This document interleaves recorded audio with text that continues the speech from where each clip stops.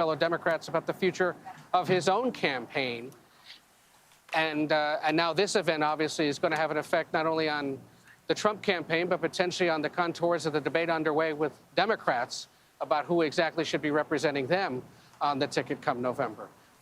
But that Secret Service statement coming as quickly as it did, saying that the former president is safe, is encouraging, but there's still obviously unanswered questions. To what condition was he injured? How exactly did this happen, which is going to take a while, obviously, to determine. And where is he right now, specifically? Is he still in Pennsylvania, or have they put him back on his plane to go back to Florida? That much I don't believe we still know. We're here in Milwaukee, where there is a massive Secret Service presence. This is what you call one of those national security special events, the kind that the Secret Service and other federal and state and local law enforcement agencies spend years preparing for.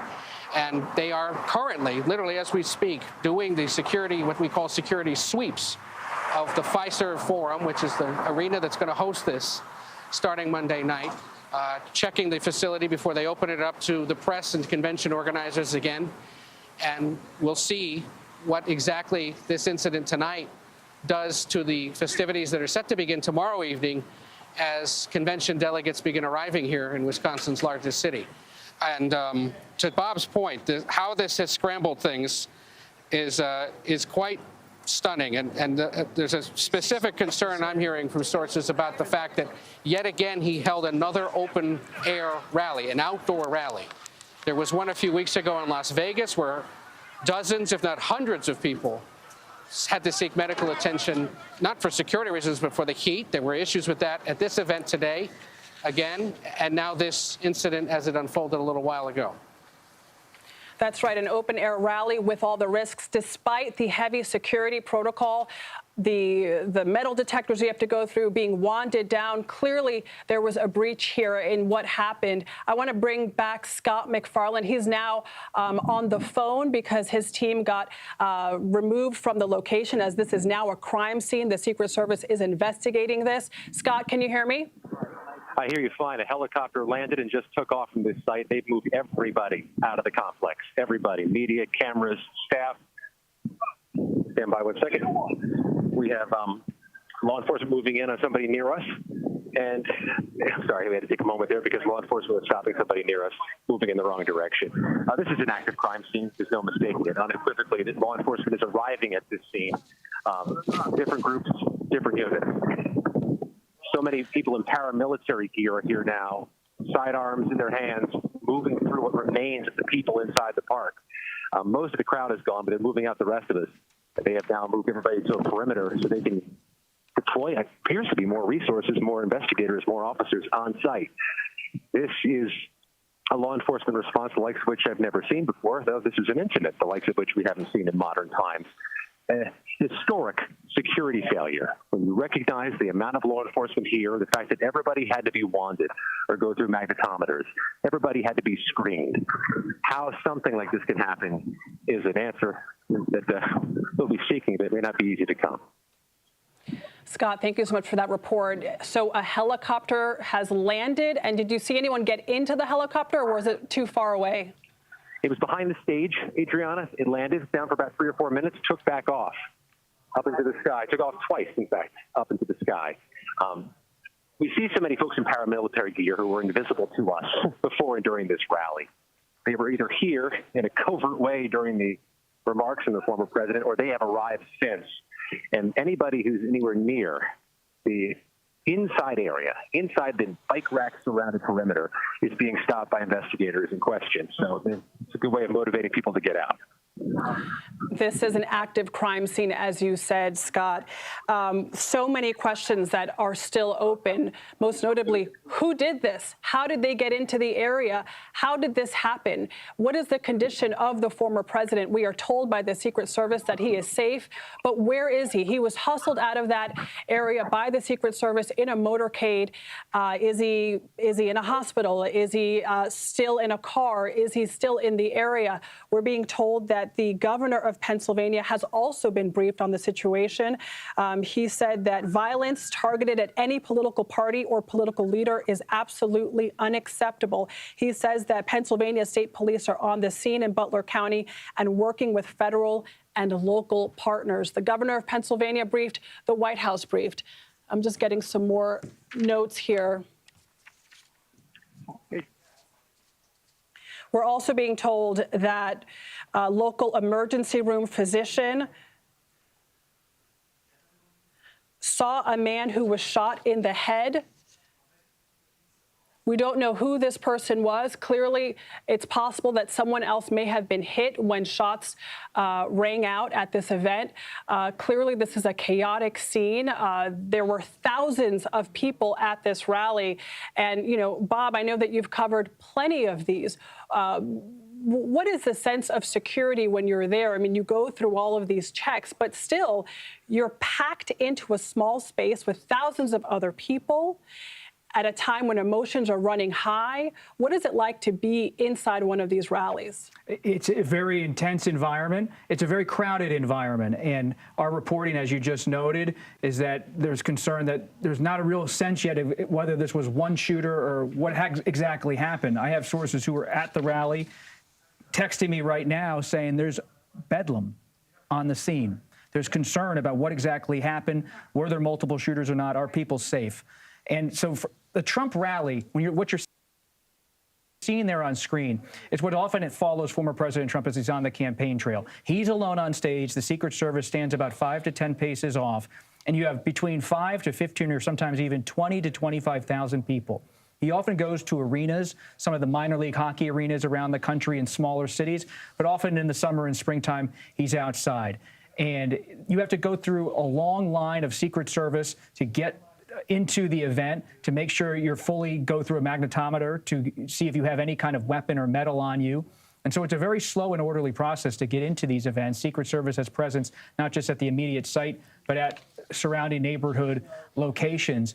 This is an unusual one, and that former President Trump usually has a wider stage. This is a bit of a smaller rally in the small area of Butler, Pennsylvania.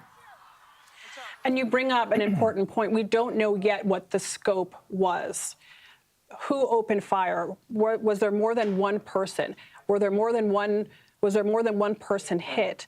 We're seeing reports of someone else possibly conducting CPR at the scene, but it's just too early to know. We are still getting information in, but this is a horrific moment in American history. No matter what the outcome is, he is safe, we're being told, but it doesn't change the fact that this is truly historic. It's historic. We are watching something, political violence in real time. And the governor of Pennsylvania, Democrat Josh Shapiro, just said on social media, this has no place in Pennsylvania or the United States. You're seeing right now in this immediate aftermath a bipartisan outcry and outrage about what unfolded in Butler, Pennsylvania. The governor of Pennsylvania, Josh Shapiro, said, I have been briefed on the situation.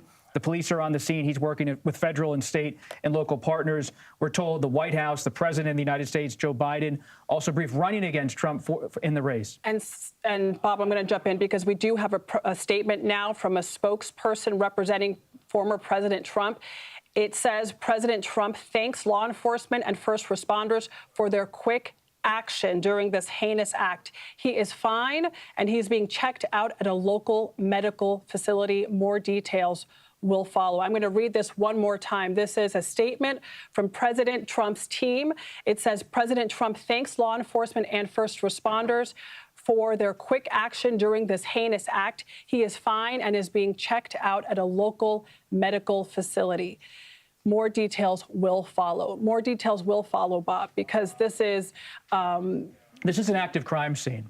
And that's why we're trying at CBS News to take our time to digest the information. We're getting the statements from the local leaders, the state leaders, federal law enforcement. But this is a fluid moment. You have still people on the ground on the site of the rally in Butler, Pennsylvania. Crime and law enforcement officials are trying to piece together exactly what happened. You see the Secret Service ducking down there. It has echoes of what happened to President Reagan when he was shot by John Hinckley at the Hilton Hotel in Washington, D.C., the ducking into the limousine, rushing to the hospital. And let's remember, it's important at these moments, these crossroads in American history, especially those that involve violence, to not make guesses about what happened. President Reagan famously was in the limousine on the way to the hospital and said, I'm okay, I'm okay. But he didn't actually know the full extent of the damage that had been done by the shooter to his body. And so the Secret Service, as history has now shown us through many books and reporting, did the right thing by taking President Reagan to the hospital to make sure he got a full check, didn't take him back to the White House. In fact, years later, multiple Reagan books show if he had gone back to the White House after being shot, he might have risked death. And so these are very fluid moments where even the person involved sometimes doesn't have the full grasp of what exactly has happened. We're trying to learn more and more. And we do know that he is being checked out by medical officials to determine the extent of his injuries, if any. It is possible that he was just grazed. It is possible that it was more than that. This comes on a day when we were expecting potentially news on who he was going to announce as his vice presidential pick. You and I spoke by phone this evening to learn about your reporting, and we have statements here from some of the top contenders. Senator Marco Rubio has tweeted on X, we are praying for the president and all of those attending the rally in Pennsylvania today. Doug Burgum has tweeted, please join Catherine and me in praying for President Trump and his family and everyone attending the rally today. J.D. Vance, senator from Ohio, saying, everyone join me in praying for our President Trump and everyone at that rally. I hope everyone is okay. That is a sentiment that is being echoed across the country, across the world, I am sure. But this is the worst possible scenario. This is, as you said, political violence unfolding in front of us. It is something that has not happened, so thankfully, in recent presidential cycles. As a reporter, you're almost sometimes attuned to how Secret Service has a constant presence, but luckily it has not been something you think about, that you're on somehow the precipice of violence when you're covering a rally for President Biden or for former President Trump. I'm getting text messages from people who were at the rally, and of course we're going to be careful here, but there is concern among those who were there and those who were talking to those who were there about whether some people in the crowd might have been hit as well or affected in any way by the violence that has unfolded today in Butler, Pennsylvania. Former President Trump raising his fist in defiance. This is a moment for Trump supporters as they talk to CBS News tonight, where they feel like he is determined to carry on in this race, but they're still just stunned and shocked. When a president or presidential figure is facing an assassination attempt, the nation is on the edge. Even if they dislike that person deeply on a political level, you think about that moment on CBS News in 1963 when Walter Cronkite took off his glasses after President John F. Kennedy was assassinated. Thankfully, in this instance, former President Trump, based on the statement from the campaign and Secret Service, is in a safe place, is in somehow being treated for the injury. But you could see blood visibly on his face based on CBS News' footage and on photos that have come out of this event. He is walking there. He walked, raised his arm several times as he made his way off the stage. But you are watching history unfold. Tragically, it involves violence this time. And it is a reflection of our time. Emotions are running high, and this is something that so many people worried about on both campaigns. These are highly charged times in our political reality, and these are large events. These events are meant to be large. They're meant to draw a lot of people, and these are the types of events former President Trump, as you said, likes to conduct. I want to recap for everyone who just might be joining us now. Former President Trump has been escorted away from a rally in Butler County, Pennsylvania. This is after shots rang out on the scene. He ducked, was escorted away quickly by the Secret Service, bringing his hand to his head. It is unclear if he took a direct hit. It is unclear if he was grazed, but we do have a statement from his campaign. I'll read that now. It says, President Trump thanks law enforcement and first responders for their quick action during this heinous act. He is fine and is being checked out at a local medical facility. More details will follow. I also want to follow up with a statement we received from the Secret Service that says an incident occurred the evening of July 13th at a Trump rally in Pennsylvania. The Secret Service has implemented protective measures and the former president is safe.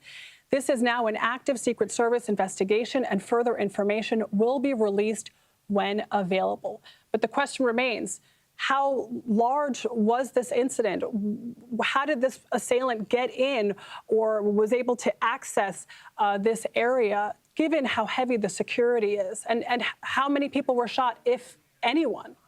And what makes this different is it involved what allegedly appears to be the active discharge of a firearm, if not multiple firearms, but at least something grazed former President Trump, bloodied his face in some capacity. There have been assassination attempts not only on President Reagan. You think back to when President Biden got into the Senate. He was elected in 1972.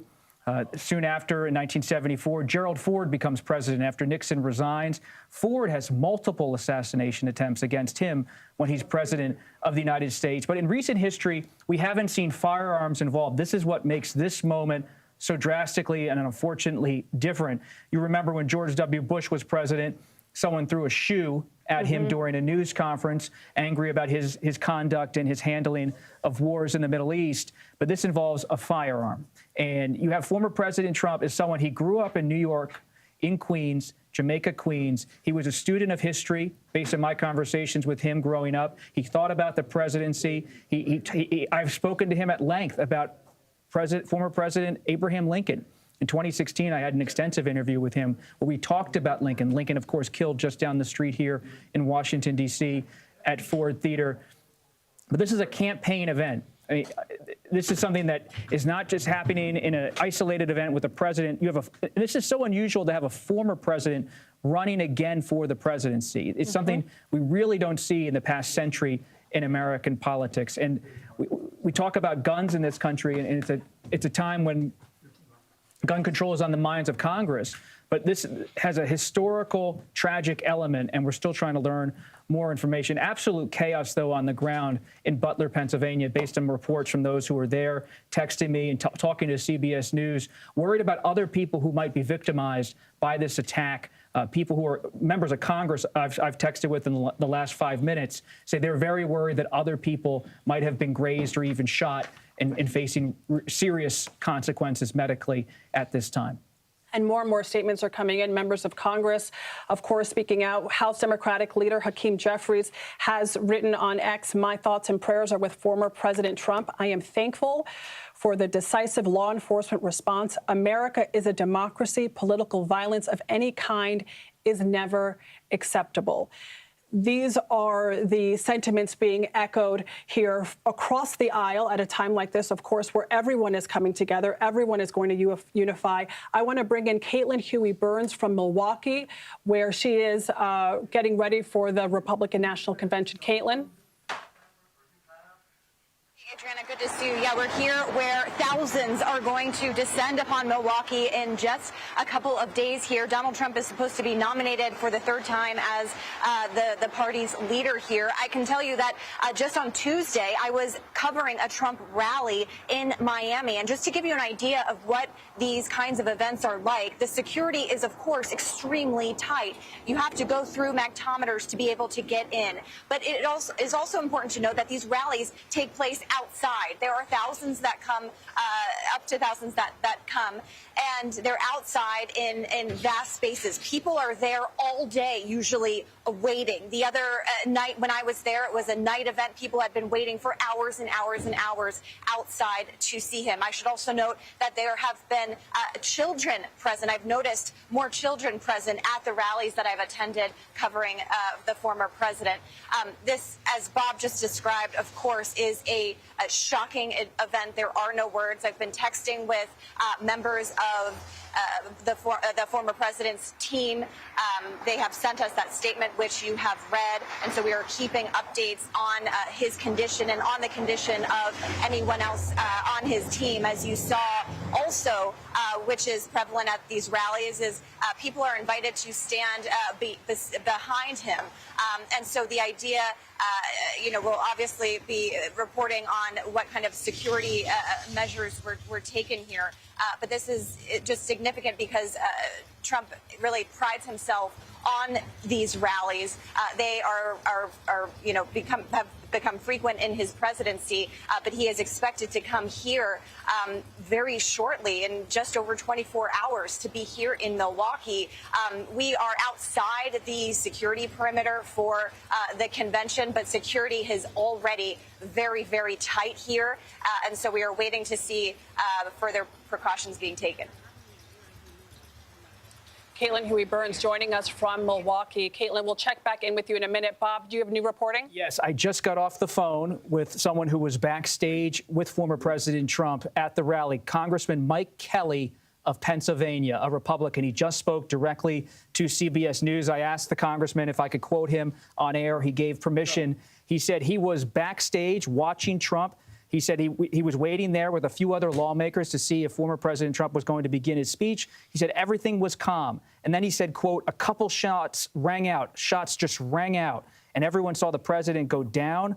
He was watching from just a few steps away as Secret Service agents fell on top of former President Trump. And he said everybody just dropped who was in the stage area. People around me. He says, quote, I believe a lady who was next to me was hit. Other people were hit. This is a quote from Congressman Mike Kelly of Pennsylvania, a veteran House Republican who was at the event with former President Trump. He said it took a long time for security to clear it up. He's worried that other people were hit by the bullets. He believes they were bullets and that this was some type of shooting. He's not sure if there were multiple shooters or not, but he said security kept everybody tight. He saw the former president raise his hands multiple times, but he said it was shocking to be at the stage. He said they weren't really clear, but he believes there were at least a couple shots, if not many, 4 to 5 shots, based on his ear of what happened while he was on stage, just watching former President Trump. You can see the former president right there, kind of at the start of his speech, puts his hand up, everybody goes down, and Congressman Kelly said people just fell to their knees, but were watching Trump as the Secret Service agents went on top of him.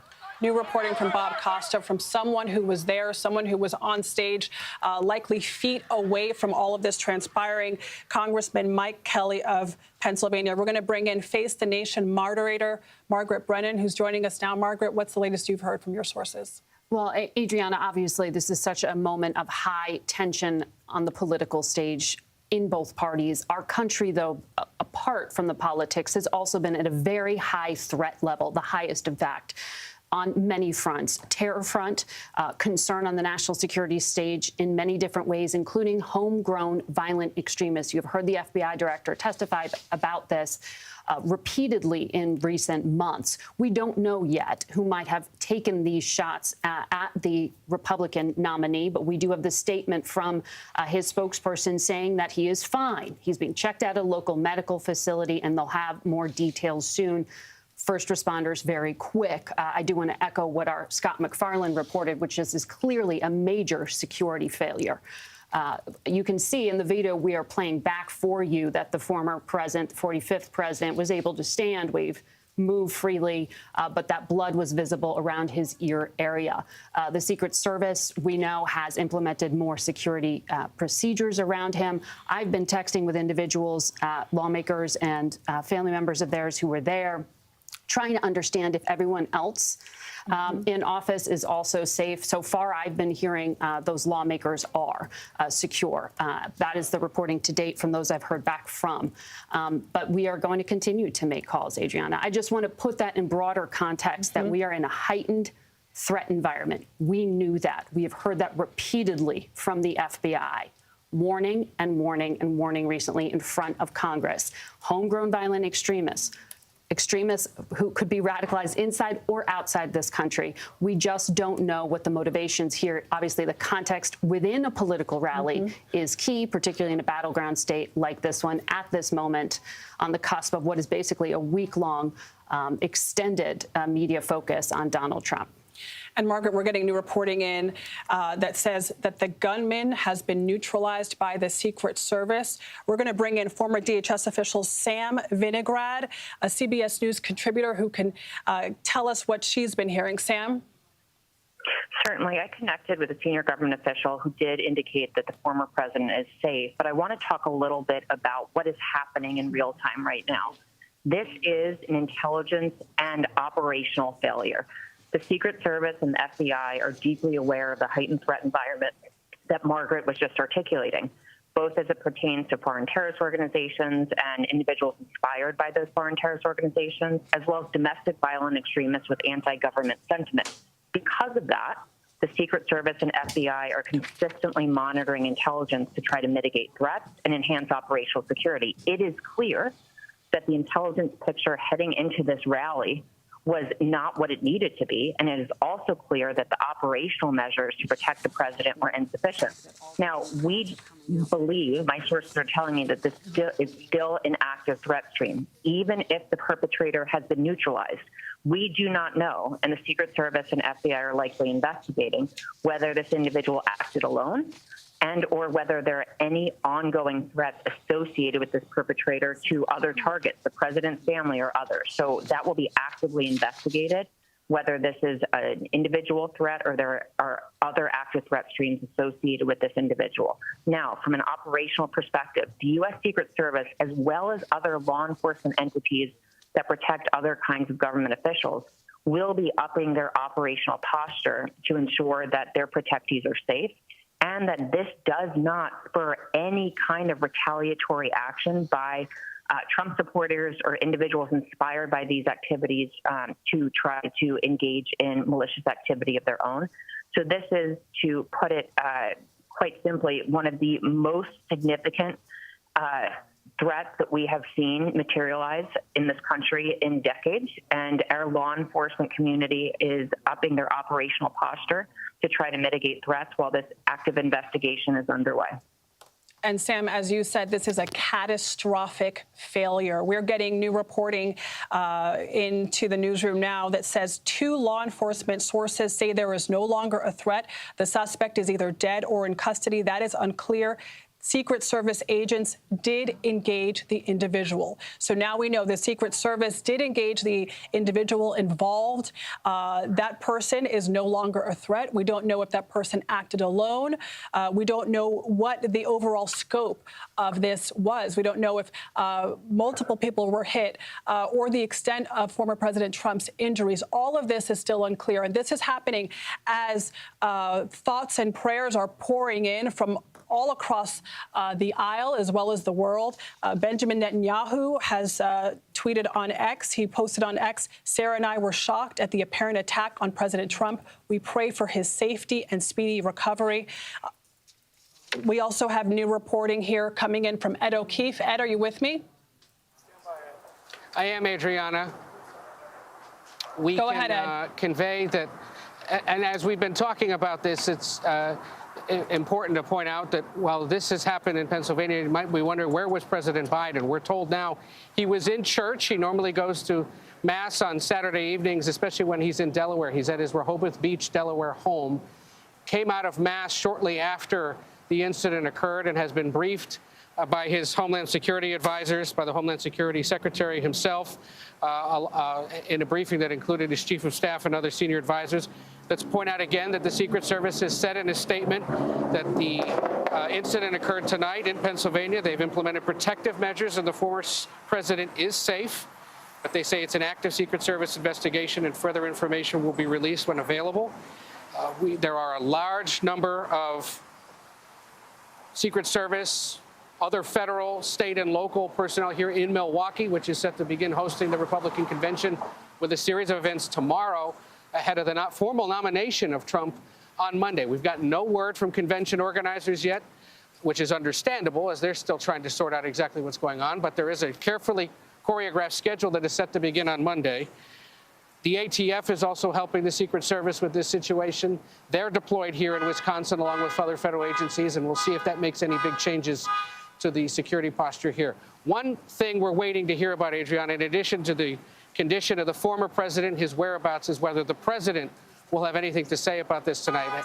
We know that the reporting pool that travels with him has not been cleared for the night as they normally would be after he goes to church, which suggests that perhaps the president will have something to say later tonight about what transpired in Pennsylvania a little while ago. So again, while the former president is safe, lots of unanswered questions about his condition, how this happens, how the president and his campaign may respond to this, beyond the statements that are coming from Democrats and Republicans about the concerns about violence and what effect it might have on the convention that is set to begin here Monday in Milwaukee. Adriana?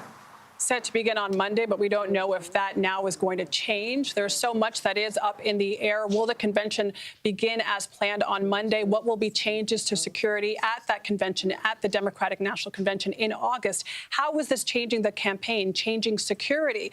This at a time where emotions are running high on both sides in both of these campaigns. There has been plenty of scrutiny on former President Trump as well as President Biden. And yet they are still out front, trying to be as close as they can to the public, to rally support, to rally voters and make their cases to the American people. But this is a historic moment. We are told, as you heard Ed said, that the president is being briefed. We know that he is speaking to the director of the Secret Service, Kim Cheadle. We're also told that he's speaking to the Secretary of Homeland Security, Alejandro Mayorkas, to get a sense of what is happening, of the scope of the condition of former President Trump. We are told that former President Trump is safe, but we don't know exactly where he is or what his condition is. We're told that he has been seen by a medical professional, and his team issued a statement themselves explaining that the president thanks law enforcement and first responders for their quick action during this heinous act, and he is fine. It says that more details will follow. And this is where we are, trying to gather as many details as we can. Our Bob Costa has gone to so many of these events. He's covered these rallies. He understands really just the feeling in the air, Bob, of when you're there and there are so many people. And, you know, President Trump supporters, you know, are known for how passionate they are. What does it feel like when you're actually there? What is that atmosphere? There are people who follow former President Trump's rallies across the country, almost like some people follow musicians. It has often reminded me, as a Grateful Dead fan, of how people would have the fervent following for the Dead. A lot of people have the fervent following for former President Trump. They'll go from city to city, arena to arena, because there's a sense of jubilation among his political supporters that the rally has a convening power for those who are like-minded to come together and support former President Trump. I've seen him everywhere from the South Bronx to California to Texas to Florida. He goes everywhere, arenas, outside. He's unlike most politicians. He focuses on rallies as the place where he can really bring his people together. So, and there have been incidents in the past of some unruliness at his rallies, protesters, disruptions, but nothing like this. And even though it's always Secret Service protected, this is something at an entirely different level. Someone discharging a firearm, it appears to be, at the former president and perhaps at others there. I'm being told that we have new material coming in, Bob. I'm going to play that to see what it shows. Do we have that material? New video from the scene? While we get to that, while we look at that, I'll bring in Margaret Brennan with some new reporting.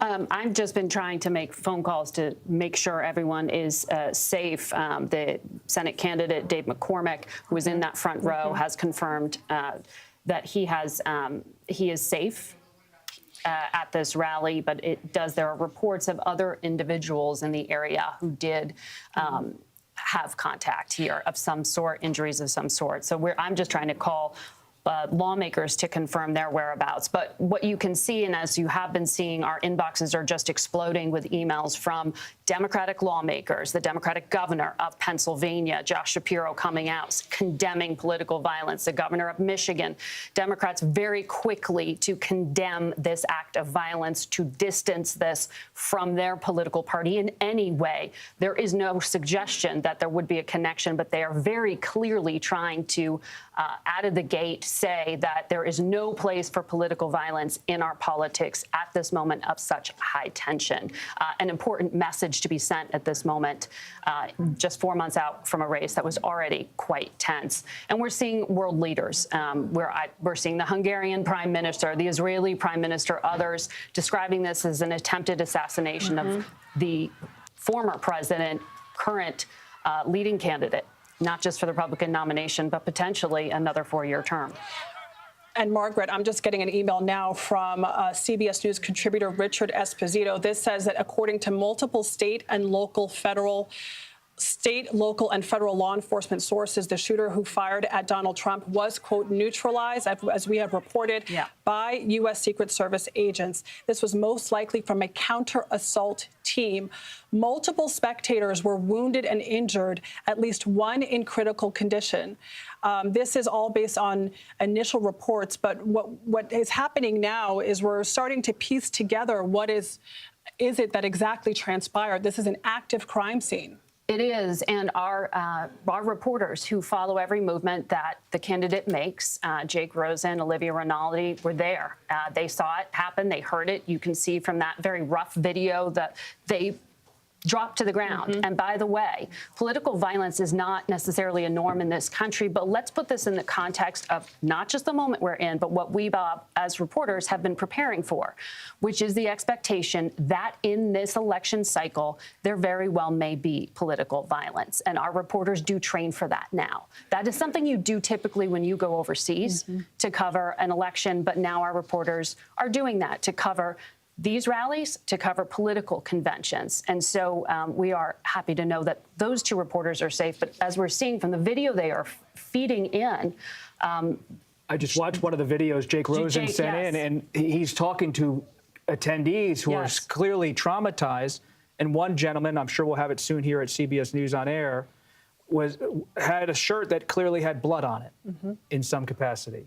And so you're seeing reporters doing their jobs for CBS News and other outlets, but you see those attendees just rattled by the experience of being part of a violent event. Because even if there was an intended target, as there appears to have been, to have a shot like that, multiple shots at a very well-guarded stage, there were people in the area who were also hit, which suggests, and if you could hear it, it didn't sound like an automatic weapon, but there were others that were hit in the area. And we are being careful, and when we are reading these initial reports and editing, I would have to say, some of the graphic detail that we are getting from some of our reporters on the ground. And we're just getting a new update that from our reporters, Olivia Rinaldi and Jake Rosen, and I'm sure you're getting this update as well, that people are being escorted out. Jake Rosen spoke to an emergency room physician who saw a man shot in the head with brain matter on the ground.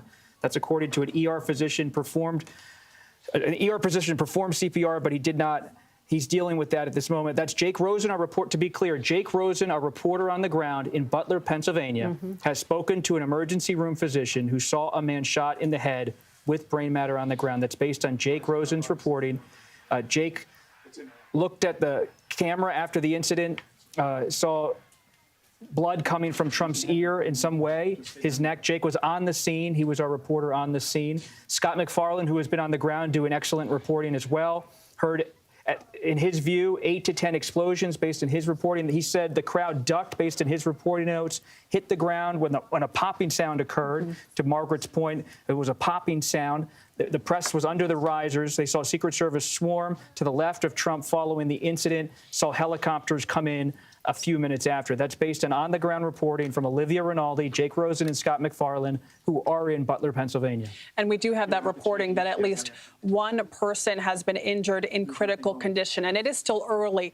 A lot more details will come out. People's conditions change. They go up, they go down. We'll learn more about, hopefully, President Trump's condition. We are told he is safe, but we don't have the details. Was he hit directly? Was he just grazed?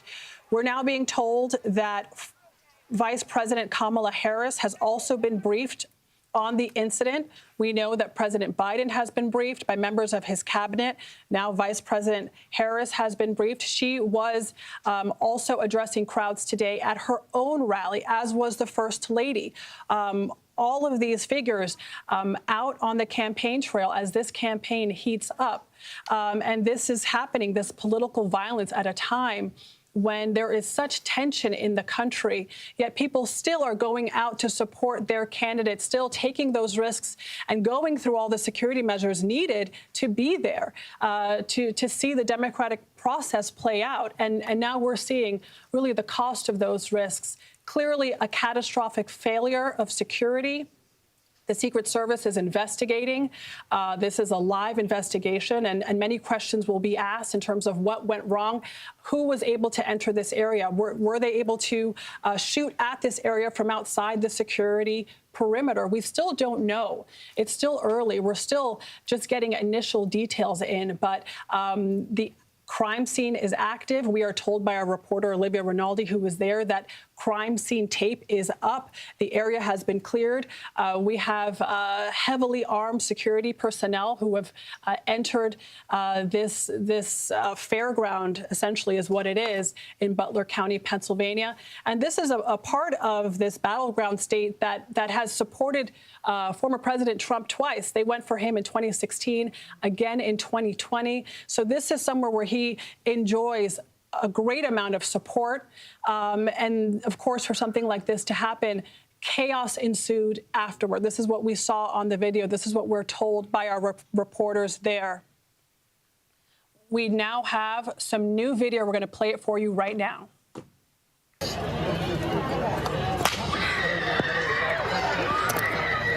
my gosh. Okay? Yes, don't. We're okay, we're okay, we're okay.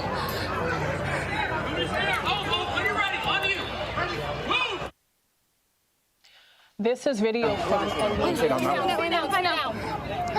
She follows President Trump. She's been to countless rallies like this.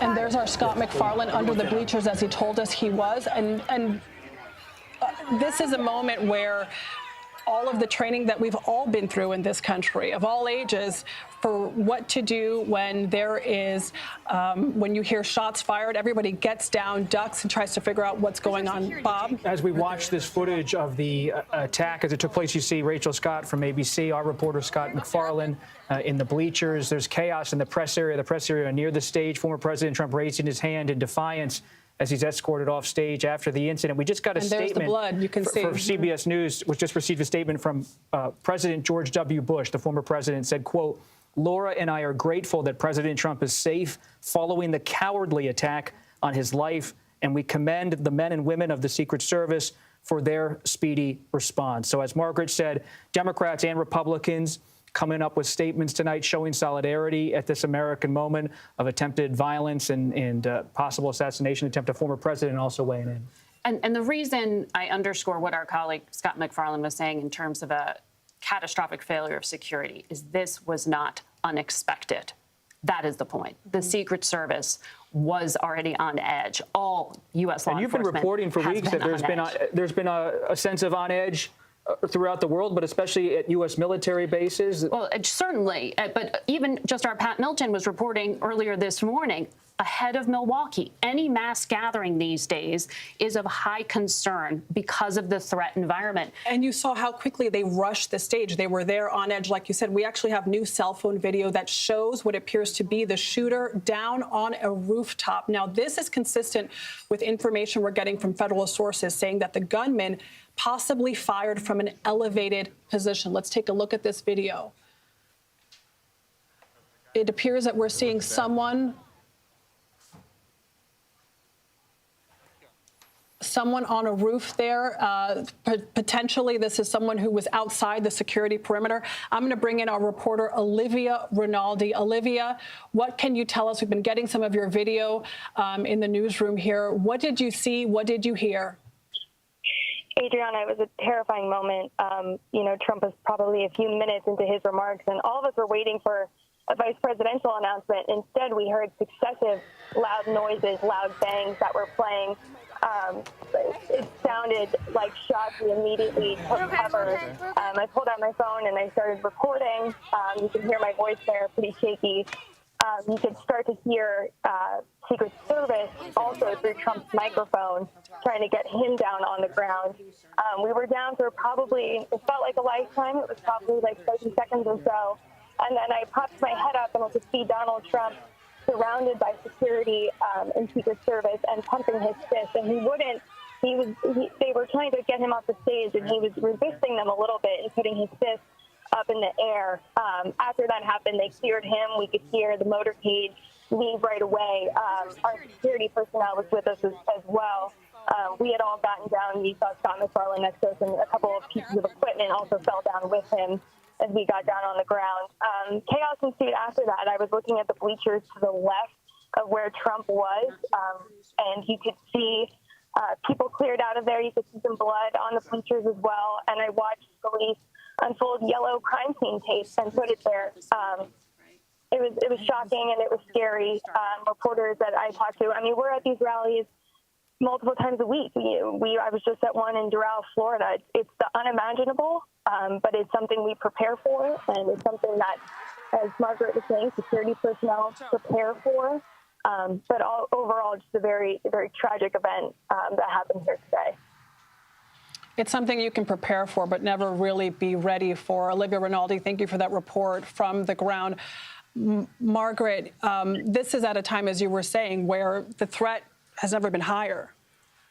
Exactly, and on many fronts, foreign and domestic. But I wanted to underscore and come back to when I said this wasn't unexpected, I meant because of that threat environment. But I wanted to go to the specific language that was in a report our Pat Milton put out earlier today. She obtained the joint threat assessment that was in preparation for the RNC that's just about to get underway in Milwaukee, that large Republican gathering. And at that time, law enforcement said no credible specific threats were identified at the time in the assessment, but there was a warning that the RNC could be viewed as an attractive target due to the symbolic nature of the political convention. So they were putting out a general warning to be on alert in Milwaukee, where a lot of those Secret Service agents are concentrated right now. The Secret Service that was with the 45th president and Republican nominees, who we're looking at ushering him off stage. In that photo, you can see him with his arms around those officers encircling him. They are with him at all times, his detail. But I'm just underscoring here that the FBI, Secret Service, DHS, the Milwaukee Police Department, Southeastern Wisconsin Threat Analysis Center, all of them right now out in Wisconsin are on high alert because of this political violence, domestic violent extremism, which means somebody radicalized here at home, and the terror threat. So this is an environment where we are all on alert. We have to learn more about that shooter who has apparently been neutralized, as we've been reporting. They'll want to understand his motivations, any connections he might have, whether he was a lone wolf. Any other details, as our Sam Vinograd and others who are operators can give better context to. But I just want to make sure we put into context that there was a warning that went out as early as this morning about the potential for violence at the Republican convention. As we can expect, there will be a similar warning at the DNC when it gets underway in August. A warning, and here we are. Political violence unfolding at a political rally in America. Scott McFarland was there. He was ushered out by security personnel. We have him now on the phone. Scott?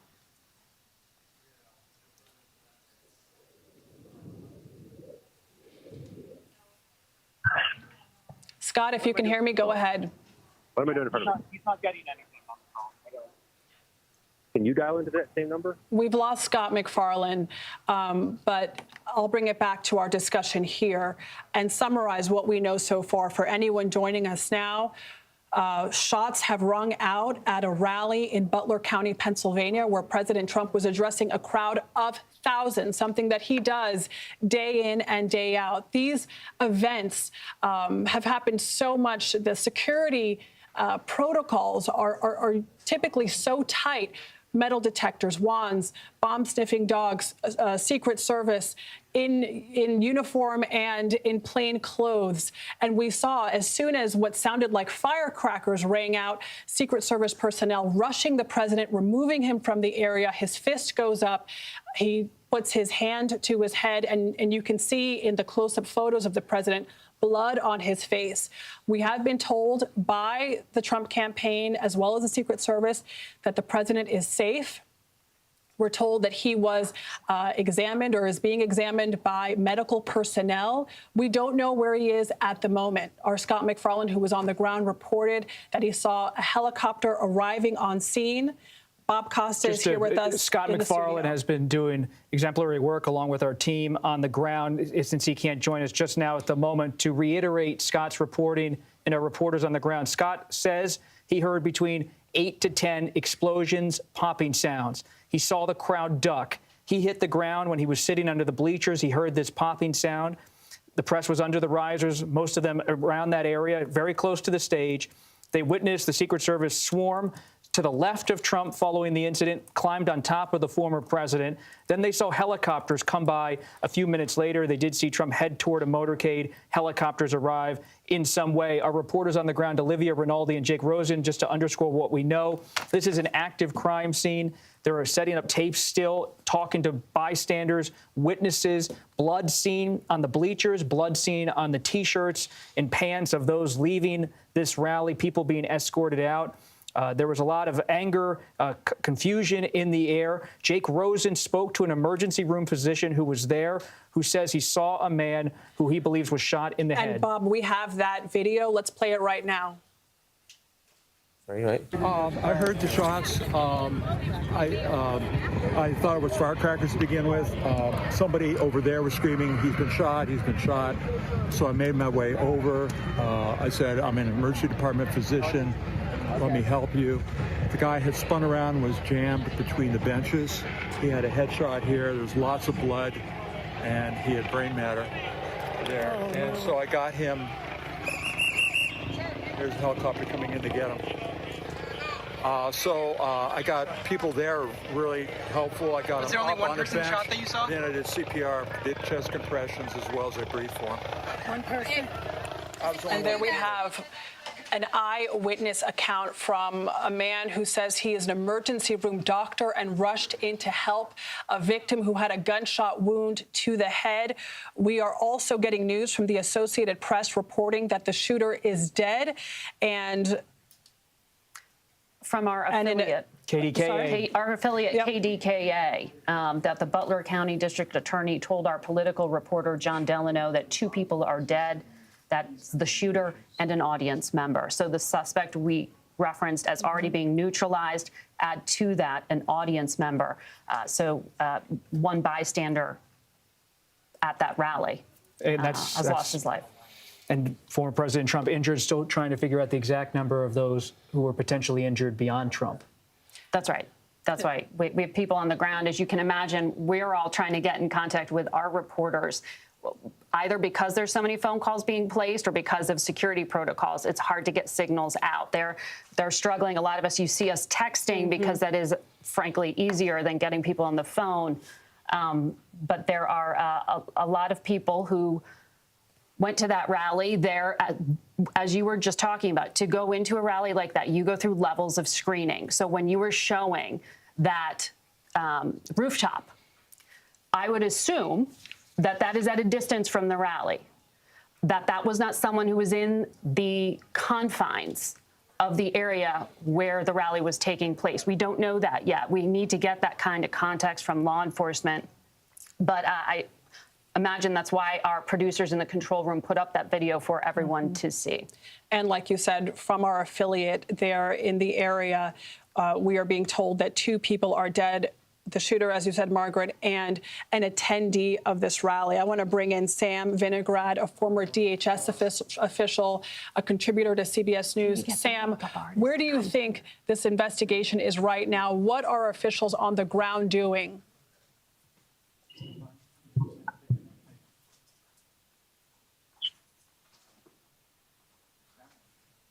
We may have lost Sam. Sam, can you? So just to reiterate, we have Butler County District Attorney telling KDKA political reporter John Delano 2 people who were at this rally are dead. That includes the shooter, according to the Butler County DA, and an audience member. Former President Trump appears to have been grazed in some way by a firearm discharge.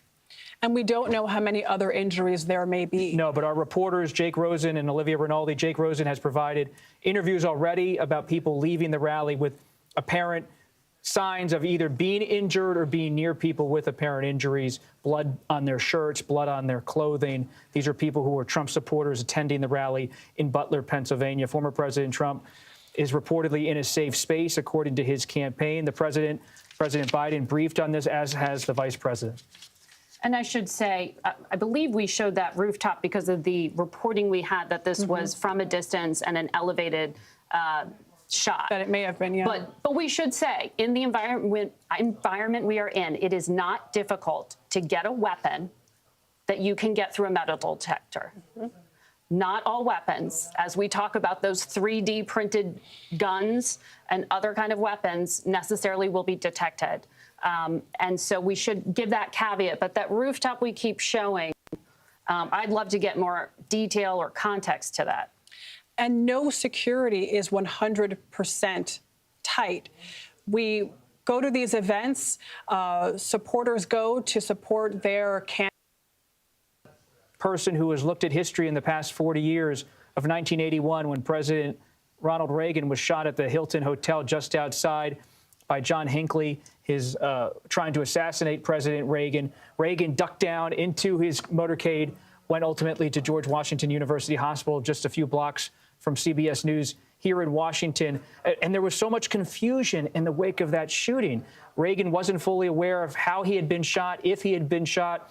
In some way was saying maybe he can just go back to the White House. Ultimately, they decided to bring Reagan to George Washington University Hospital. These decisions happen sometimes in a nanosecond that can have enormous consequences for global politics, American democracy, a presidency.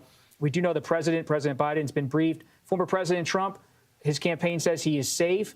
And KDKA has been told by the Butler County District Attorney that the alleged attempted assailant, the shooter, is now dead. The shooter is dead along with a participant in the rally. And that coincides with what I heard from one of the attendees on the record.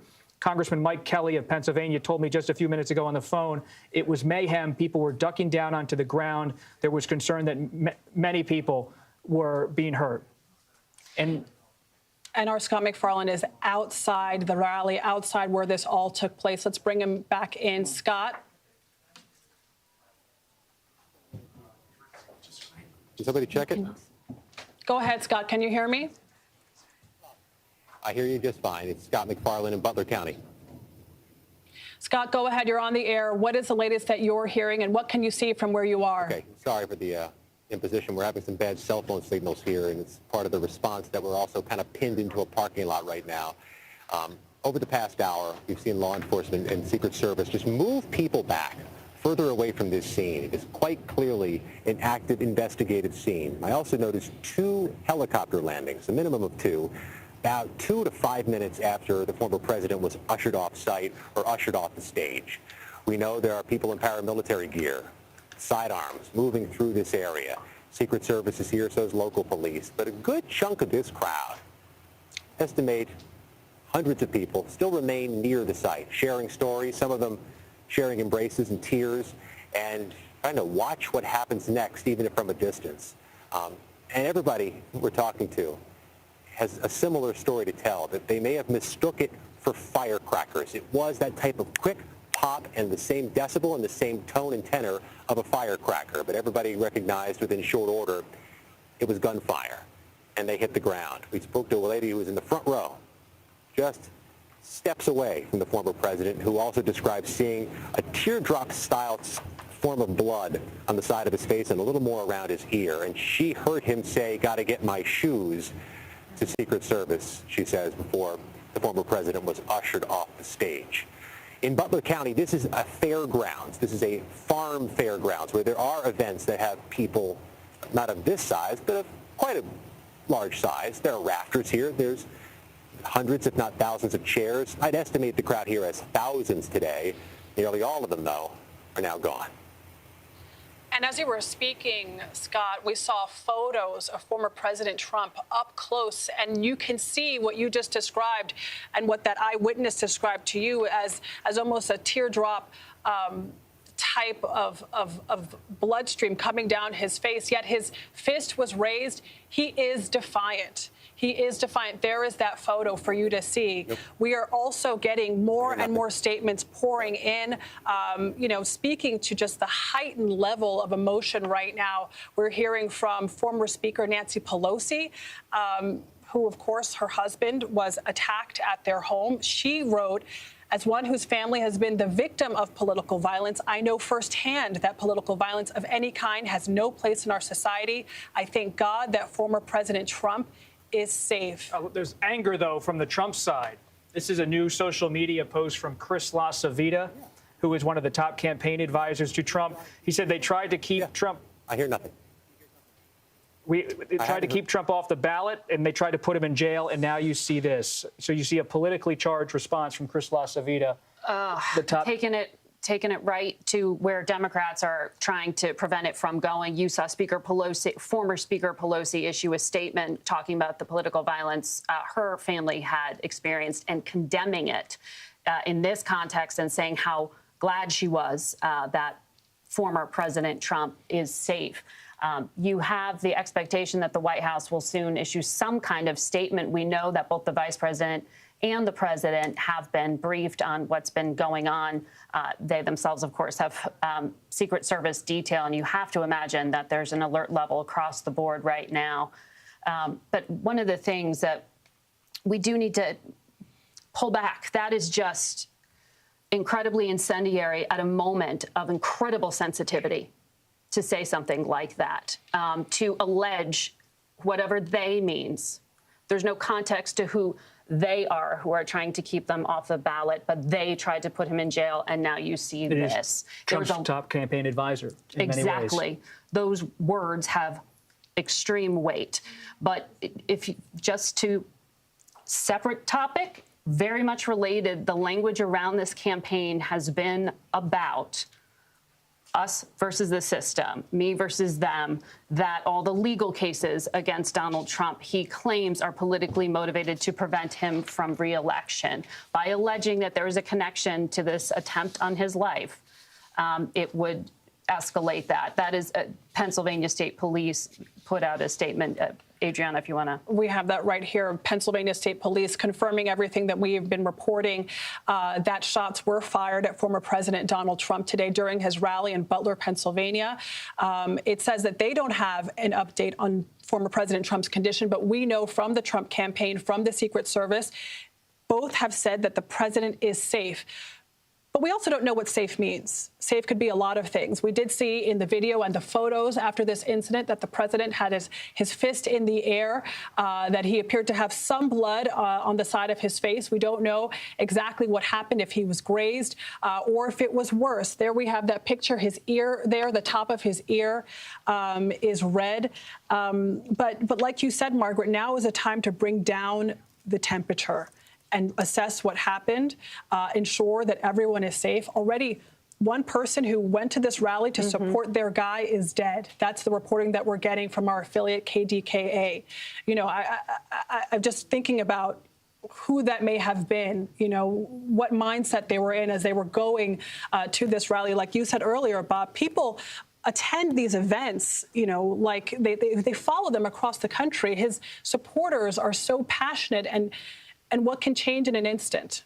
It's so true. And the tension in this country has been so high. There has been such a concern about domestic violent extremism and political violence.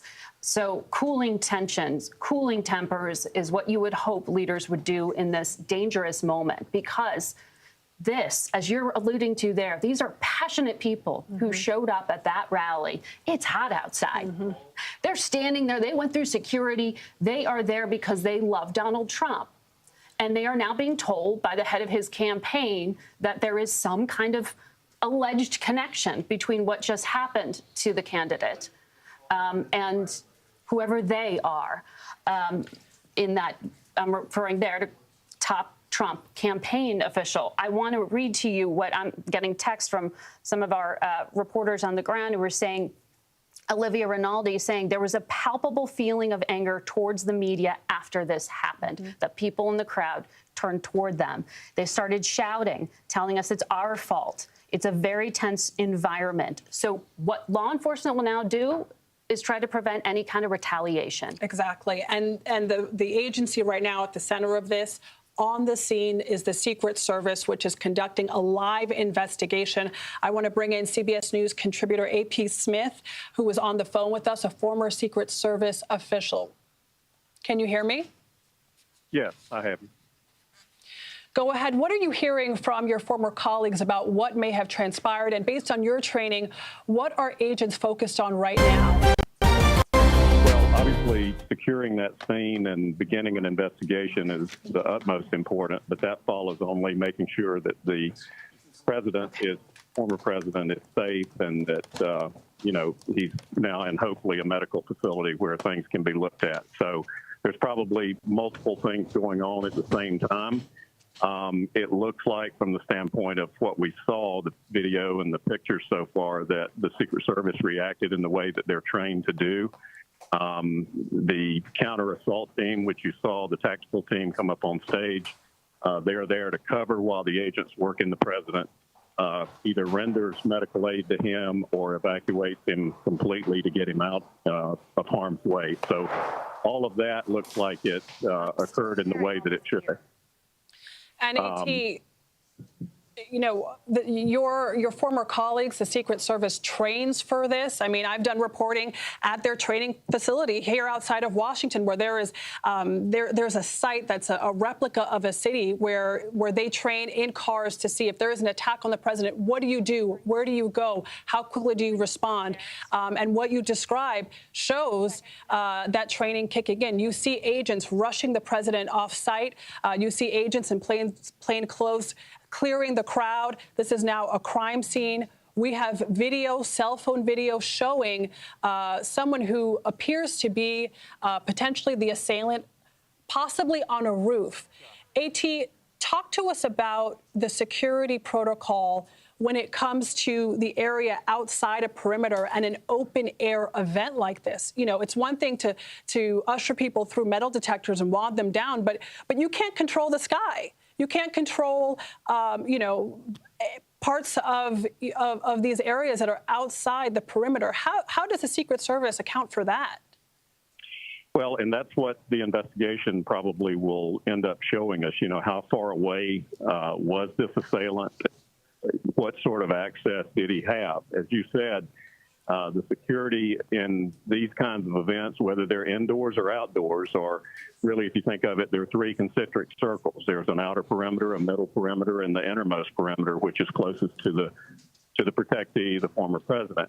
So it will be interesting to see what the distances are here and, whether or not something nefarious occurred that they may yet have to get to the bottom of. But to your point, the Secret Service agents train constantly for this kind of an event at the Raleigh Training Center in Beltsville, Maryland. There's a mock found, there's mock motorcades, and obviously they practice these kinds of events. And from the video, you can see how they responded, and that is the essence of what their training is. And not only that, you saw how close the former president's limousine was to the stage. So part of that is the equation as well, to be able to not only secure him, render what medical aid he may need immediately, which is probably why they stayed there a little longer than you would normally think. Instead of just grabbing him and rushing off stage, they wanted to make sure that anything they might do in that regard wouldn't further injure him. So they want to make sure that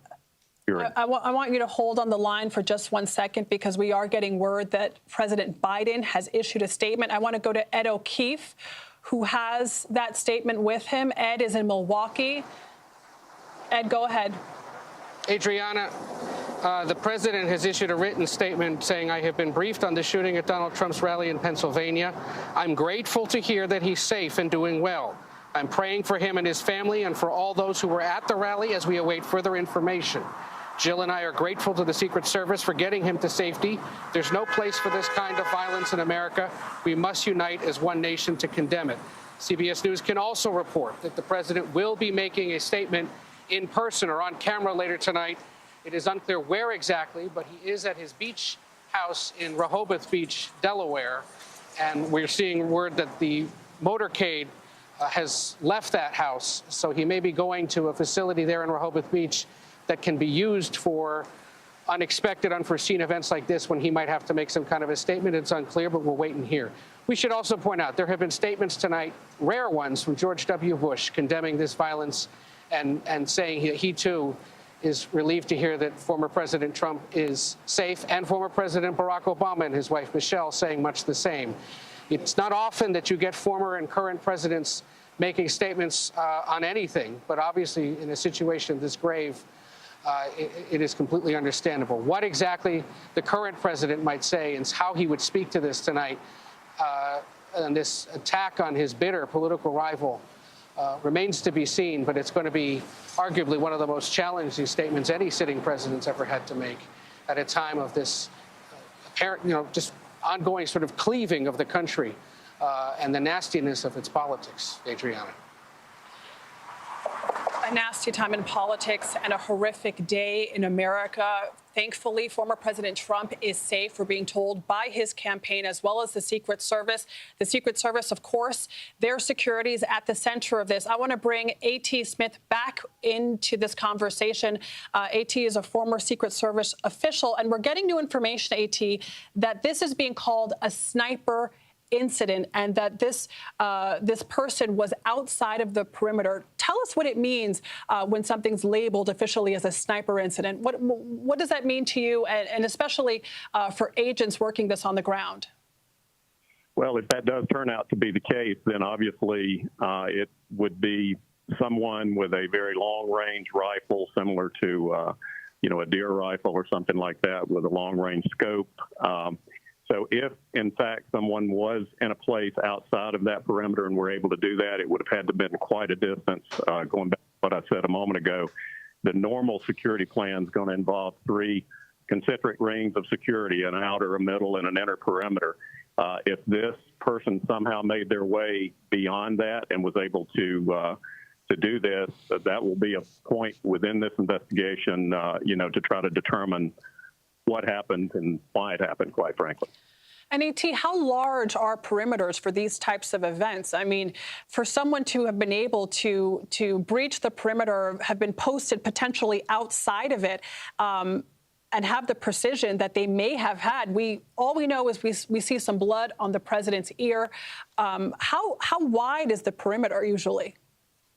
It really depends on the venue. If there's natural barriers between, sort of the outskirts of the perimeter and a farther distance, and we're talking about, natural obstructions, then that is going to play a role in how big the perimeter becomes. It sounds like, if what we are hearing here is correct, and this person was in fact neutralized, there was a counter sniper team there whose responsibility it is to be on the lookout to constantly monitor these long-range potential threats. And if, in fact, that is the case, and that's what happened, and they did neutralize him, it sounds to me like the counter-assault team, the counter-sniper team reacted correctly. And again, if they've killed this suspect, then that's part of why they're there.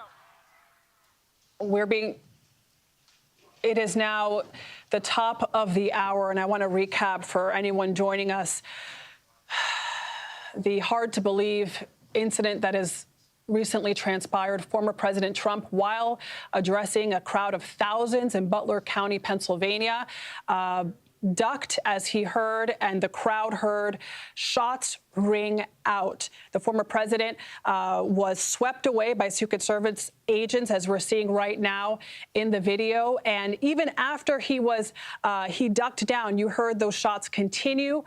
We are being told that the assailant has been neutralized, has been killed, and our local affiliate reports that another person, an attendee of this rally, has also been killed.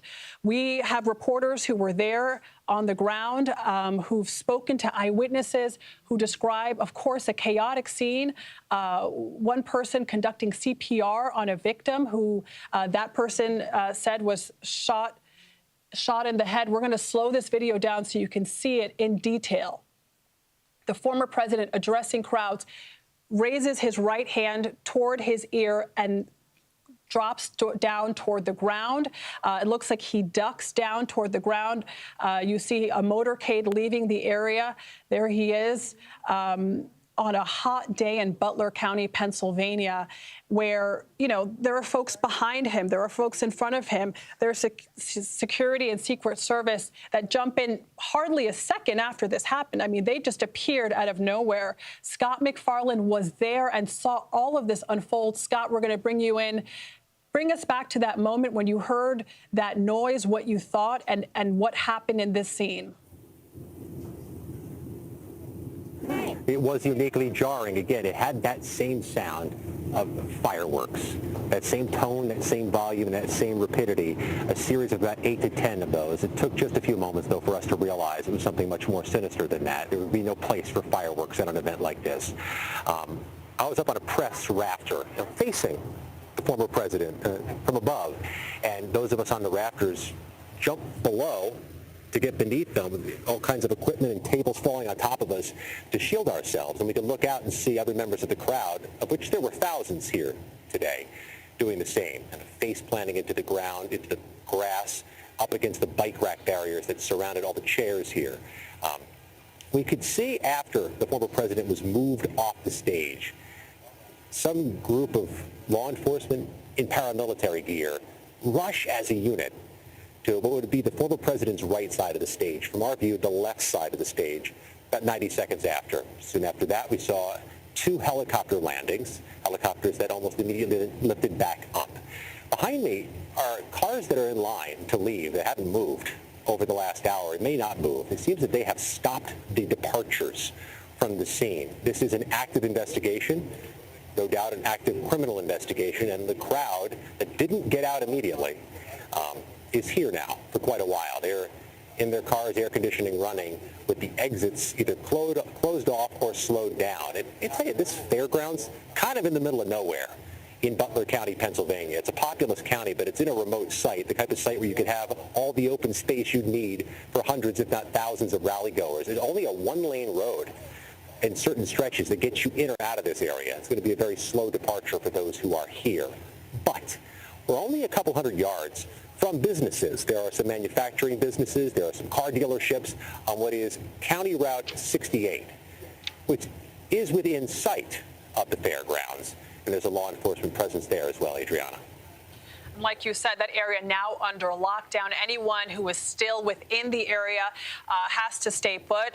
A very rural part of the state, a one-lane road, as you said. Scott, thank you for that eyewitness account. We're going to also show some video that our reporter Olivia Rinaldi, who follows President Trump, shot on her phone. Oh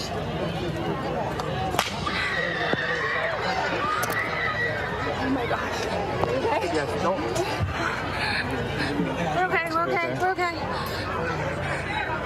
Oh, are you ready? On you. Ready? Move! Sit down. Lay down.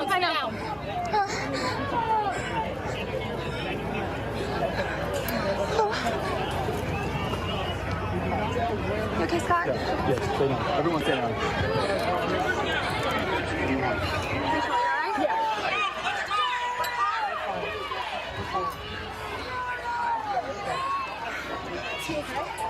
I can't see him. Where's our security? We're going to bring in now someone else who was there, Senate candidate David McCormick, Republican candidate from Pennsylvania. Mr. McCormick, can you hear me? Yes, I can. Please describe what you saw, what transpired, and where you were when all of this happened.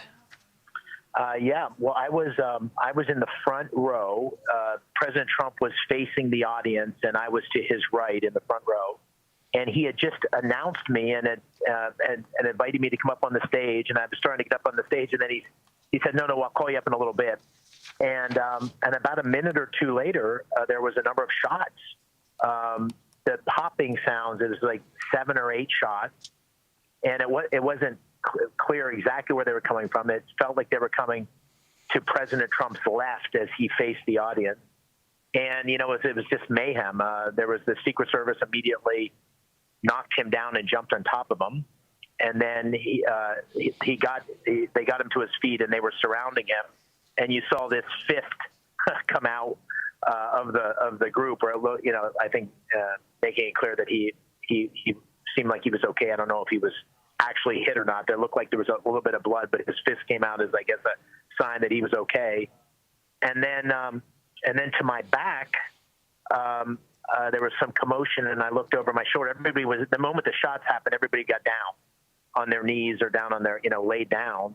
And unfortunately, someone to my rear in the bleachers had been hit. And the people around, it looked like him, it looked like a large man, people were trying to administer first aid, and there was blood everywhere, unfortunately. And eventually, within a few minutes, the police came and carried that person out, presumably to get the kind of emergency care they needed. But it was obviously a very frightening moment. It was clear that the president was under attack, and it was clear that people were being hurt, and it wasn't clear whether there was one shooter or two shooters or whether they were done. And so you can imagine it was a crowd of 15,000 people. It seemed about 15,000 is what the law enforcement people had told us. And so you can imagine what kind of panic there was with this kind of horrible thing happening. And David, stay with us. You know, we just played video that showed that moment where everyone was crowded down. And in this crowd of thousands, everyone is just still, hardly moving as they react to what are the sounds of gunfire. People thought they were fireworks at first. Then it became clear that it was gunfire. From your vantage point, how far were you from the president? You were in the first row. And could you tell if he was grazed, perhaps? I know you said you're not sure if he took a direct hit, but describe for me from how close you were what you could tell happened in terms of his potential injuries. You know, I really couldn't tell. I did see just a little bit of blood as they were going around him, and then, as I said, I saw the fist come out. But I couldn't tell the nature of his injuries. It all happened in the blink of an eye. And initially, I wasn't focused just solely on the president when the shots started happening. And it seemed from where I was sitting, the shots were opposite from me. But I think there's also a possibility the shots were coming from two sides. I'm not, I don't know what's been discovered thus far, but I'm not sure it was just one gunman or two gunmen. But clearly it was, it was an attack on and an assault on his life. And the Secret Service almost acted instantaneously once the shot started and were circled him. Exactly. You see them encircling him. Clearly, their training kicking in. They're almost creating a perimeter around the former president, shielding him with their bodies. David, you describe, one of the former President Trump in front of you and then a person behind you who was hit. So these bullets could have been coming from any direction, or did you have any sense of where they were coming from? I know that you said that you weren't sure if they were coming from one place. Right. Well, it wasn't clear to me. From where I was sitting, it felt like the bullets probably came from across the other side of the crowd, because if they missed the president, then they would have hit somebody behind me or, someone in my part of the crowd. So I thought I heard shots coming from that direction, but others thought that they heard shots coming from other directions. And, I was a military person, so one of the things, it's not always easy to tell where the shots are originating from. So, it's, they weren't huge sounds. They weren't booming sounds. They sounded like almost a small caliber weapon. In moments of chaos like this, you always have to be careful you don't jump to conclusions. But I think they felt like they came from the president's left, from where I was sitting. And David, these events are loud. So for these sounds to pierce through the crowd and all of the noise, everyone reacting quickly, getting down. I mean, we've all been through lockdown training, unfortunately. Tell us a bit about the scene with the victim that you saw. Where did it appear that this person had been hit, and how severe were those injuries? It was really hard to tell. It was a lot of blood, so it wasn't clear where the bullet had struck him and how how severe the wound was. He looked to be unconscious, but even that's not entirely clear to me. But it was obviously a lot of blood, so I'm assuming he was pretty severely wounded, and I'm hoping and praying he's okay. 2-minute warning for Biden. David, stand by. Thank you so much for that account. You were there. You were in the front row. I'm here with Bob Costa, who's been, as we're sitting here, reporting to you. Bob is next to me on the phone, making phone calls quietly to all of his sources to find out what happened. Is the former president okay? We're being told President Biden is going to be addressing the nation in minutes. We're standing by for that. You see the shot that we have up, waiting for his arrival. Bob, what's the latest that you've been hearing? The latest remains the suspect has been killed, one dead in the shooting at Trump's rally. We're still trying to learn more from those witnesses who were there about what exactly happened on stage in terms of a firearm being discharged. Did it hit something and then ricochet onto Trump? And then you see there's confusion about exactly what happened in terms of the injury for former President Trump. This is a major moment for President Biden, not only the president of the United States, becomes just days before the Republican National Convention, and as President Biden is facing consternation in his party over his recent debate performance in Atlanta. The president is someone who has had his differences, to say the least, with former President Trump over the course of this campaign. But we are in a fragile national moment when there's this kind of violence at a political event for your opponent. This will be a presidential moment, if there ever was one, in the 2024 presidential campaign. We are soon to hear from the President of the United States, who is at his weekend residence, a place he loves returning to for peace and quiet, Rehoboth Beach, Delaware. Here's the President. I've been thoroughly briefed by all the agencies in the federal government as to the situation, based on what we know now. I have tried to get a hold of Donald. He's with his doctors. Apparently he's doing well. I plan on talking to them shortly, I hope, when I get back to the telephone. Look, there's no place in America for this kind of violence. It's sick. It's sick. It's one of the reasons why we have to unite this country. We cannot allow for this to be happening. We cannot be like this. We cannot condone this. And I want to thank the Secret Service and all the agencies, including the state agencies, that have been engaged in making sure that the people and we have more detail to come relative to other people maybe injured in the audience. I don't have all that detail. We'll make that available to you. I may be able to come back a little later tonight, but we'll put out a statement if I'm not able to if it's not convenient for you all. But the bottom line is that the Trump rally was a rally that he should have been able to be conducted peacefully without any problem. But the idea that there's political violence or violence in America like this is just unheard of. It's just not appropriate. And everybody must condemn it. Everybody. I'll keep you informed, and if I am able to speak to Donald, I'll let you know that as well. But so far, it appears he's doing well, number one. Number two, that they're thoroughly investigating what happened to anyone else in the audience. We have some reports, but not final reports. And every agency in the federal government, I'm going back to my phone to speak with the federal agencies that are being put together again to give me an updated briefing. Has anything happened? They learned any more in the last couple hours. So thank you very much, and I hope I get to speak to them tonight, and I'll get back to you if I do, okay? Mr. President, do you think it was an assassination attempt? I don't know enough to. I have an opinion, but I don't have any facts. So I want to make sure we have all the facts before I make any more comments. Thank you. Are you worried about President safety? That was President Biden addressing the nation after former President Trump was presumptively shot at a rally in Pennsylvania.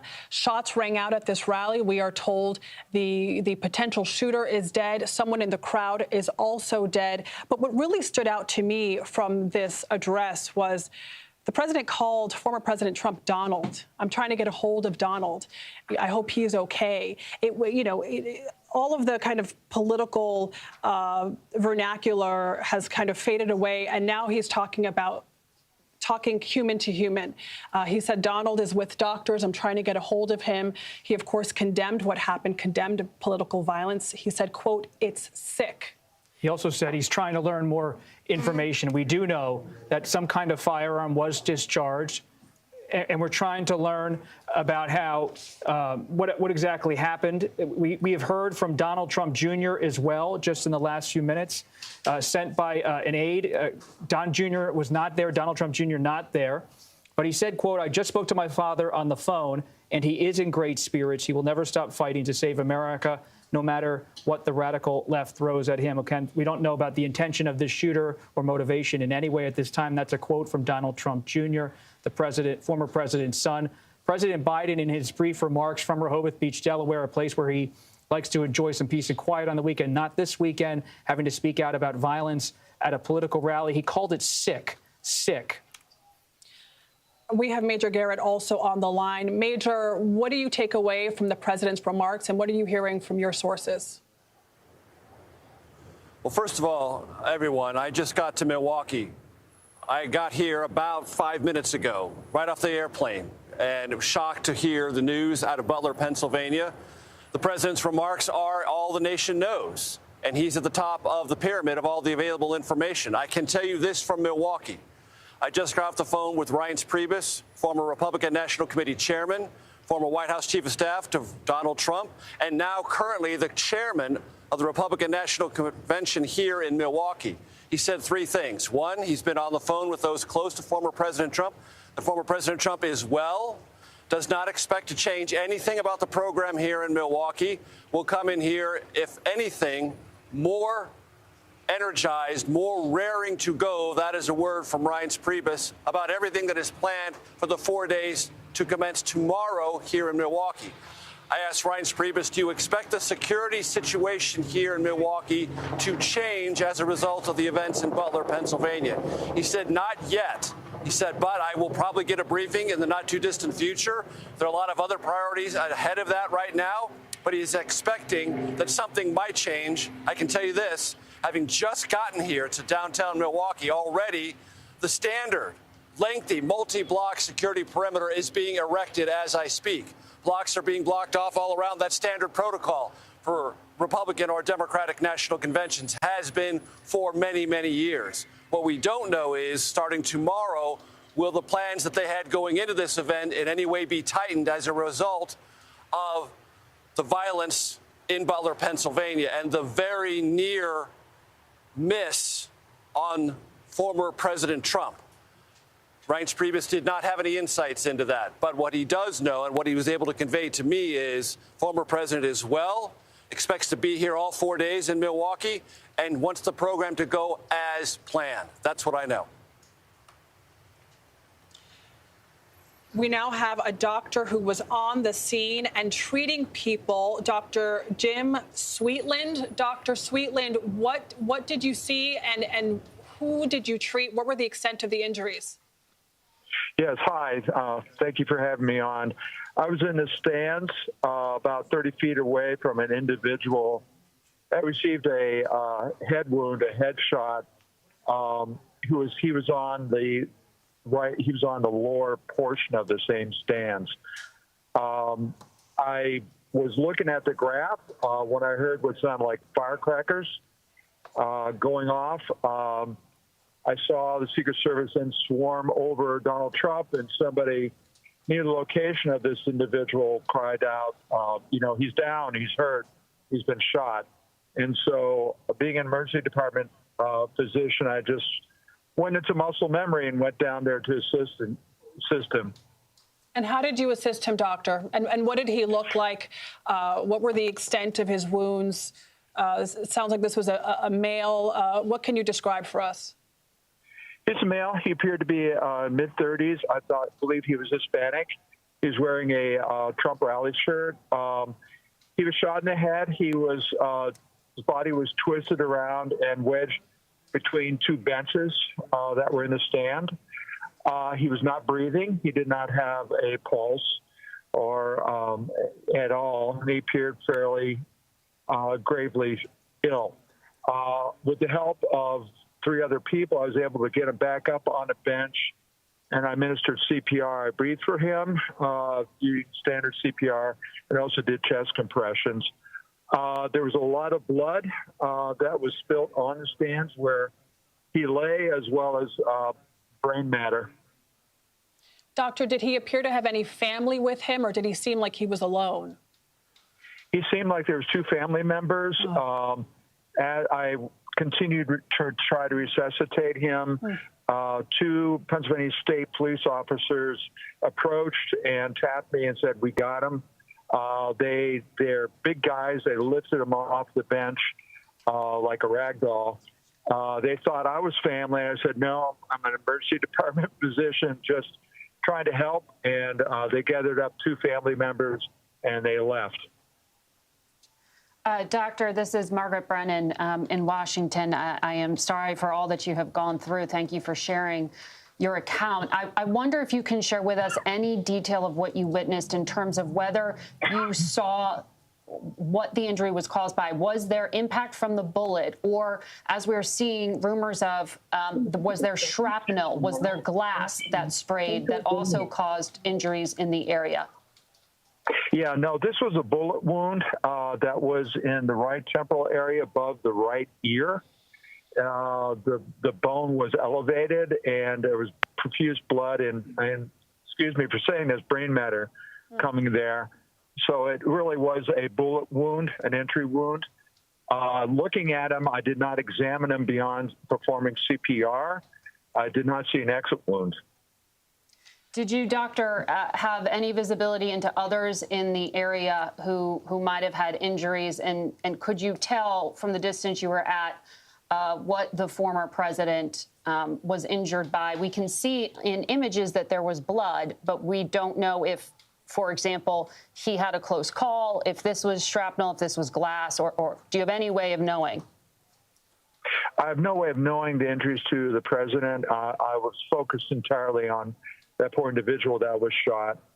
And once you're in that mode, you really don't pay attention to surroundings. I did look briefly for any guns or weapons in the area where he was or around where other members of his family were. I didn't see any weapons, no guns, no knives, nothing.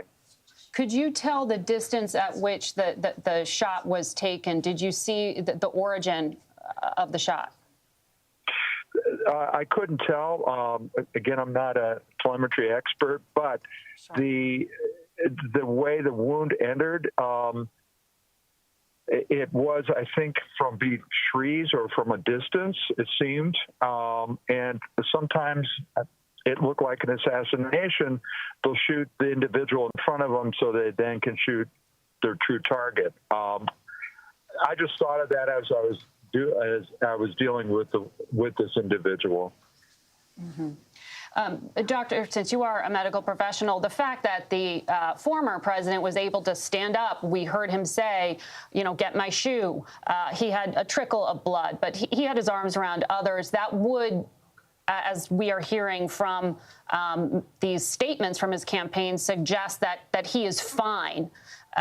What was it that you think took him off his feet?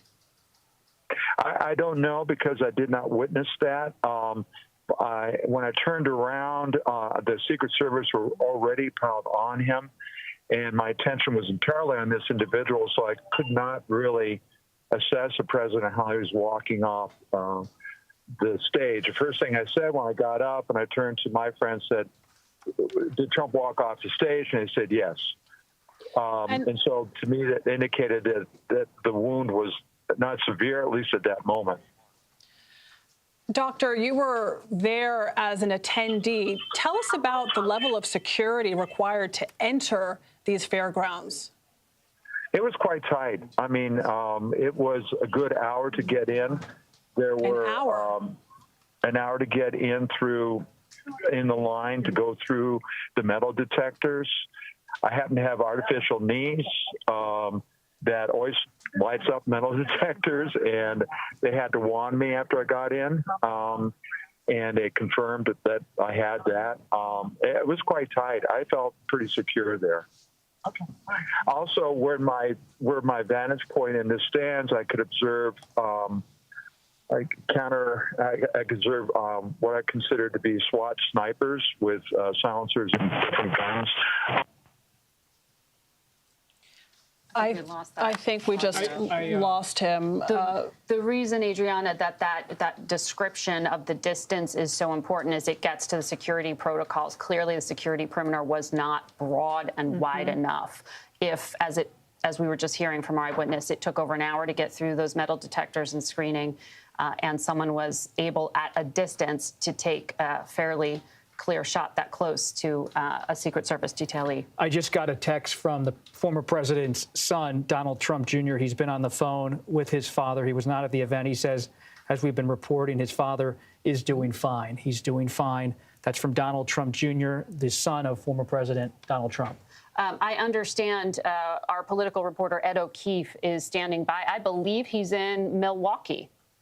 Ed, are you there? Can you hear me? That's right. Margaret, I can. Can you hear me?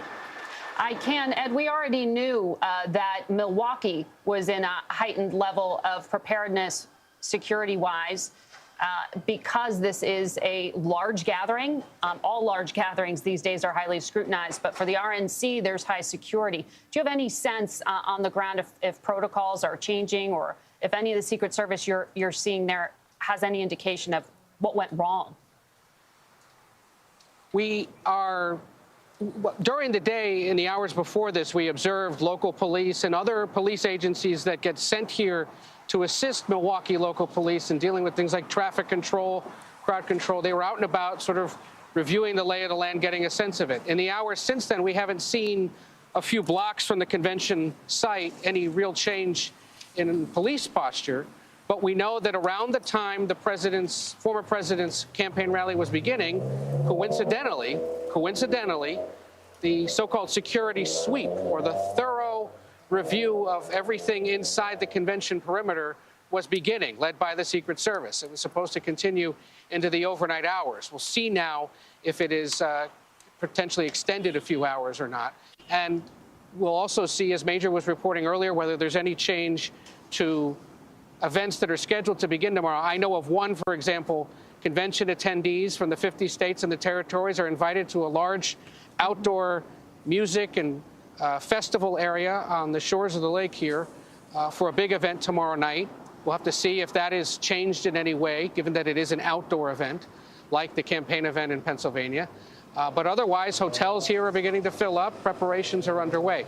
One other piece of politics that's worth conveying, Margaret, while we're waiting to see what exactly Republicans decide to do with their convention, the Biden campaign let it be known moments before the president spoke that the Biden campaign itself is moving tonight to stop all television and digital advertising across the country to acknowledge this moment, and is working to ensure that all outbound communication to voters, in essence, that's fundraising appeals and advertising, is stopped. To mark this event. That is a notable pause, given that upwards of $50 million were supposed to be spent this month on that kind of advertising and other outreach. Well, Ed, what you're saying, just to put it in context, this is already affecting the operations of a campaign 4 months out from Election Day, but it is also a choice, a deliberate choice being made by the Biden campaign to say this is not the moment for politics. It was very quickly that they got the president on air.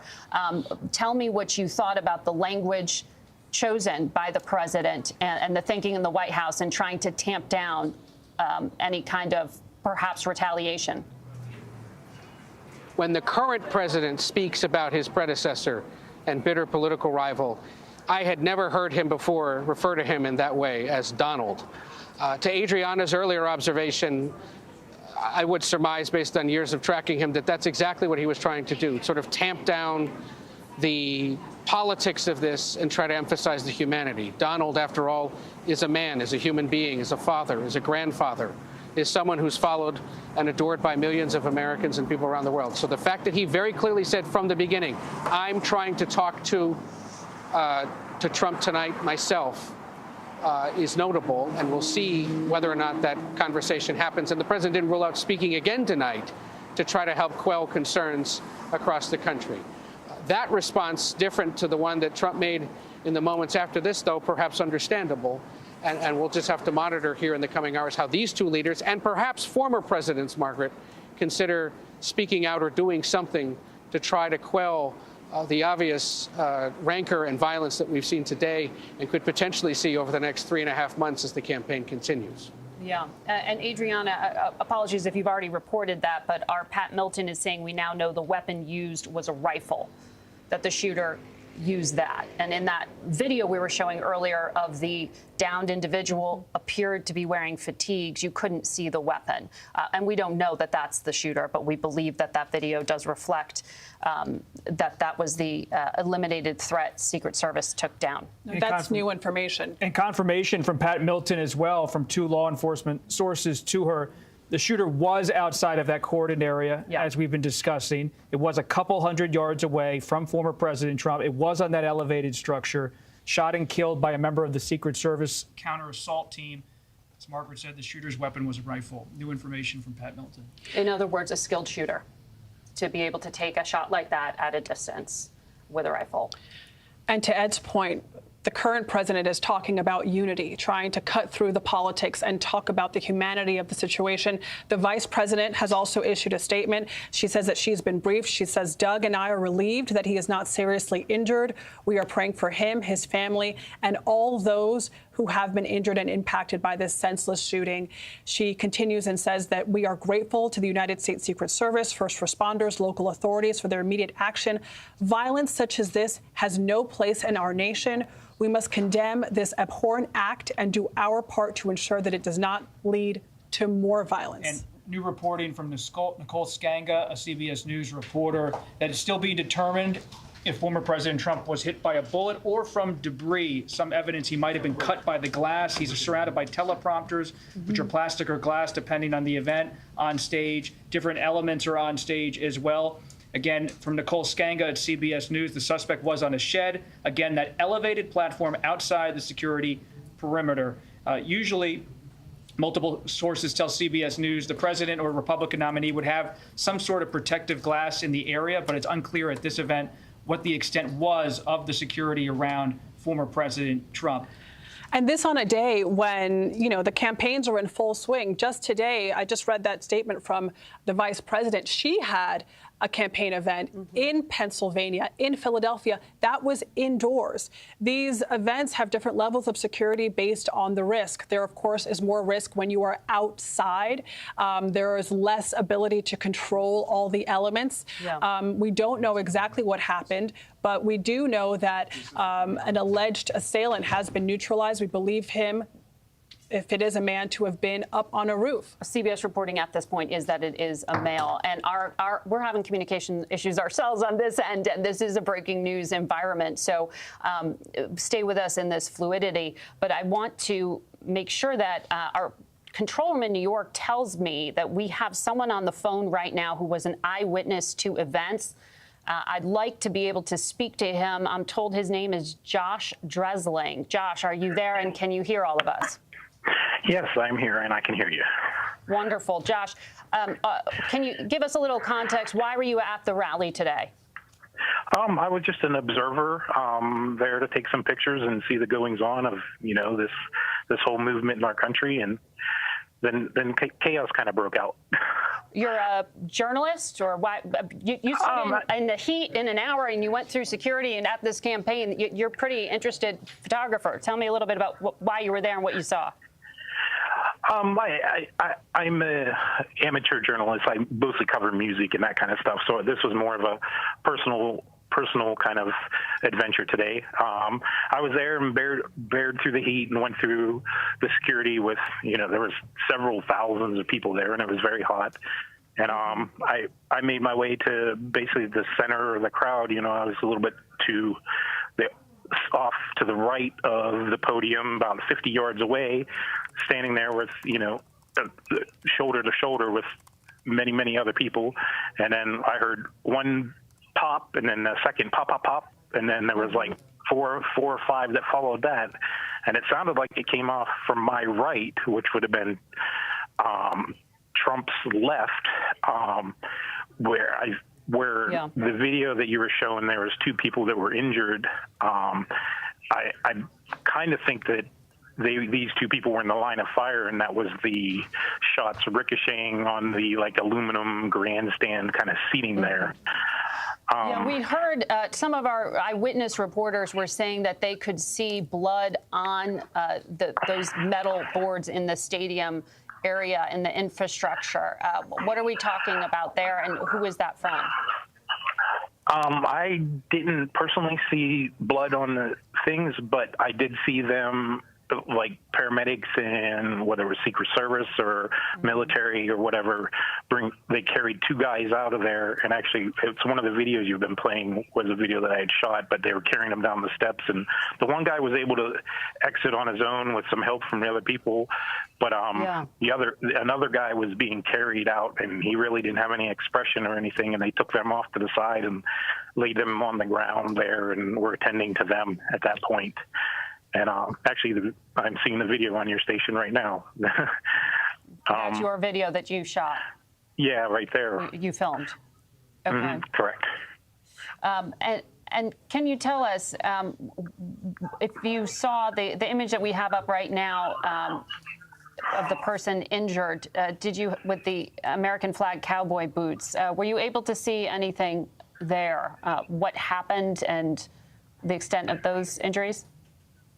No, that gentleman there with the flag around him, they took him and laid him in the grass there, and they eventually loaded him into an ambulance. I don't know what type of condition he was in at that point. I don't have any further information as far as that. Okay, Josh, thank you. Adriana or Bob, did you have any questions?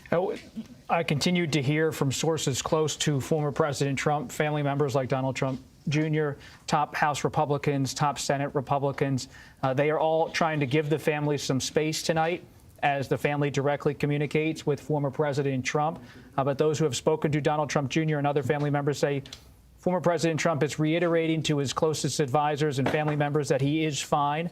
But so many people on both sides of the aisle shook by this outbreak of violence in Pennsylvania. We are still trying to learn more about what exactly happened on stage. We have seen the images, we have seen the video, but what exactly happened in terms of the trajectory of the firearm discharge, if they were bullets, if there was some other type of event that happened in the vicinity of the stage. We heard from David McCormick, the Senate candidate, an eyewitness and sitting in the first row, watching the former president. The former president, though physically, personally defiant, we're told tonight by those closest to him, doing fine. Everyone in his circle shook. And you saw President Biden tonight weighing in, not just a statement on paper, but taking time in Rehoboth Beach, Delaware, a place he rarely makes comments, to make a statement about how he believes this is a sick moment in American political history. Former President Trump fine, the shooter killed, another person killed. But you see a security failure, as Margaret Brennan and others have been detailing with their reporting. A.T. Smith and others have been discussing, to have someone, as CBS News has confirmed, on an elevated structure not that far, just hundreds of yards, mere hundreds of yards away from a former president of the United States, one of the most arguably protected people in the country. All former presidents of the United States have lifetime security from the United States Secret Service. A breach today in Butler, Pennsylvania. You can see the alleged suspect, who is now dead, on the roof of this structure not far from the crowd. And you had eyewitnesses now pouring out of this event in Butler, Pennsylvania, expressing astonishment that some of them saw this person on the roof, and shocked that the Secret Service ultimately did take action to take out the shooter, but of course not in time before something happened with an apparent firearm. The former president, his fist in the air. That photo, the photos in this image of Trump leaving the stage with his arm in the air, have circulated like wildfire among his closest supporters and allies. And it should be noted, many of Trump's supporters on social media tonight extremely angry. It's not going to reflect all of the verbatims of what we're seeing on social media from some of the Republicans around Trump.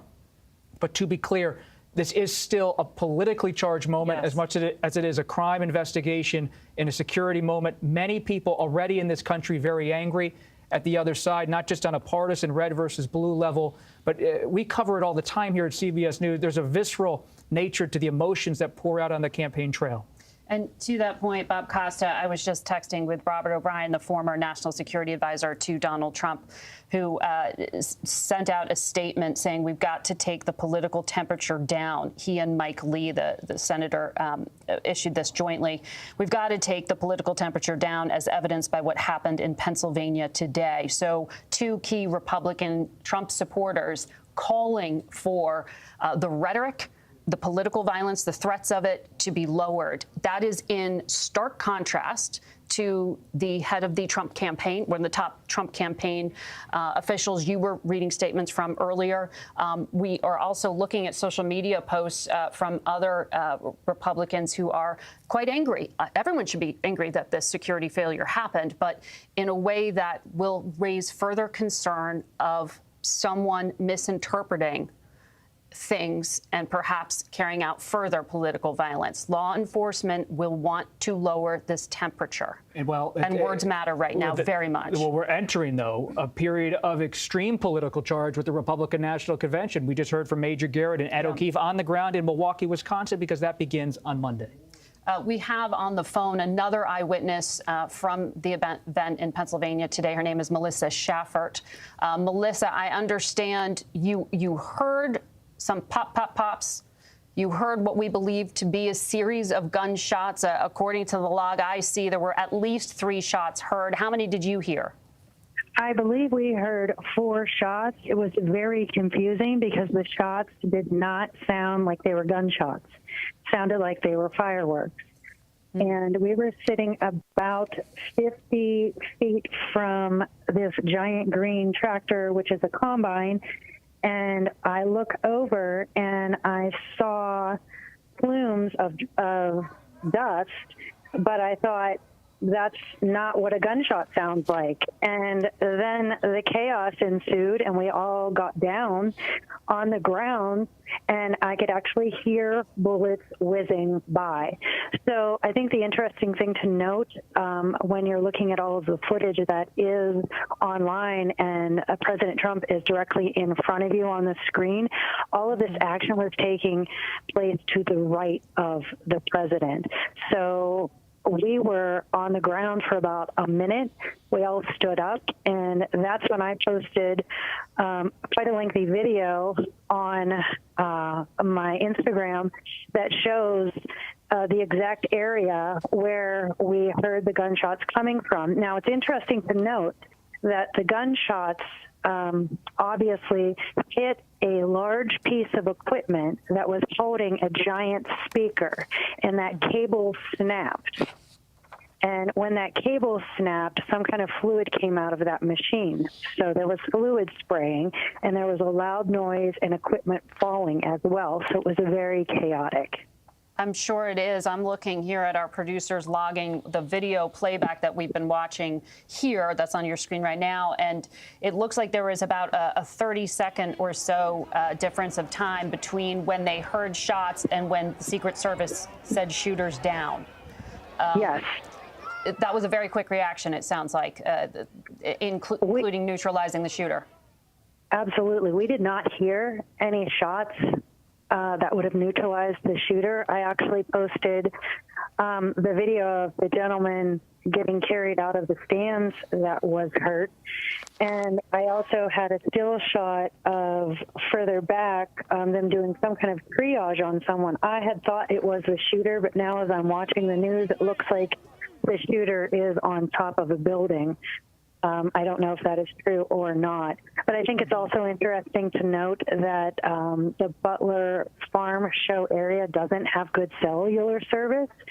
So it was, really people did not know what was going on. And it wasn't until I drove home to Grove City, Pennsylvania, and turned on the news that I actually saw the president being hit with the bullet. I believe, are you from Pennsylvania? Because I believe Pennsylvania is one of those states that allows concealed weapons to be carried. Yes. I have a concealed carry permit. Okay, so you know what a gunshot sounds like. Do you have any idea what kind of rifle this was? If I had to guess, and again, I don't know if I was hearing a ricochet. I did not hear a rifle make a sound of a bullet leaving a rifle because I thought it was a firecracker. I would have bet money on it being a low caliber gun, a .22, but I could have been hearing a ricochet. I also could have been hearing that equipment being hit.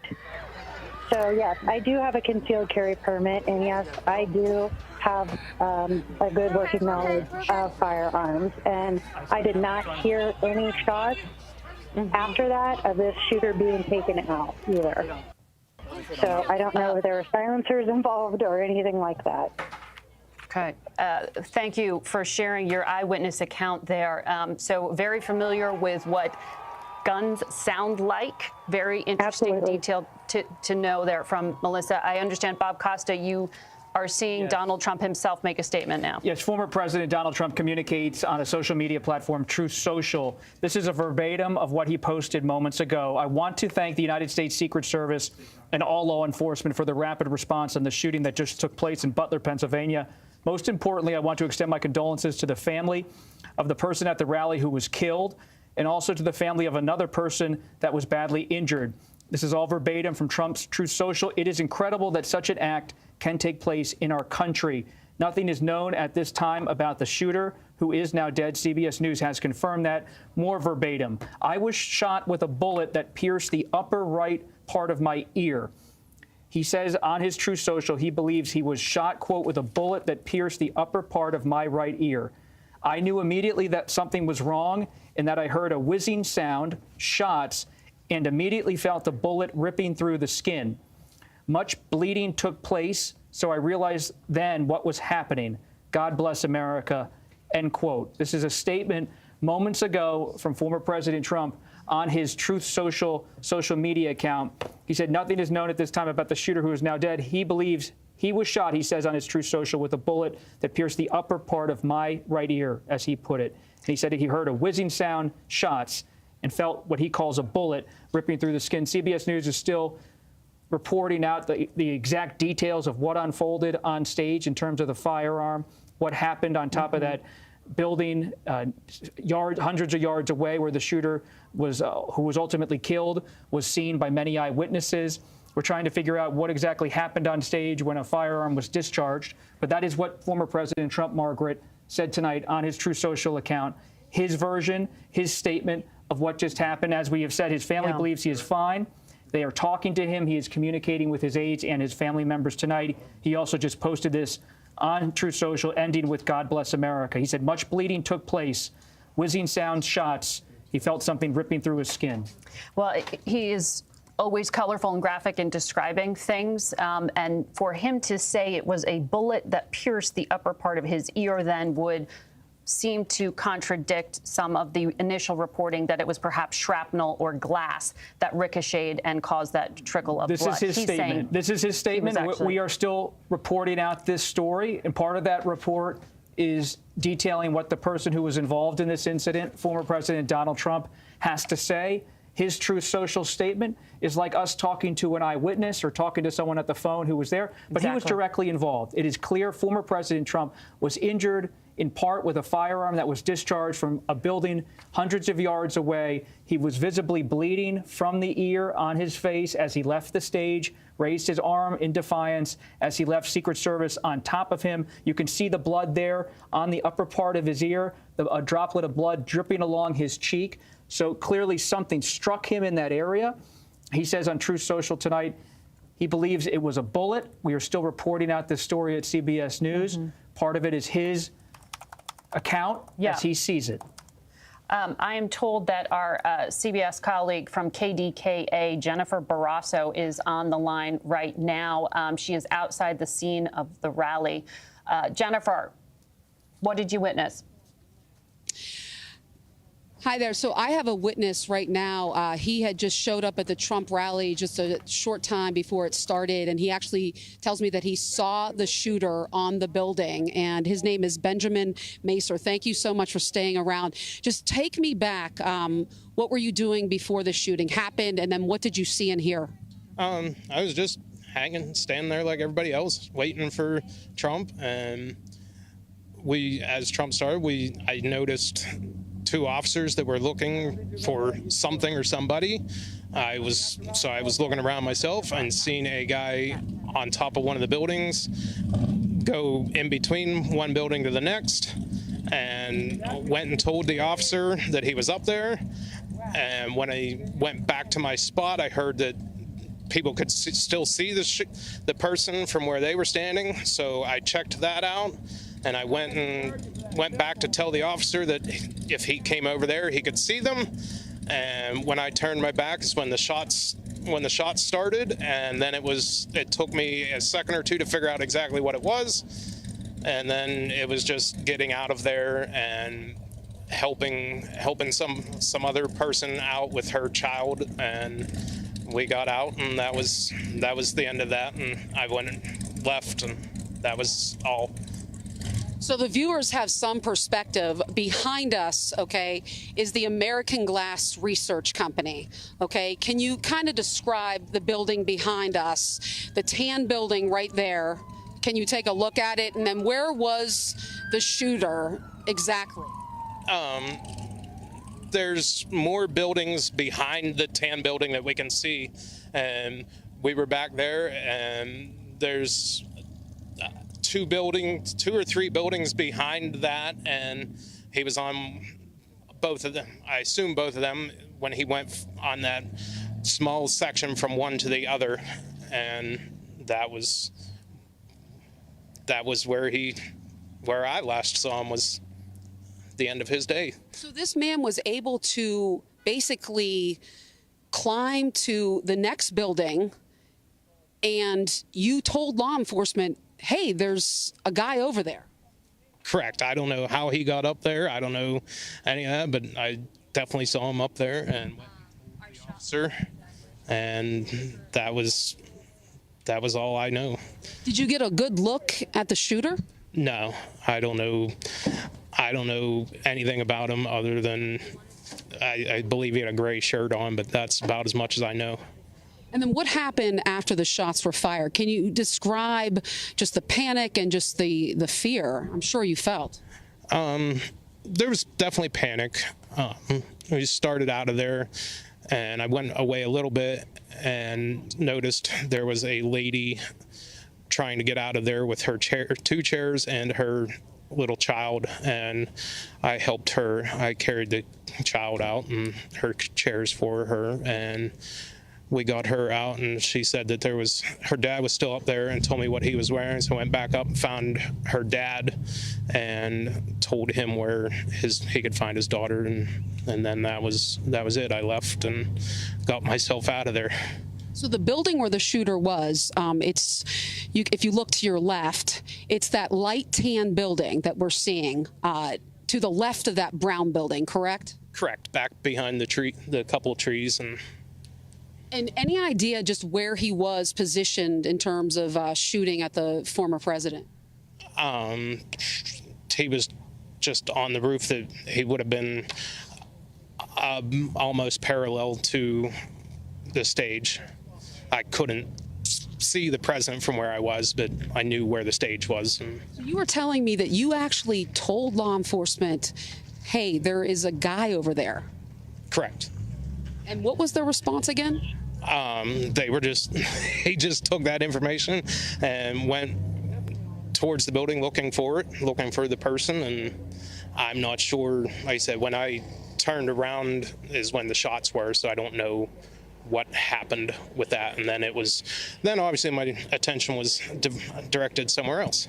Anything, you said you're a local here. What do you know about this company here? I don't know anything about American Glass Research. I assume they do glass research, but that's all I know. And then another witness I interviewed, he just is baffled, just confused how, with all of the police here, the Secret Service, how this could have happened. Just what are you wondering right now? I don't have much wonder.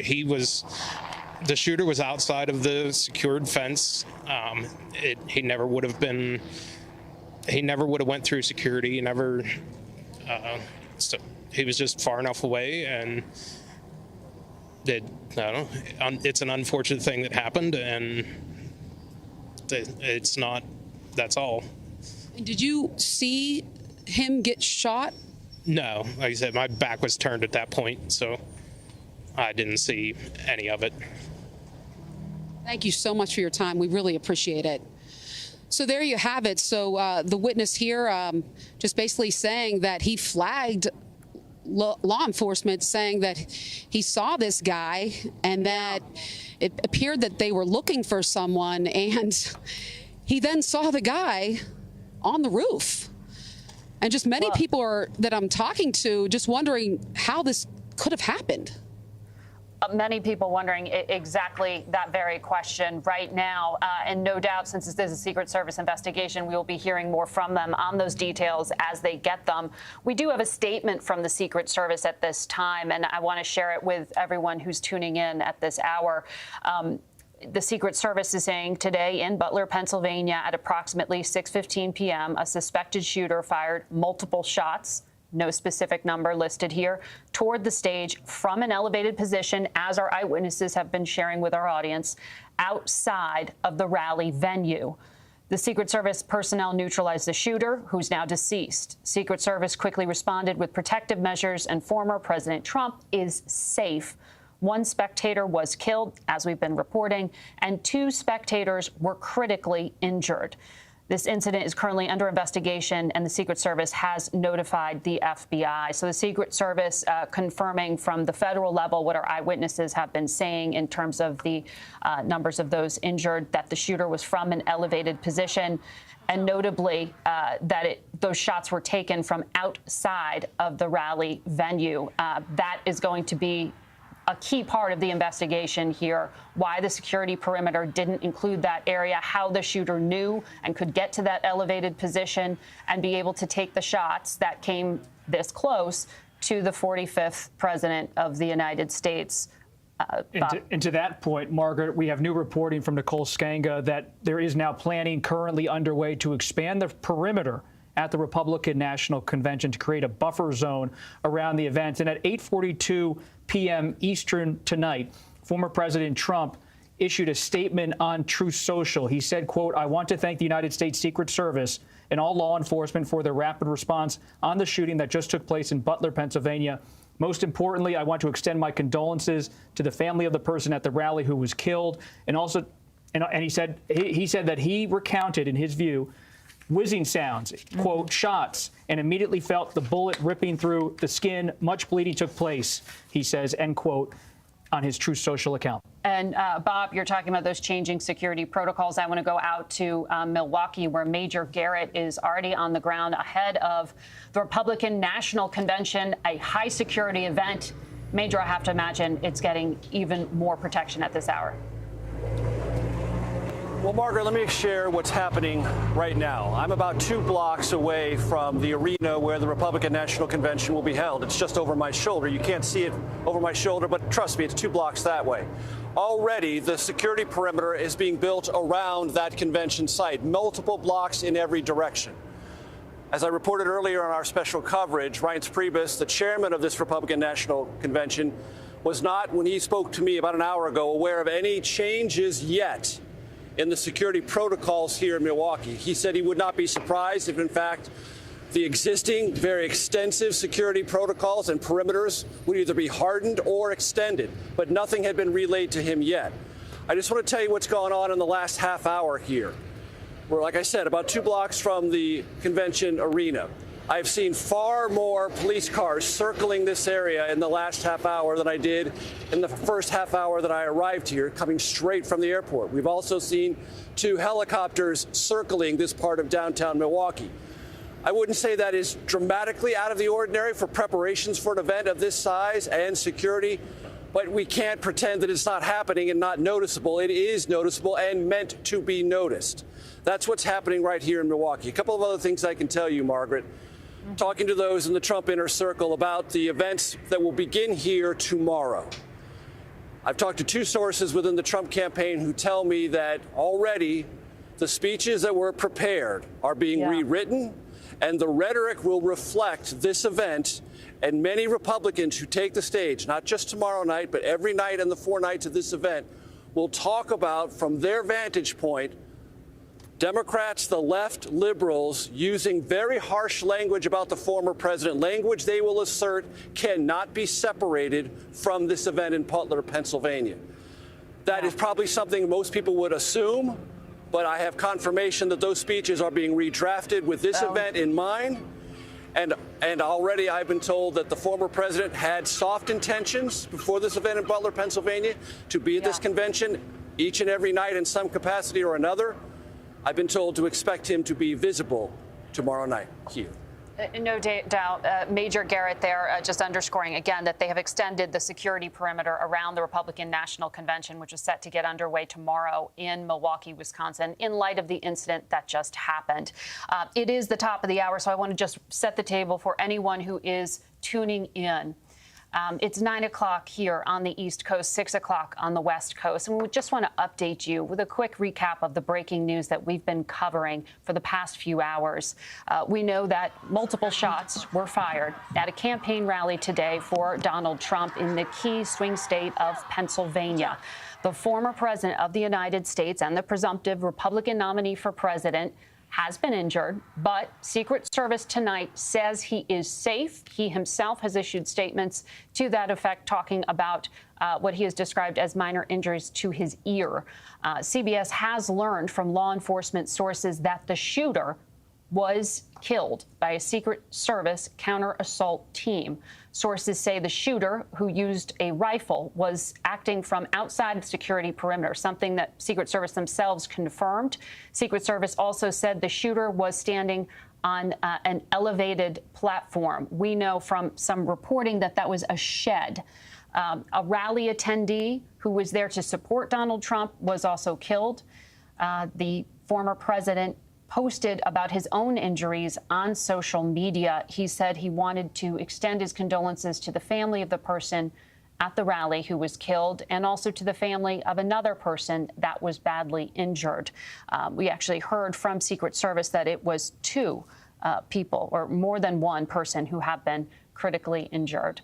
And we will try to track their recovery as we report out this story. It is still in the early moments. And I want to get to Scott MacFarlane, our CBS reporter who was on the ground covering the rally for CBS News. Scott, when really the unimaginable happened, given how high security procedures are at a rally like this.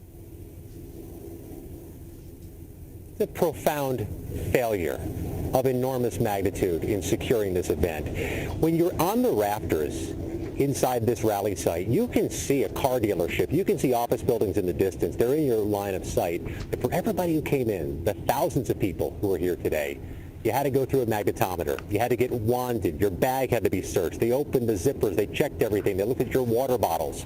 Everybody who went through those magnetometers was screened. Yet something like this happened in America at an event secured by the U.S. Secret Service. I can tell you from being here, being in the middle of it, gunshots don't sound like they do in the movies. They just don't, at least not these. We all conflated them initially for firecrackers. Some of us are kicking ourselves for taking so long to duck for cover, and you get a sense now from all of the shootings across America, all the tragedies, why there is a fog of war during them. It's so disorienting. It's so disabling. You lose your senses. I can't tell you how many there were. I lost count because there was a fog of war going on. A lot of us jumped beneath the nearest thing we could find, chairs. We were beneath the press rafters. Things were hitting us in the head. People were running into each other. There was this collision of humanity. But I also can tell you that among those in the crowd who were last to leave, they were in a holding pattern here for hours. They just now have been freed to go. Overhead, there are still helicopters circling. I saw ambulances arrive minutes after the former president was taken away, which gave us an indication there were more medical needs on site. We also saw a different helicopter, potentially a medevac, land twice within minutes of the former president leaving. This is an absolute horror and trauma for those who lived through it, the thousands of supporters of the former president. And I'll tell you something else. Some in the crowd turned on us. Heckled us, made gestures at us, approached the police line or the barricade they had near the media rafters. There were some, though, also, Margaret, who were heckling us earlier in the day, as often happens at these events. A couple of them came up to exchange good words when this was all over, to check on how we were doing. This is the mutual trauma for everybody involved. No doubt, Scott, and I know you're still digesting and processing what you just lived through, and we are very glad that you are safe, along with our two other reporters, Jake Rosen and Olivia Rinaldi, and the rest of the CBS team. Bob Costa is here still on set with me. And Bob, you've been reading to us the details from the former president's statement describing his injuries. What more do we know? Well, we know that in former President Trump's inner circle tonight, there is shock and there is also growing outrage, including from those who are potentially going to be named in the coming days to be former President Trump's running mate. A United States Senator, J.D. Vance, 39 years old, from Ohio, a Republican who is seen as one of the final candidates, a front runner to be named as Trump's running mate, said that, quote, the central premise of the Biden campaign is that former President Trump is an authoritarian fascist who must be stopped at all costs. That rhetoric led directly to President Trump's attempted assassination. I share that, Margaret, with you because this is someone who might be named in the coming days as Trump's running mate. He's a very influential United States senator. And so we're seeing tonight on a personal level, I texted with Donald Trump Jr. They're speaking with their father. He's issuing a statement on Truth Social about how he felt bullets around him. He had blood on his face. He was whisked off stage. This comes also before the Republican National Convention. That's not going to be canceled. There's no sign tonight from our reporting in Milwaukee on the ground that that's going to stop in any way. They're going to expand the perimeter. But you're seeing so many Republicans tonight. And you also see, just again, former President Trump is fine based on our conversations with his closest advisors and families. And I want to just read a part of his statement from 8:42 tonight on Truth Social. He said, nothing is known at this time about the shooter who is now dead. I was shot with a bullet that pierced the upper part of my right ear. I knew immediately that something was wrong and that I heard a whizzing sound, shots, and immediately felt the bullet ripping through the skin. Much bleeding took place, so I realized then what was happening. He closes with God Bless America, and we saw him raise his hand in the air defiantly, blood on his face as he left the stage. He is recovering from these injuries now. This was a traumatic event, no doubt, for him. But I did notice there was no call for lowering the temperature, condemning all political violence, and really trying to signal to his supporters as well not to retaliate or to have any kind of escalation here. I just am looking at these statements. There's a belief in his inner circle that he's under siege after being attacked at his rally. And so there's a lot of every text message I'm getting. Will exactly digest it, like you're saying. I mean, every single text message, literally every single one from Trump sources is outraged and shocked. And so that is certainly the mood inside the highest ranks of the Republican Party, speaking to CBS News tonight. You did see President Biden come out to Rehoboth, Delaware, and call the moment sick. And we want to play that actually right now, Bob. Let's listen to the president. I've been thoroughly briefed by all the agencies in the federal government as to the situation, based on what we know now. I have tried to get a hold of Donald. He's with his doctors. Apparently he's doing well. I plan on talking to them shortly, I hope, when I get back to the telephone. Look, there's no place in America for this kind of violence. It's sick. It's sick. It's one of the reasons why we have to unite this country. We cannot allow for this to be happening. We cannot be like this. We cannot condone this. And I want to thank the Secret Service and all the agencies, including the state agencies, that have been engaged in making sure that the people who, and we have more detail to come relative to other people maybe injured in the audience. I don't have all that detail. We'll make that available to you. I may be able to come back a little later tonight, but we'll put out a statement if I'm not able to if it's not convenient for you all. That was a statement, as you see there, from President Biden calling for calm, saying he reached out to Donald Trump himself, hopes to reach him sometime this evening to check on his competitors' well-being. We want to bring in CBS News senior White House and political correspondent Ed O'Keefe, who follows the Biden campaign very closely, but is also on the political trail right now. He's out in Milwaukee, Wisconsin. Ed, what do you know at this hour? The president remains at his home in Rehoboth Beach, Delaware, Margaret, but the protective press pool that tracks his movements and travels with him for incidents just like what unfolded today, or the possibility of them, has not yet been cleared for the night, which means we could hear again from the president. There could be a decision made to move him back to Washington tonight. We await word on that from those traveling with him in Delaware. But in that statement, condemning the violence, calling it sick, saying it's one of the reasons we have to unite, and the fact that he said from the beginning of that statement that he's trying to speak with Trump tonight was a signal not only to Americans but to the world that at least American political leaders are trying to get in touch and unite tonight in the aftermath of this violence. A few other things to convey here to remind people. We are in Milwaukee ahead of the Republican convention. It is set to begin on Monday with the formal nomination of Trump and his running mate, who we still don't know who that person is. It's supposed to happen Monday afternoon. There are events beginning tomorrow. This is classified already, has been for years, as a top national security event on par with inaugurations, the Super Bowl, the Democratic National Convention, and other big, large events. So there are thousands of federal, state, and local law enforcement here in this city deployed across Wisconsin. As we were flying in this afternoon, there were about a dozen or so law enforcement officers. We never quite determined for which agency, but they were flying in here as a group to deploy in assistance to the Milwaukee Police Department. In the airport, we found dozens of others from other agencies. Some appear to be from Texas, for example. There are about a dozen cities across the country who've deployed police officers, other security personnel here to help. That's standard. It's happened. There may be more in the coming days, but for now, they've been part of planning for years. We saw them riding around on bicycles earlier today, getting the lay of the land, trying to sort out their bearings. And of course, all of them under the leadership of the U.S. Secret Service, which is responsible for these kinds of events. So we await word tonight, Margaret, on whether or not we'll hear again from the president and in what form. And we should also add, in a sign of one attempt at least to address the heated rhetoric of the moment, the Biden campaign has decided to immediately begin postponing television and digital communication across the country on television, in your social media stream. It may take a few hours or days for it to all filter out. But as of now, the Biden campaign isn't spending any money reaching voters on the air, online, through text messaging. Officials here at CBS confirmed that they've received the messages, as would be standard, telling them to please cease that advertising.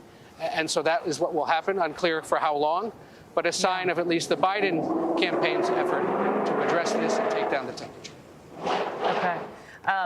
You can hear Ed O'Keefe there on the street in Milwaukee, Wisconsin, ahead of the RNC getting underway. The Defense Secretary of the United States of America, Lloyd Austin, has also issued a statement condemning the violence, which has absolutely no place in our democracy. This is not the way we resolve our differences in America, and it must never be. He says he's relieved that reports indicate former President Trump is safe and he is in his prayers. I want to go to Samantha Vinograd, who is here on set with us, former Homeland Security official. Sam, you and I have been talking frequently about the concern about political violence, domestic violent extremism, and outside actors. In these very early hours, what is your analysis of what is happening and what are you hearing? Well, my analysis is that the protection mission for the former president failed. The protection mission is typically based on intelligence and based on operational steps to ensure the protectee is safe. The problem is, Margaret, that the intelligence and law enforcement community has been warning for months, if not years, about the threat of what we call lone actors or small groups of individuals, basically individuals who are mobilized and radicalized by themselves, who really present an intelligence challenge to identify, detect, and mitigate. And that may very well be what we saw play out today. A lone actor, perhaps a small group of individuals targeting the president. And in this case, it is clear intelligence did not pick up on that threat. Well, and the reporting so far is that the threat was neutralized, which would suggest that there isn't necessarily a reason for broader security concerns directly related to this. Is that right? It is, but as a former operator, I'll say that at the moment what's happening is really two concurrent investigations. One is an investigation into the perpetrator, whether he did act alone, and whether any other individuals could be inspired by his actions to copy what he did. So there's that piece of it. There's an investigation to the security failures that resulted in this incident. And then the biggest threat that officials are telling me tonight is in the form of retaliatory violence. Sam, you're taking me to exactly what I've been underscoring and is frankly very concerning in the rhetoric we are seeing at this hour already. We are seeing some Republican lawmakers come out with statements directly drawing a line between the shooter, whose name we do not know. We do not know if he's a lone actor or was somebody else, but drawing some connection to the government. We have nothing to base that on at this hour. At this hour, leading officials within the U.S. government still don't know what transpired. And it is frankly unpatriotic at this moment to be stoking the flames when we know that we are sitting on a cauldron of tensions. We know that tensions were already high before this incident, and the counterterrorism officials and Homeland Security officials that I've spoken to in the last few hours are deeply concerned that this event will be used as a rallying cry to launch attacks against individuals associated with the Biden campaign and lead to broader domestic distress. So right now, the goals are to investigate the incident, both the perpetrator and the security failures, as well as to try to tamp down any tensions that may arise coming out of it. Now, in this country, there is the First Amendment. And what we're seeing on Twitter, while it is First Amendment protected activity, I will say again, is unpatriotic in the sense that we know that this kind of rhetoric has a nexus to violence. We saw that on January 6th. We saw that in the attack against Nancy Pelosi's husband and multiple other instances. An important point to make, which is not in any way to say that people shouldn't be concerned, shouldn't be angered at a security failure, but to direct it in some other kind of form of violence would also be incredibly wrong. Your former boss at Homeland Security, Alejandro Mayorkas, just issued a statement, the Homeland Security Secretary, saying we condemn this violence in the strongest possible terms and commend the Secret Service for their swift action today. We are engaged with President Biden, former President Trump, and their campaigns and are taking every possible measure to ensure their safety and security. Maintaining the security of the presidential candidates and their campaign events is one of our department's most vital priorities. And we did see some reports there that there was increased security around Senator J.D. Vance on that short list of potential vice presidential contenders, the junior senator from the state of Ohio as well. But it looked like those were ATF officers who were at his home based on the reporting we had earlier. Why would that happen, Sam? Well, let me just note, I work very closely with the U.S. Secret Service. They are ideologically agnostic. Their protection mission does not depend on political party. Under U.S. law, they are legally authorized to protect the former president and his family. So any notion that this was politicized in any way, and that's what led to the security failure, I think, of course, will be investigated, but I've seen no evidence of that in my tenure at Homeland Security. The U.S. Secret Service does not currently have a mandate to protect Senator J.D. Vance. He is not the vice presidential nominee. All that will change after the convention when we have a vice president nominated. So there are other law enforcement agencies, both federal, state, and local, that have jurisdiction to enhance security around individuals when the threat environment changes. So at this time, we should understand that there are likely efforts underway to identify whose security may be most at risk in this instance, and law enforcement stepping up its posture in that regard.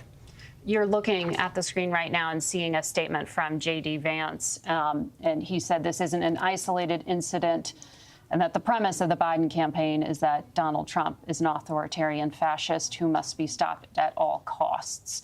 So he is directly, as I think Bob pointed out earlier, he is drawing a line between the rhetoric used on the campaign trail by the Biden campaign to the incident that happened today, perhaps implying there that it was inspiration. Others have tried to draw a more direct line. I also want to look at what our reporter, Nicole Skanga, who covers these agencies, is sending to us. She is reporting that the suspect shot at the former president and other individuals with an AR-style rifle from 200 to 300 feet away.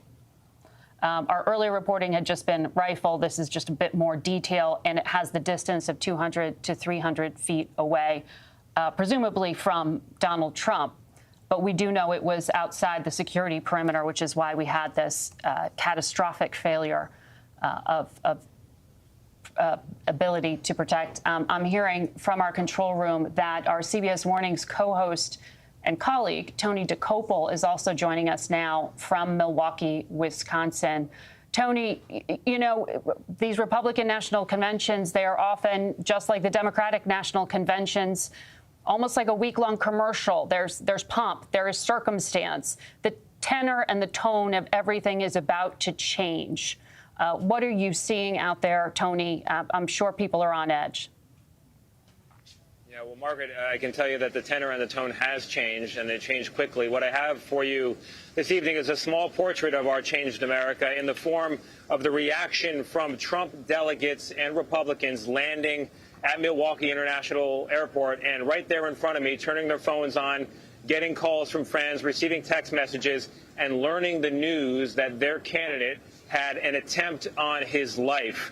And then you see the cycles and the stages of their reaction. You see anger, you see frustration, you see sadness and worry for the state of the country. And then above and beyond all of those feelings, you have resolve, determination. They say this is not going to change what happens here in Wisconsin. And if anything, it's going to make them work harder and fight harder to see their candidate over the finishing line.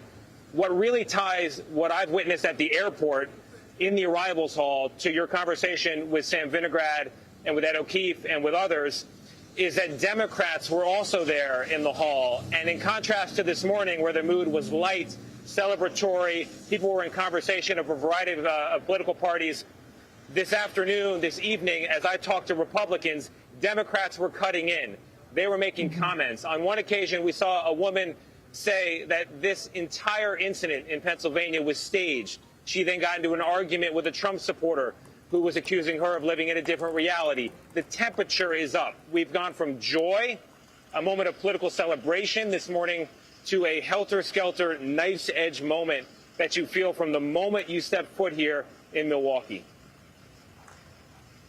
Tony Dokoupil, we have for our viewers at this hour some eyewitness sound that we want to play for them. This eyewitness was very close to the stage and former President Trump when the shooting began. Let's listen. I was about 5 feet away from him. Like, I was within, like, sight distance. Like, I was so close.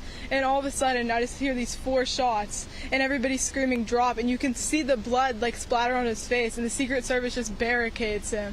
And, you know, it was just, like, so scary. Okay, that was one of the eyewitnesses. The control room is telling me that one of our contributors here at CBS is joining us, I think, by phone. At CBS News consultant and former deputy director of the Secret Service, A.T. Smith. A.T., I know you've been following the latest reporting here as well. Our Nicole Sganga says that the shooter was about 200 to 300 feet away using an AR-style rifle. Does that sound right to you in terms of the kind of the firing of the bullets didn't sound very rapid? You had one eyewitness tell us, no, it sounded like a 22. What does this description of the weapon allegedly used here indicate to you? Yes, I think probably it was 200 to 300 yards instead of feet. 200 to 300 yards. Yeah, it sounds like that, you know, this individual was at least that far away, and an AR-style rifle can obviously hit a target or make that sort of a shot from that distance. Usually from that distance, you know, there would be optics involved, like a scope, and, you know, usually a more accurate shot would be something like a high-powered rifle, like you think in terms of a deer rifle or something like a 30-06 or a 223, but it's still obviously too early to make those sorts of calls, but clearly an AR-type rifle from that distance, as long as he had, you know, the visual, you know, has the ability to strike a target. Now, obviously, you know, it's still undetermined how many rounds were fired, but the answer to your question on that one is yes, it could actually do that. So the audio, when you hear that tape playback, and that's what we're going by, it didn't sound like a high-powered rifle, but you are saying at a distance of 200 to 300 yards, you would be able to take a shot like that and do so undetected by Secret Service? Well, that is the part that, you know, will obviously have to become clear in the investigation. And, you know, my understanding is this individual was killed by the counter-sniper team or the counter-sniper agents there. The unknown is exactly what happened there. Did they not see him, or, you know, was there some visual obstruction? All of that will have to be looked at. But the reason that, you know, you have a counter-sniper team in place is for this type of a situation where you have a lone long-range gunman. And if in fact that was the case, they obviously did take him out. But again, it certainly wasn't soon enough. Well, if I'm looking at the log here of events that our producers did, just playing back the tape, it looks like at 6:11, the first Secret Service officer rushed in, and then at 6:12, we hear people yelling, "Shooters down." So what would that indicate to you about just how obvious a position this individual was in? And how is it that if they could act that quickly, that they didn't know ahead of time that there was that kind of vulnerability?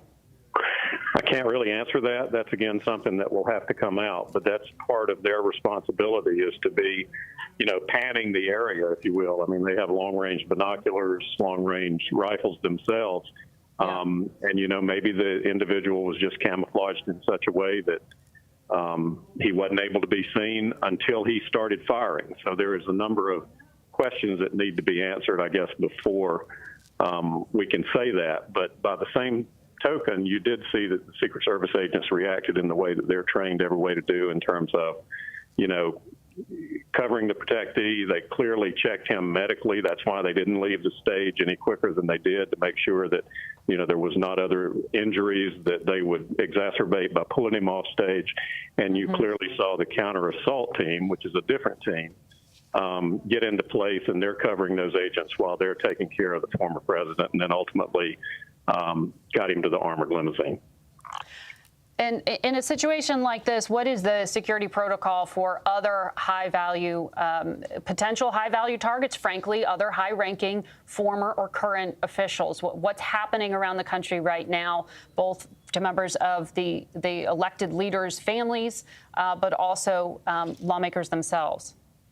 Well, all of the security around anyone with protection is going to be enhanced, I think, over the next few hours, simply because of this, because you want to find out if there's more, than a lone gunman situation here, if you have, multiple individuals. So a lot of that will have to be assessed over a period of hours or days with the intelligence. But I can assure you that all of the protection around protectees, whether it's Secret Service protectees, Capitol Hill with, members of Congress, that is all being increased as we speak.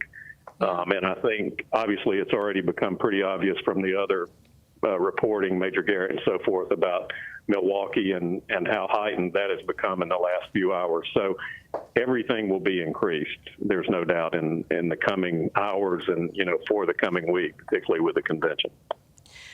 Just based on these initial details and the forensics so far, is it your assessment that this was a skilled shooter, someone who had gone through training?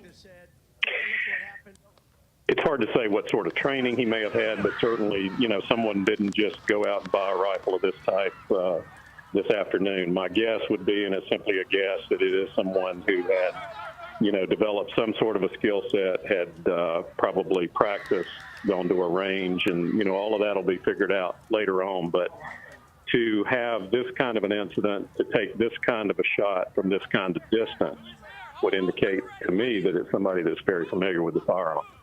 Mm-hmm. And we know that the ATF is trying to run forensics on all those details of the weapon with an urgent trace at this hour.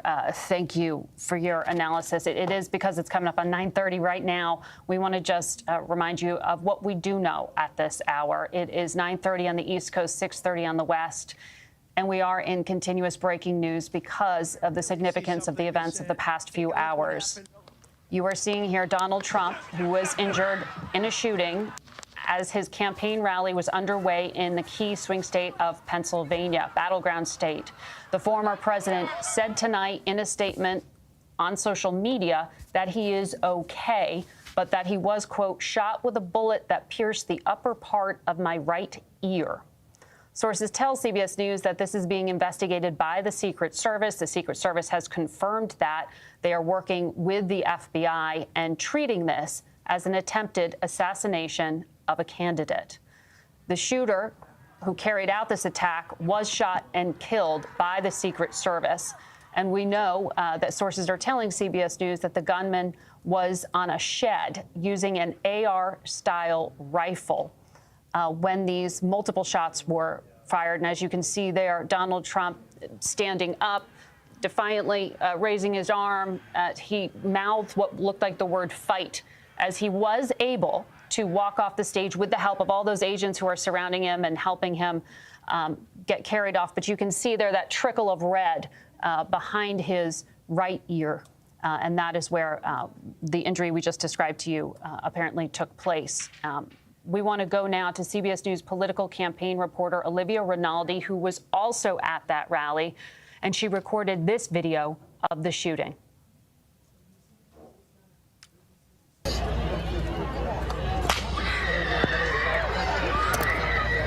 my gosh. Are you okay? Yes, don't. We're okay, we're okay, we're okay. When you're ready, on you. Move!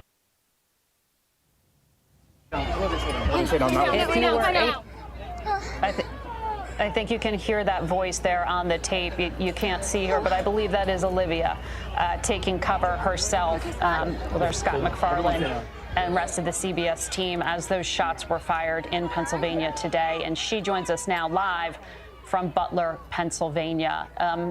Olivia, can you tell us what that moment was like? What was happening? Was there a sense in the moment of the gravity of what was underway? Yeah, Margaret, that was my voice on that video. I think you can hear how terrified it was being there during that moment. And we were towards the front of the stage, you know, expecting Trump to make a different sort of announcement tonight. I was anticipating perhaps a vice presidential announcement. When all of a sudden he was talking about immigration, we just heard shot, shot, shot. I don't remember who. It was one of my colleagues dragged me down, brought me down to the floor, and I just started filming. And I noticed other people down on the ground. I tried to pop up a few times. They pulled me back down, said, stay down here. And you could just hear the screams and the panic of people, and it was extremely terrifying. I got back up when you could see Trump at the end, you know, raising his fist and really invigorating the crowd. You kind of see what you were saying earlier, where he kind of mouthed fight as he was being pulled off the stage. And in the moments after that, it was just pure pandemonium. People were forced to stay as the motorcade was leaving, which is normal when a principal is leaving an event site. Usually everyone has to stay in place while Secret Service handles that. But then it was just kind of chaos. Secret Service was telling people to leave, and I looked over at the bleachers to the left of Donald Trump, and there you could see blood on the bleachers, and you could also see water bottles and T-shirts strewn about, but there was a lot of blood over there, and I could see police unfolding yellow crime scene tape as that was happening. So a lot of terrible imagery today that is surely going to stick with a lot of people who were at this rally, Margaret. No doubt, Olivia, and we are just so glad that you are safe and able to recount for us what you witnessed. We know from the Secret Service that there were 2 people who were critically injured, in addition to the single death of an attendee. Olivia, you said you saw a lot of blood there on the bleachers. Did you see who those individuals were who were injured? Yes, we could see one individual, one man who, after the melee and the pandemonium, appeared to be, you know, taken by several individuals, carried off of that area on the bleachers. My colleague, Jake Rosen, even spoke to an ER doctor who was there next to him on those bleachers and was helping out. And he said that this man suffered a head injury and that there was brain matter on the ground. And this man tried to administer CPR and subsequently, ultimately, he passed away, sadly, this evening. And you can still hear, besides me, a lot of helicopters around this area as more police have been searching the area, canvassing, just making sure that there's nothing still going on here. But very terrible day. We did see people running away, some people with blood on their bodies. Just a lot of imagery coming out of this, Margaret. Olivia Rinaldi, thank you for being there. And a reminder that you can be just doing your job. You can be just out there supporting the candidate you like, and this kind of violence, this kind of gun violence is possible, Bob. And we've been talking a lot about Milwaukee, Wisconsin, because that's the site, Margaret, of where the Republican National Convention will open on Monday. And we have been lucky, in a sense, in the United States to not have to deal with constant political violence in the way people in the past have with presidential campaigns. But if you look back at history, it was October 14th, 1912. Then candidate Teddy Roosevelt campaigning for the presidency in Milwaukee, Wisconsin. An infamous assassination attempt struck in his chest. It hits a copy of his speech. Teddy Roosevelt survives. He continues to give his speech. And as CBS News data journalism has found, of the 45 individuals serving as president, 13, or about 29%, have been subject to actual or attempted assassination attempts. 4 presidents, Lincoln, Garfield, McKinley, and John F. Kennedy, of course, were killed in assassination attempts. And thank you for the context, Bob. And I just want to say we are showing you this video on repeat because these events just happened. But we want to make clear that this is something we are reporting to you as a historic event as it unfolds. But we are very mindful that this kind of event can inspire violence, it can inspire retaliation, and we want no part of that, Sam. But you were just explaining to us that this Secret Service detail extends not just to the president and the candidate, but to their family members at this hour. Certainly. I want to note, Margaret, it's important that we message domestically that political violence has no home and try to mitigate any follow-on retaliatory action. But there's also a signal being sent to the world right now, which security professionals are likely keeping in mind, which is that the likely Republican nominee for president, was not adequately protected. And that does expose a vulnerability to the world. At the same time, President Biden is very focused on messaging publicly that political violence has no home here because the world is watching. And so there's that audience as well. Now, I do think that we are learning that operators behind the scenes are working to get the identifiers or the biographic information on this individual to try to ascertain who he was and what motivated him. There's already rhetoric on social media assigning blame for what happened. We don't know yet who this individual was. The Secret Service does have, relatively speaking, a limited protection mission under U.S. law. It's for the current president and vice president, and then the former president and his family members, and then the nominee for president and nominee for vice president. Beyond that, there are a range of potential targets that could be at enhanced risk in light of what happened tonight. So behind the scenes, I am learning that individuals are speaking with not just the Secret Service, but other law enforcement officials who have protection missions at the Department of Justice, U.S. Capitol Police, and of course, state and local officials who are protecting individuals in their jurisdictions. So there's a coordinated intelligence and law enforcement effort right now to ensure that additional protectees have the resources that they need to hopefully stay safe.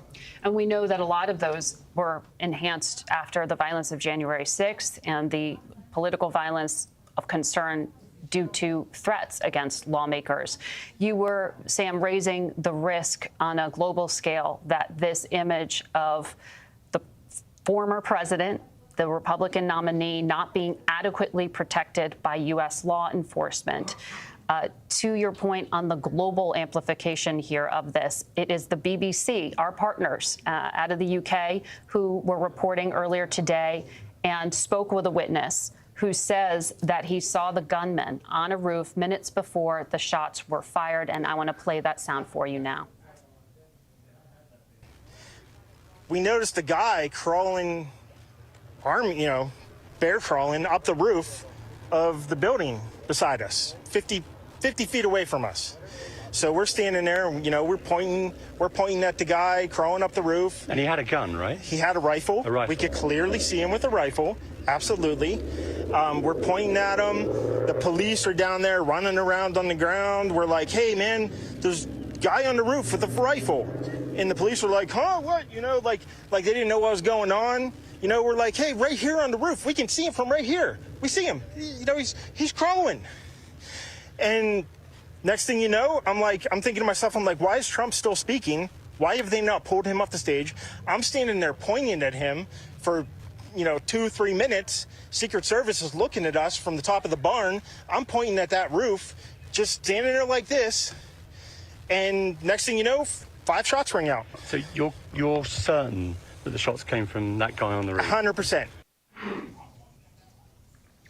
That was an eyewitness there on the ground, his account being shared with our partners at the BBC, that being amplified, that exact message being amplified around the world, that at the very high-profile political event in Pennsylvania today, an event that Donald Trump himself tried to draw attention to, saying he had big news to announce, that an individual there saw a man with a rifle go into position. He told the BBC he tried to bring that to the attention of law enforcement on the ground. He referred to them as police, not exactly sure whether he meant local police or Secret Service, but he said there was a failure to act as he saw a clear threat, at least in his view. I just want to update our viewers that Donald Trump has left the hospital that he had initially been taken to, Butler Memorial Hospital in Pennsylvania.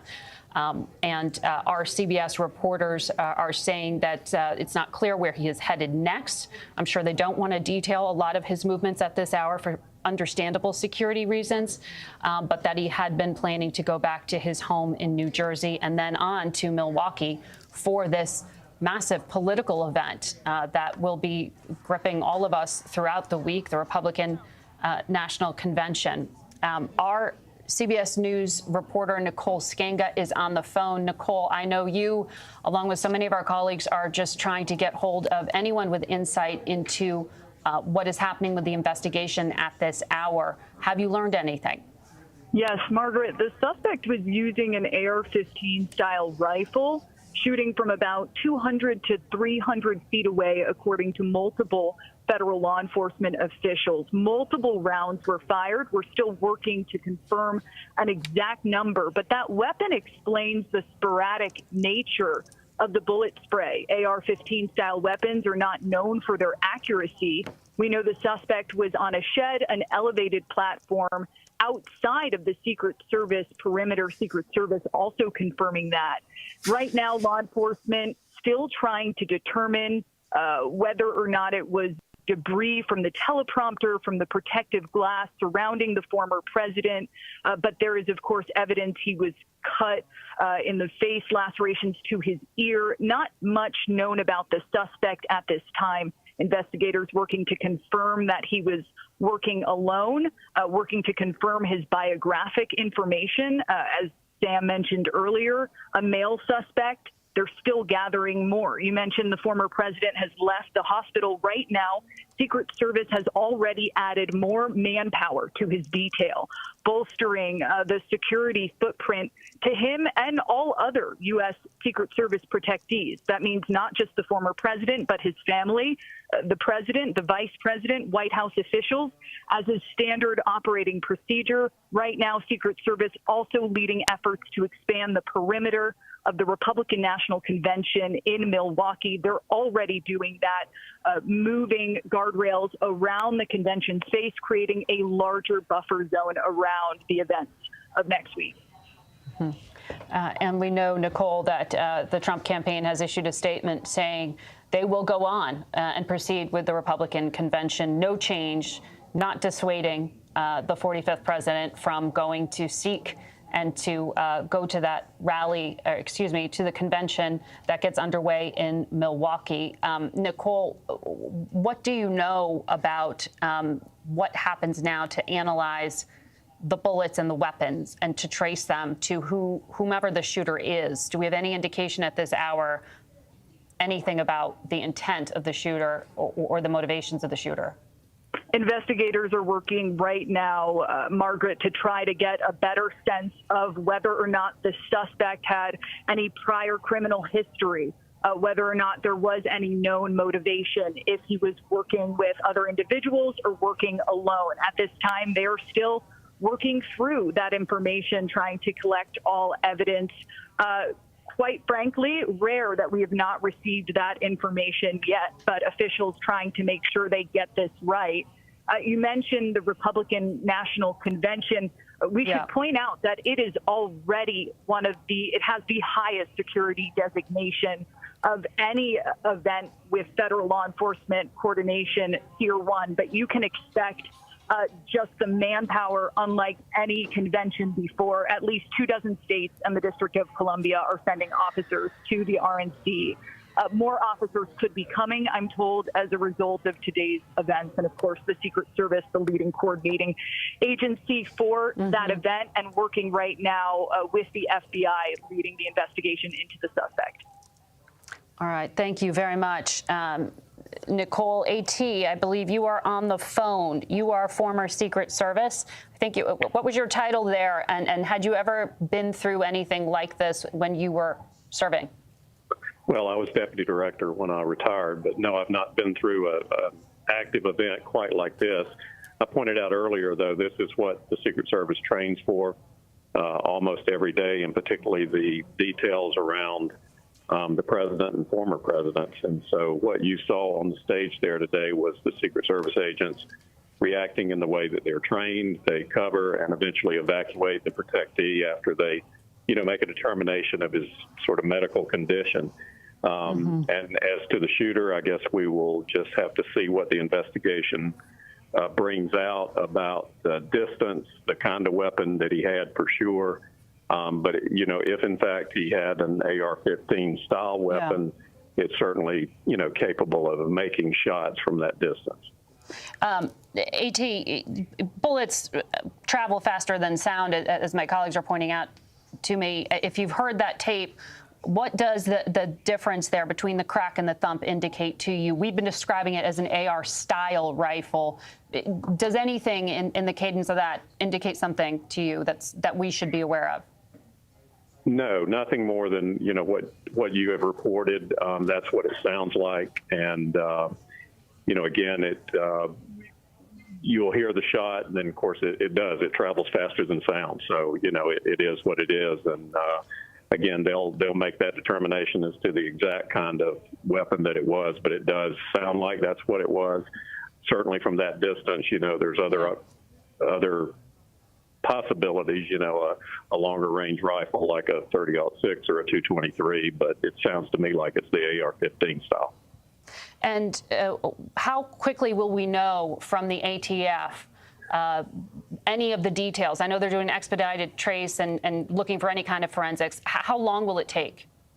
Well, this will obviously be a priority at the top of the list. They will, bar nothing to get to the end of this. It will take a little time. They will have to do some laboratory analysis. The ATF will probably be able to, very quickly trace the origin of the weapon, possibly the ammunition, possibly the person who purchased it, and then all of that will, coalesce around who this individual is. In this kind of a situation where you have an assassination attempt, the FBI, technically under the law, will be the lead agency. But as you said, the ATF is assisting, and the Secret Service will assist and eventually, do their own internal investigation. AT, we know law enforcement must know who the shooter is by this hour. They took him out. He was neutralized as a threat. What are they doing right now to try to understand more about him? They'll begin to look at him since they know who he is. They will look at, anything related to social media. Was he active there? Did he make any sorts of threats, either direct or veiled? Who are his associates? Who are his family members? They're going to have to interview all of those folks to find out, whether or not this individual, had sort of an outspoken criticism of either way, either protectee, for instance. So they will have to run all of that to ground, do the interviews on a personal level. But, the big thing, obviously, these days is social media, to find out what he may have been not just posting, but get into his electronic devices and so forth to see what he might have been looking at. So all of that will come vis-a-vis the investigation, and that will take a little time, but they'll eventually get it and get to the bottom of it. Okay. A.T. Smith there giving us some expert analysis of what he knows at this point. Sam Vinograd, just to go back to you on one point, I was just texting with a former Trump official about the dark moment that we are seeing play out for our country, for our democracy, for the world, really. And this individual was echoing what you were gesturing to, which is that at a moment like this around the world, America's adversaries are looking at this, and that aggressors could choose to get more aggressive because of these kind of vulnerabilities. So I have to imagine at this hour, it is not just domestic threats that are being considered by all of intelligence and U.S. law enforcement? Well, we know that foreign actors are trying to spread divisions in this country. The Department of Homeland Security, or excuse me, the intelligence community put out an assessment just last week that Russia, China, and Iran are involved in election influence and, again, trying to deepen divisions in this country and undermine democratic institutions. By using our own rhetoric. By using our own rhetoric and targeting specific demographics. So we should assume, as we're all reading social media and on Twitter, that information is being manipulated in this moment because it is such a complex time for this country. And at the same time, the notion that the United States is more vulnerable tonight at 9:51 p.m. than we were at 6:11 p.m. is astoundingly true. The Republican nominee for president was not adequately protected by the U.S. Secret Service. And we also have, of course, the President Biden's reputation following the debate, which has been on the line. So overall, this is a very vulnerable moment for our country. And law enforcement resources are being redirected, of course, right now to meet this particular threat. And so it is a difficult time from a security perspective. We have the convention in Milwaukee, which was already a national special security event. More resources are being directed there and for other potential targets coming out of tonight's episode. And we should say at this hour, we have no reason to believe there is an ongoing threat here in the United States. But we also don't know much about who the shooter was. Well, I'll just say, Margaret, we don't know that there are other threats associated with this incident. Mm-hmm. Every official I have spoken to has said that there are threats associated with retaliatory action associated with this event. And so they are deeply concerned about the tense moment this presents for this country and potential retaliatory or copycat violence. Bob Costa, you had some new information? Yes, earlier in the evening, we were on the phone briefly with Congressman Mike Kelly of Pennsylvania, an eyewitness who was there on stage. I believe Congressman Mike Kelly is with us on the phone. Congressman? Yes, Bob, I'm here. Congressman, we spoke for a few minutes earlier. We appreciated your time. Walk us through the exact moment you heard a popping sound, where you were standing in relation to former President Trump, exactly what happened. We heard from David McCormick, who was sitting in the first row. Where were you? What exactly did you see? I was actually sitting in the first row, about one chair down from Dave McCormick, and we were probably 50, 60 away from the podium where President Trump was speaking. It was just all I could see. I was watching the president talk.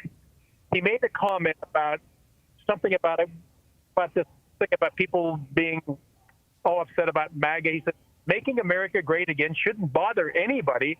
That doesn't make sense. Then all of a sudden I hear this series of pops, and I see the president go down, and I heard people behind me yelling, and about 10 rows up, 12 rows up from where we were sitting, we saw people kind of scattering, and they had blood on their shirts.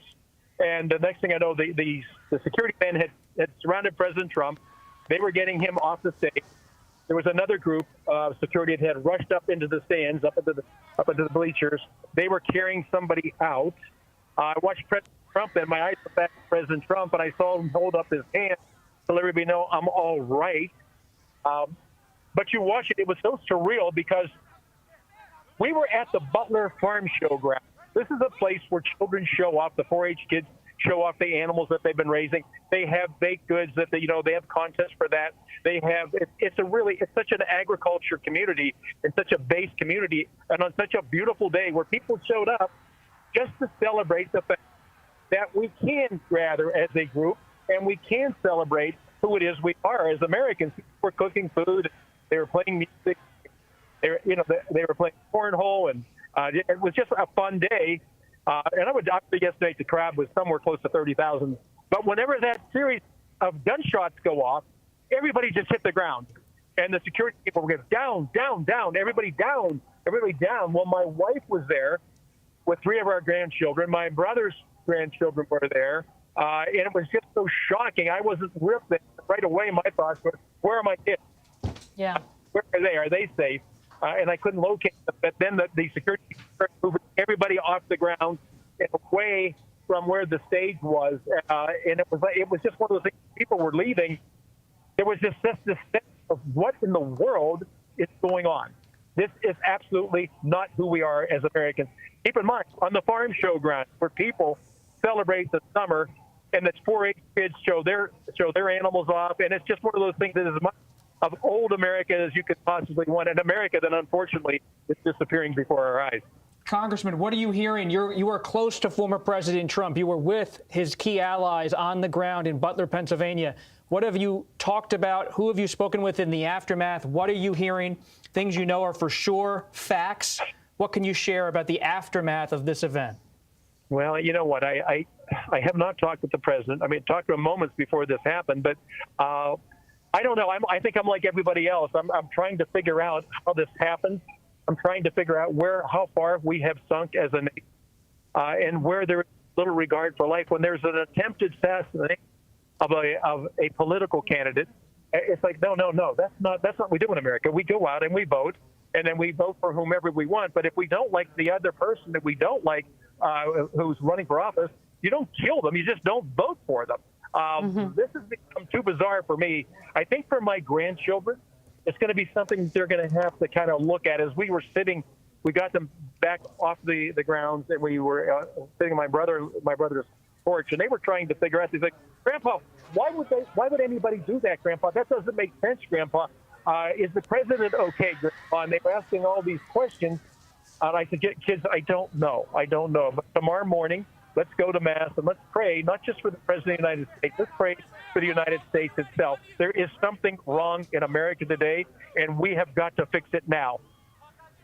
Congressman, I really appreciate that sentiment that you are sharing, and I can only imagine it was in such stark relief when you had your grandchildren there with you. That is terrifying, and I'm very glad to hear that they are okay.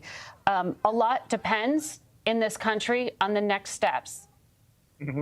And I wonder what your message is to everyone in this country, all your fellow lawmakers, in terms of the rhetoric and the word choice they make to describe what happened. I know you talked about this as an assassination attempt, which is what we are reporting it was. But just to be clear, you are not in any way insinuating that this was linked to the United States government as an actor. Are you? No. But I witnessed this before in 2017 when our Republican baseball team was practicing for a baseball game to raise money for charity, and our current leader, Steve Scalise, a shooter showed up at that morning baseball practice and shot up the Republican baseball team. What you start to wonder, and the only thing I can go on is my childhood. Mother and a dad who raised us. We were faith-based people. We believed what we believed, and we believed it was right, and we believed the United States was far and away the best country to live in. And now I look at what's happening, and I said, you can't possibly turn your head away from 1.5 million men and women in uniform that have allowed us to continue to practice this incredible representative republic that we participate in as citizens. When we become too casual about life, when we become too casual about what role the United States plays, when we've just become too casual about the basic belief system that we have, then that's the very anchor, that's the foundation that America was built on. We've got to get back to those standards, and we've got to say at this point, it's up to all of us. It's not Republicans, it's not the Democrats, it's not the independents, it's the American people. We've got to wake up and look at what we're losing, the greatest nation the world has ever known, and we're allowing ourselves to go down a different pathway. We can fix it, but we have to fix it internally, and we have to be sincere when we say we're going to fix it. Congressman, I think your words will resonate with a lot of people who see these events unfold and worry about their families, about their safety, about what will happen next in our politics. These moments of violence are incredibly rare, and they should never happen. And all of us around this country should be concerned about that and the 45th president as he recovers from his injuries. Donald Trump says he was injured and shot in the ear. We know he has left the hospital and that he is recovering, thankfully, but there are others who did not survive. Correct. Yes. Yeah, and I don't know the injuries. We've heard certain injury replays, but I think about the president when I saw the wound. That's fractions of an inch away from killing him. Yeah. But somehow, through an act of God, he's gonna survive it. We're going to go to a convention this week up in Milwaukee, and we're going to talk. We're going to nominate our president for the party. But folks, I mean this sincerely. Yeah. We've got to get away from where we are today and back to where the founding fathers what we intended for this country. This has always been the beacon of hope and freedom and faith in the world. We cannot turn our back on that and say, well, this is okay. This is the way it is today. Don't accept it. It's not the way it is today. We can change it, but we all have to put our shoulder to the wheel on this one. Congressman, amen. I think all of us agree with you, and all of us here will be choosing our words very carefully in the coming hours. And we should beyond that as well. It is 10 o'clock in the East, 7 in the West. And if you are just joining us on CBS News, we are reporting for you the developing story around what happened around 6 p.m. Eastern time today. The former president of the United States and presumptive Republican nominee, we know, is now safe, though he was injured in that shooting you just saw that happened at a rally in Pennsylvania. After that, as you can see, he was able to stand up.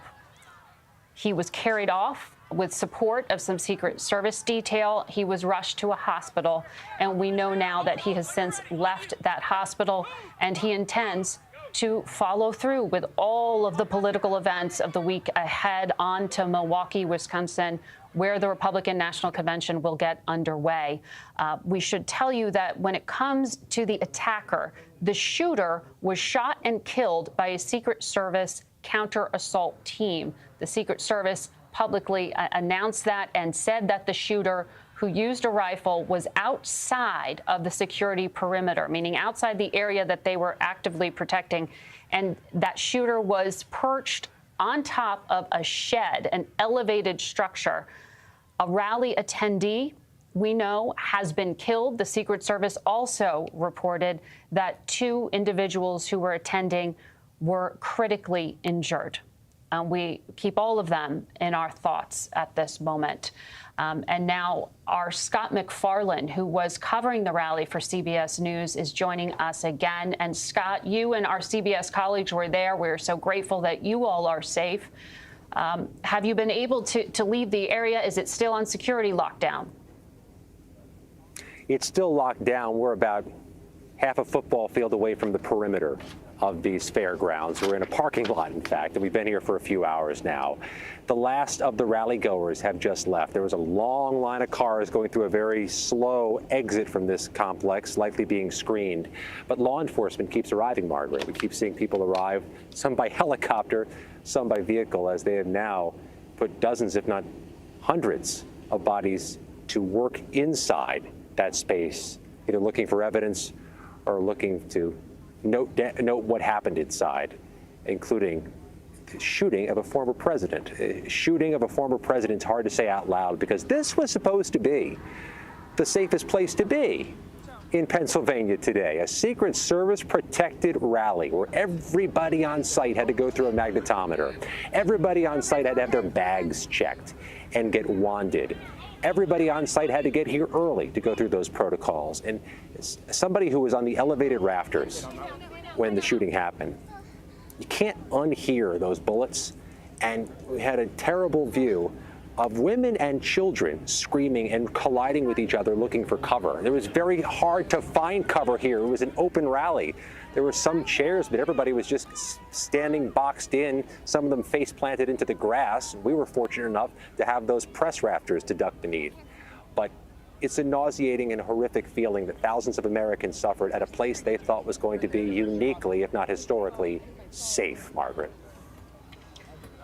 Well, the security protocols typically are quite stringent, and I'm sure they will be even more so after this massive breach of security underway. Scott, take care of yourself, please, and take care of our colleagues there as well.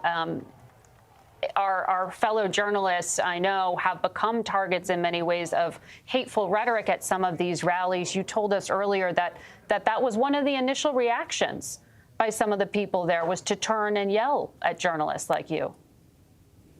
I'd say a few dozen approached the barricades that separated us, low barricades that separated us, were cursing at us, gesturing at us, blaming us, saying this is your fault, this is your fault. When the former president jumped up and pumped his fist, it seemed to ground some of the crowd a bit, but not everybody. But I want to share this anecdote again because it's important. When you come to a Trump rally in your media, you're going to get heckled by some of the people in the crowd. A couple of the people in the crowd who I saw doing it earlier in the day came to check on us after. A terrible way to unify, but we put aside the politics. This was a terrible moment everybody here shared. And I got to tell you, Margaret, I saw kids in every corner of this rally. It's a weekend. We're on a farm. It's Butler County, Pennsylvania. This was a family event. And those kids saw something no kid should ever see. No, and those poor children, what their parents are doing tonight to try to explain to them what they just lived through when they went to a political rally. Scott McFarland, please take care of yourself. And, you know, Bob, in our conversation earlier when you were explaining to us what the former president said to describe his injuries, when he described what he said, he was hit by a bullet in his ear. I pointed out that he didn't call for his supporters to take a breath and step back. And the reason I made that comment, it's not that it's without empathy or concern. I think we all have great concern about our candidates, their health, their safety. But it is to say the concern about the heightened threat level, the fact that Americans are on edge, exactly what Congressman Kelly was saying in our phoner. He said, everyone take a breath, and that we have to be responsible for protecting our democracy, and that the words we use, the rhetoric we use is part of that. Well, there is a lot of anger still on the Trump side tonight. Chris LaCivita, Trump's top campaign advisor, just put on social media that he wants people to be held accountable. But he said, to your point, Margaret, in his view, quote, the best way is through the ballot box, Let us go back to what the latest statement from former President Donald Trump was made at 8:42 p.m. tonight. Minutes before that, I heard from Donald Trump Jr. He said his father is fine. Then his father posted this. I want to thank the United States Secret Service and all of law enforcement for their rapid response on the shooting that took place in Butler, Pennsylvania. Most importantly, I wanted to extend my condolences to the family of the person at the rally who was killed, and also to the family of another person that was badly injured. It is incredible that such an act can take place in our country. Nothing is known at this time about the shooter, who is now dead. I was shot with a bullet that pierced the upper part of my right ear. That is his statement here. And he also adds, I knew immediately that something was wrong and that I heard a whizzing sound, shots, and immediately felt the bullet ripping through the skin. Much bleeding took place, so I realized then what was happening. He ends with God bless America. That's the latest statement from former President Donald Trump. CBS News has confirmed he has left the hospital within the past hour or so in Butler, Pennsylvania, near the site of the rally. He has issued that statement. His son, Donald Trump Jr., said he is speaking to people on the phone, that his father is, quote, fine. And at this point, that is the latest from the Trump camp. But there is outrage among so many Republicans tonight about this permeating social media. Yes, do yourself a favor and don't look at social media. Well, it's a reflection of where we are, though. It is. Days before the convention, we live in a politically charged moment. I can remember, Margaret, just weeks ago, I was covering former President Donald Trump's criminal rally in New York. Someone lit themselves on fire, just steps from the CBS News camera. We live in this incendiary time, literally and figuratively. It's so unfortunate in our politics, but it is the reality of what we're covering. There was an attack, a shooting of the presumptive Republican nominee, a former president of the United States, and we've seen an outpouring of support from former presidents. And President Biden himself called this a sick moment in America. And we want to play for everyone listening here a statement made a few hours ago by President Biden when he addressed the country from the Rehoboth Police Department after he was given a briefing on the situation regarding his political rival. Let's listen to his statement. I've been thoroughly briefed by all the agencies in the federal government as to the situation, based on what we know now. I have tried to get a hold of Donald. He's with his doctors. Apparently he's doing well. I plan on talking to him shortly, I hope, when I get back to the telephone. Look, there's no place in America for this kind of violence. It's sick. It's sick. It's one of the reasons why we have to unite this country. We cannot allow for this to be happening. We cannot be like this. We cannot condone this. And I want to thank the Secret Service and all the agencies, including the state agencies, that have been engaged in making sure that the people who, and we have more detail to come relative to other people maybe injured in the audience. I don't have all that detail. We'll make that available to you. I may be able to come back a little later tonight, but we'll put out a statement if we don't, if I'm not able to if it's not convenient for you all. That was President Biden explaining that he had tried to reach out to Donald Trump, will continue to do so to check on whether he is okay following what is clearly a traumatic event, having been shot at that rally. He has left the hospital. We know Donald Trump has issued a statement to that effect, reassuring his supporters that he will carry on with his campaign and the political events over the coming days that are expected in Milwaukee, Wisconsin. Let's bring in CBS News senior White House and political correspondent Ed O'Keefe, who is out in Milwaukee. Ed, what can you tell us at this hour? Margaret, a handful of things that we should convey. First of all, the White House tells us now President Biden is going back from his Rehoboth Beach home to the White House tonight. We still don't know whether he might try to address the nation again tonight, as he suggested earlier. We're waiting to hear about that. He was in his Saturday evening mass, as he often attends when he's in Rehoboth Beach, when the Trump incident occurred, and was briefed by his top Homeland Security officials and his chief of staff after Mass, and told them that he wanted to address the nation and the world as quickly as he could to convey that message that you just saw. But as you said, we don't know yet whether the current and former presidents have spoken to each other. But the fact that the president said he wanted to was designed to signal to the country and the world that at least he is trying to maintain order and ensure that the temperature stays down. The other thing that his campaign, at least, has done tonight is to spend all what they called outward communication. That includes television advertising, digital advertising, radio advertising. Tens of millions of dollars of it has now been set aside.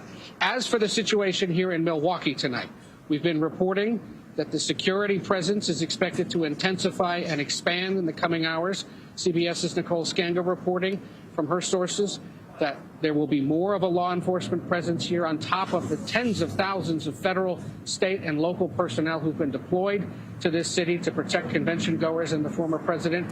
It's a situation being led by the U.S. Secret Service. It's considered a top national security event, just like a presidential inauguration or the Super Bowl, and it will be intensified, we're told, in the coming hours. We don't know yet specifically what that is. One top state official telling me tonight that the Secret Service, again, is responsible for all this, but, quote, surely there will be changes. As for the convention, the show will go on. The Republican National Committee and the Trump campaign in the last hour issuing a statement that reads in part, quote, President Trump looks forward to joining you all in Milwaukee as we proceed with our convention to nominate him to serve as the 47th President of the United States.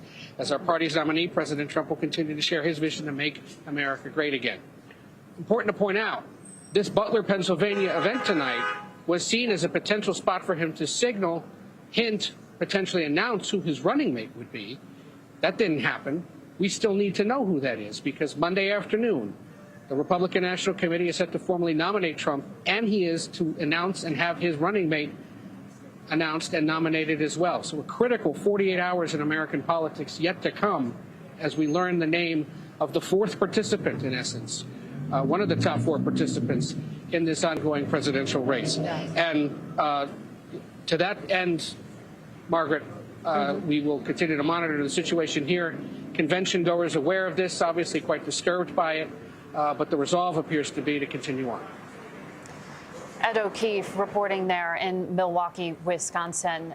And we don't have any detail at this hour as to the shooter, who he was, where he had obtained this weapon, how he was able to, as eyewitnesses described, get himself carrying that weapon on top of an elevated position to then take shots, shots that successfully at least nicked, if not went through the ear of the Republican nominee or expected nominee, along with other individuals, two people critically injured, and one who lost his life in addition to the shooter. And, you know, I'm looking at the research done by our data journalism team here at CBS News, looking at these active shooting incidents. The last time that these happened, an active shooting incident at a political event were also in open air spaces like this one in Pennsylvania. One of them, the 2011 shooting of Representative Gabby Giffords at a supermarket parking lot in Arizona. And then in 2017, the shooting of then Congressman Steve Scalise at a congressional baseball game practice in Virginia. Scalise now part of the very top of House Republican Party.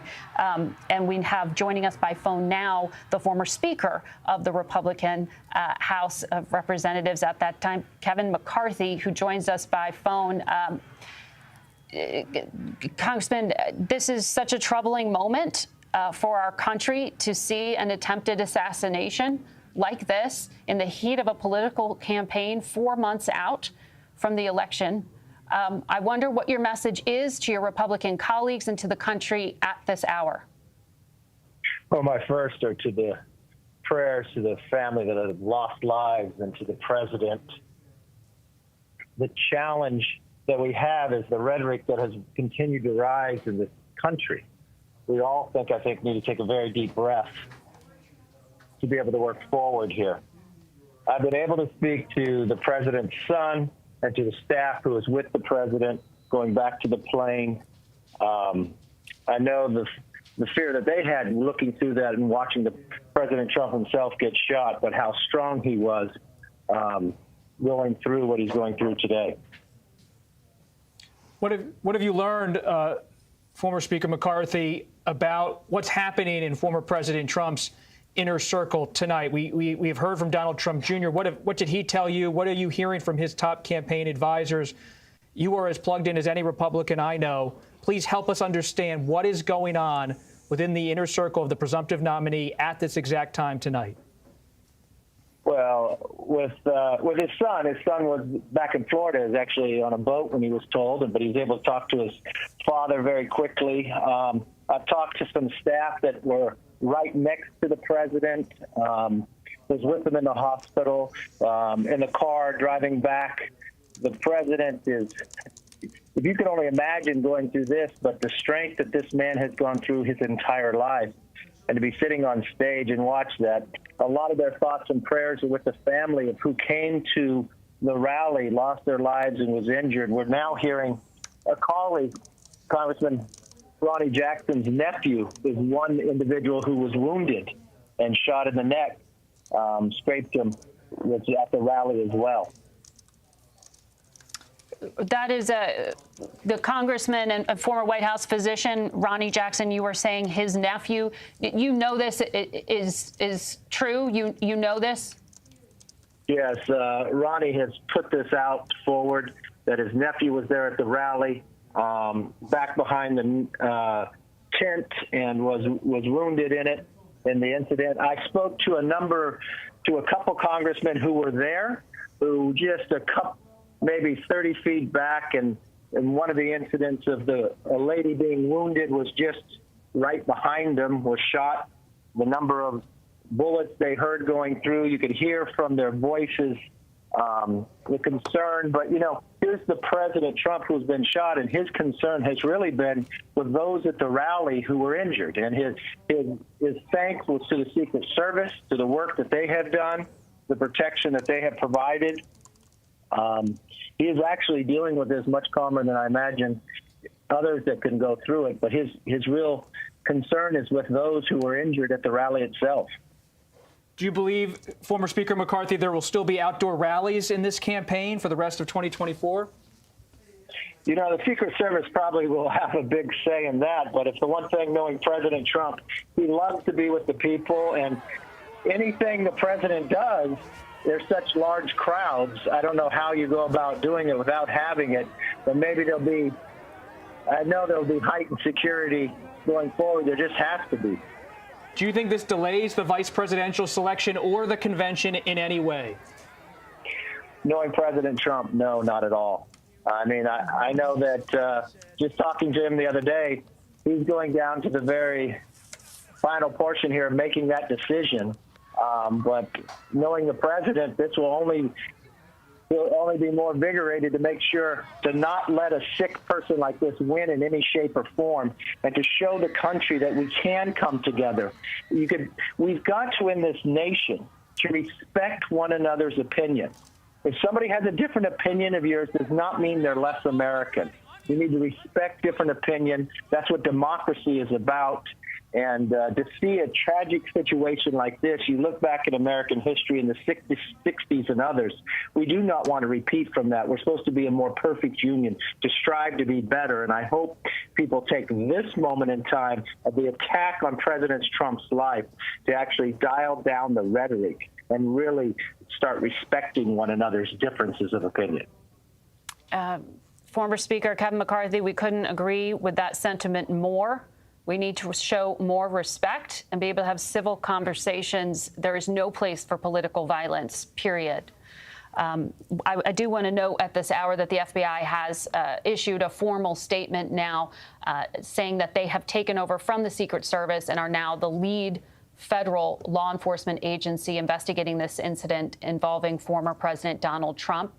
Earlier today in Butler, Pennsylvania, special agents of the FBI Pittsburgh field office were the first immediate responders here, including crisis response team members, evidence response technicians, and they are going to continue to support the investigation with the full resources of the FBI, along with the Secret Service and local law enforcement. And they have actually published a tip line for anyone who has information to share, who might have been there, an eyewitness. That tip line, 1-800-CALL-FBI, asking for any information that could assist with the investigation. I also just want to quickly update on those two individuals that the Secret Service said were injured at the rally. We know that those two patients are at Allegheny General Hospital. They were indeed injured. The hospital confirms both patients are in critical condition.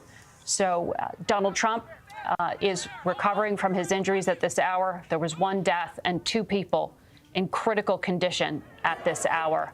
Let's bring back into the conversation Chief Washington Correspondent Major Garrett. He is on the phone. Major?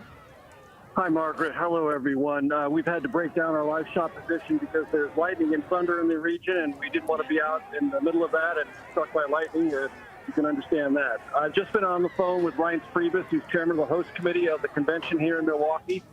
It has not been relayed to him formally by the U.S. Secret Service that they are going to enlarge the security perimeter here. He does not doubt that that's what's going to happen. That has not been officially conveyed to him yet, but he expects that to happen. We certainly have reporting from our own Nicole Skanga that tells us that's going to occur. Reince Priebus, the chairman of the host committee here, believes that, in fact, will occur. What I can tell you right now, at this hour in downtown Milwaukee, just 2 blocks from the arena, the Fiserv Arena, where the convention will be conducted, things are, for the moment, as normal. The apparatus to build a security perimeter is certainly visible, but nothing is being extended at the present hour. There's certainly more police visible, a couple of helicopters that I didn't see an hour or two ago, but everything else, for the moment, is as it was. And I would say as normal as something could be in preparation for a security event of this magnitude starting on Monday here in Milwaukee. One other thing to note, and this has been a part of our conversation for the last hour or so. As Robert Costa pointed out, as Olivia Rinaldi pointed out, we are still awaiting former President Trump's announcement of a running mate. Talking to those within the Trump inner circle, this assassination attempt in Butler, Pennsylvania, has created many repercussions, obviously. One of the repercussions is, has this brought into somewhat sharper relief something that former President Trump has routinely said, that the pick he wants to have as a running mate, the political impact is maybe not as important to him as the ability to carry out the job should something terrible happen. Those are the former president's words. He said that many times. The former president has said privately to his advisors, not tonight, but in the past, North Dakota Governor Doug Burgum, as a 2-term sitting governor, fits that idea that he has as someone who could instantly step into the job. Does this event in Butler, Pennsylvania, raise questions about J.D. Vance, 39 years old, 1.5 years in the United States Senate? Would that be sufficiently experienced in light of this assassination attempt? We don't know, but those in the Trump inner circle who have talked about the way this is now being thought about in those circles are coming to the conclusion that it's going to get a very serious relook in light of events this afternoon in Butler, Pennsylvania. Major Garrett, this just changes so much for the political moment we are in, for the campaign we are all covering as part of the exercise in democracy, which is in this country to go and express yourself and try to force change through the ballot box, not through violence. And violence we saw today, we are describing it in this context because it was at a political event. It was at a political rally. We have gun violence in this country. We have shooting events and all the time, frankly. But we are in a high-threat environment. We are in a politically charged environment. And the assumption here is that the shooter was attempting to assassinate the Republican candidate for a political outcome. And we need to find out more about any kind of identifiers on the shooter, who he was, what his motivations were. But we do know from one of the eyewitnesses on the ground who spoke to our partners over at the BBC that individuals in the area saw this gunman climb to the roof with a weapon and warned law enforcement minutes before shots were fired. Listen. We noticed a guy crawling, bear crawling up the roof of the building beside us, 50 feet away from us. So we're standing there, we're pointing at the guy crawling up the roof. And he had a gun, right? He had a rifle. A rifle. We could clearly see him with a rifle. Absolutely. We're pointing at him. The police are down there running around on the ground. We're like, hey, man, there's a guy on the roof with a rifle. And the police were like, huh, what? Like they didn't know what was going on. We're like, hey, right here on the roof. We can see him from right here. We see him. He's crawling. And next thing you know, I'm thinking to myself, why is Trump still speaking? Why have they not pulled him off the stage? I'm standing there pointing at him for, 2-3 minutes. Secret Service is looking at us from the top of the barn. I'm pointing at that roof, just standing there like this. And next thing you know, 5 shots ring out. So you're certain that the shots came from that guy on the roof? 100%. And that was an eyewitness to events. The video you see there, you can see men perched with guns. Those we believe are the Secret Service snipers who responded to the attacker. As you can see, with the American flags on top of the area where the former president had been perched. And what we know from the Secret Service is that they were able to eliminate the shooter. We want to be clear that we cannot say if the specific sniper you were seeing in that video was the one who took out the shooter, but you can see the effort underway to react in the moment to the attack that had just happened. That video just coming in at this hour. We wanted to play it out for you. We also want to tell our viewers that the President of the United States, Joe Biden, has decided to head back from Rehoboth, Delaware, to the White House tonight, underscoring the urgency of the moment we are in. We want to bring back into our conversation CBS News consultant and former deputy director of the Secret Service, A.T. Smith, who joins us on the phone. A.T., I don't know if you were able to see that video of the sniper response. What are your thoughts in terms of their quick reaction? Well, that is exactly what they're supposed to do. They are positioned for long-range threats, and the kind of thing that we're talking about apparently occurred tonight. At the same time, their responsibility is to have 360-degree coverage. In other words, when I talked earlier about concentric rings of security, a outer perimeter, a middle perimeter, and an inner perimeter, the counter sniper team is really responsible for beyond that outer perimeter. And, they have long-range binoculars, long-range weapons, scopes, and that sort of thing. And so their responsibility is to be panning 360 degrees around that site, that event, to search for a threat of this type. A.T., I just want to quickly tell our viewers that a White House official has told CBS News that President Biden was able to speak tonight to former President Donald Trump. He also spoke to the governor of the state of Pennsylvania, Josh Shapiro, as well as the mayor of Butler, Pennsylvania, Bob Dandoy. And we know President Biden is returning here to Washington to receive an updated briefing tomorrow from Homeland Security and from law enforcement officials. AT, given the moment we are in, and I just keep making that broader point because of the concern of how these hours are handled. As a former Secret Service officer, what are you thinking in this moment ahead of a convention 4 months out from an election? What kind of security increases can be done at a time when we are already at such a high threat level? Well, and earlier, as I think Major Garrett pointed out, in Milwaukee, there's already enhancements that they believe will be underway. I mean, certainly they had not cut, any security measures prior to the convention. But when you have an event like this, everything will be reevaluated constantly, and I'm sure that they will increase the manpower. There had been a lot of back and forth and controversy, I think, about the protest zones in Milwaukee. I'm sure that will be reevaluated because, while everyone's entitled to their First Amendment rights, they will just have to take a harder look at that and make sure that, the security around events like that and protests are, adequately prepared for. But having said that, I think until they determine that this was a lone gunman versus a concerted effort, there'll be an increase in most all of the protective details. Again, someone mentioned earlier how many protectees we have, President, Vice President, obviously the former presidents, but there are others out there that are protected by the Secret Service as well, the Secretary of Treasury, Secretary of the Department of Homeland Security.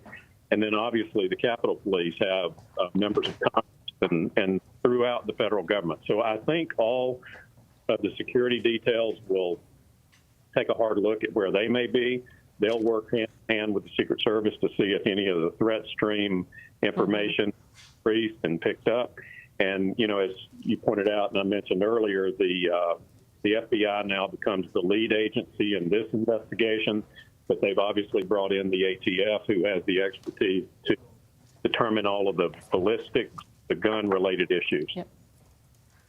All right, A.T. Smith, thank you for your analysis. It is 10:30, just after 10:30 here on the East Coast, 7:30 on the West Coast, and we want to recap the breaking news that we have been following. As you know, at this hour, there has been a significant event in the battleground state of Pennsylvania at a political rally being held for Donald Trump, and Trump himself was the subject of an assassination attempt at that political rally. We know shots were fired shortly after 6 p.m. Eastern time. The presumed Republican nominee was then rushed off stage by Secret Service to a nearby hospital. The former president is now safe. He is out of the hospital, and he said he was, quote, shot with a bullet that pierced the upper part of my right ear. That was in a post on social media. We haven't actually been able to hear directly from Donald Trump yet, but we know that he is recovering. Unfortunately, one individual attending that rally lost his life tonight. We know that 2 other people have been critically injured. Others in the area are also reporting some minor injuries, but the local hospital says 2 people are critical. And CBS News is reporting that the gunman who was able to take this shot that came so close to Donald Trump that it actually pierced his ear was using an AR-style rifle. There were multiple shots, and tonight we know because of this, the current president of the United States, Joe Biden, is returning to the White House. He had been at his private home in Delaware. And we know that tomorrow he will undergo a full briefing from his Homeland Security team. He has spoken with former President Trump, as we told you, and the governor of Pennsylvania, Josh Shapiro. And in a taped statement earlier today, we heard from President Biden that he was going to reach out to his political opponent. He called him Donald. He said he wanted to call, he had called, and we now know at this hour that the 2 men were able to speak. We don't have details on the content of that conversation, but we will bring you everything as we learn it. We also know at this hour, joining us is House Majority Leader Steve Scalise. someone who knows firsthand what political violence is like. The Louisiana congressman, as you all recall, was shot and injured at a congressional baseball game practice in 2017. And Leader Scalise joins us now on the phone. I wonder, sir, at this hour, have you been able to speak with Donald Trump? Do you know how he's doing? Yeah, we texted back and forth a few hours ago. I told him I was praying for him and he's doing well. And he texted back that he's doing fine. Obviously, a lot of concern early off when there was a lot more unknown about his injury, and then we found out more that there was another fatality there, that somebody killed that was a spectator at the rally. And we pray for everybody involved and, glad the shooter's down, but, still a lot more questions, but just alarming that something like this would happen at a political rally with the former president, that it was able to come to this and get that close. Absolutely. It's chilling. It's scary for people who are watching. Leader Scalise, and I remember when you were injured, the images of then President Donald Trump and the First Lady going to the hospital to visit you. I wonder how that moment, that experience, has changed the way you experience our politics and what your message to Americans is at this hour. Yeah, look, we in the greatest country in the history of the world, and we have big political differences. And, we did 240 years ago when our country started. But, the way we settle our differences at the ballot box, that's what makes America unique. We cannot tolerate political violence. And, we've seen some of it brewing over the last few years. But at the same time, we all need to be vocal in speaking out against it. And as you mentioned, when I was shot, President Trump came to the hospital at night and, consoled my family. I was in a coma for 3 days, but, he and I still talk about that a lot. And he was there for me. I reached out to him because I want to be there for him, like so many other people want to be there for him, just praying that he's okay. But, then there'll be a lot of other questions later. Leader Scalise, Bob Costa, I've covered you for a long time, Congressman, and I remember when you were shot. I remember when you came to the United States House of Representatives, and I've witnessed your recovery up close as a reporter.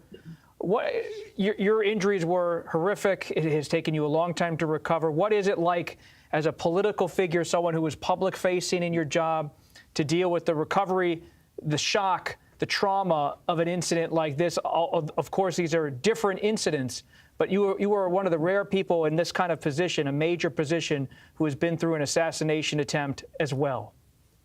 Yeah, and I mean, back then I almost didn't make it through. There are a lot of miracles.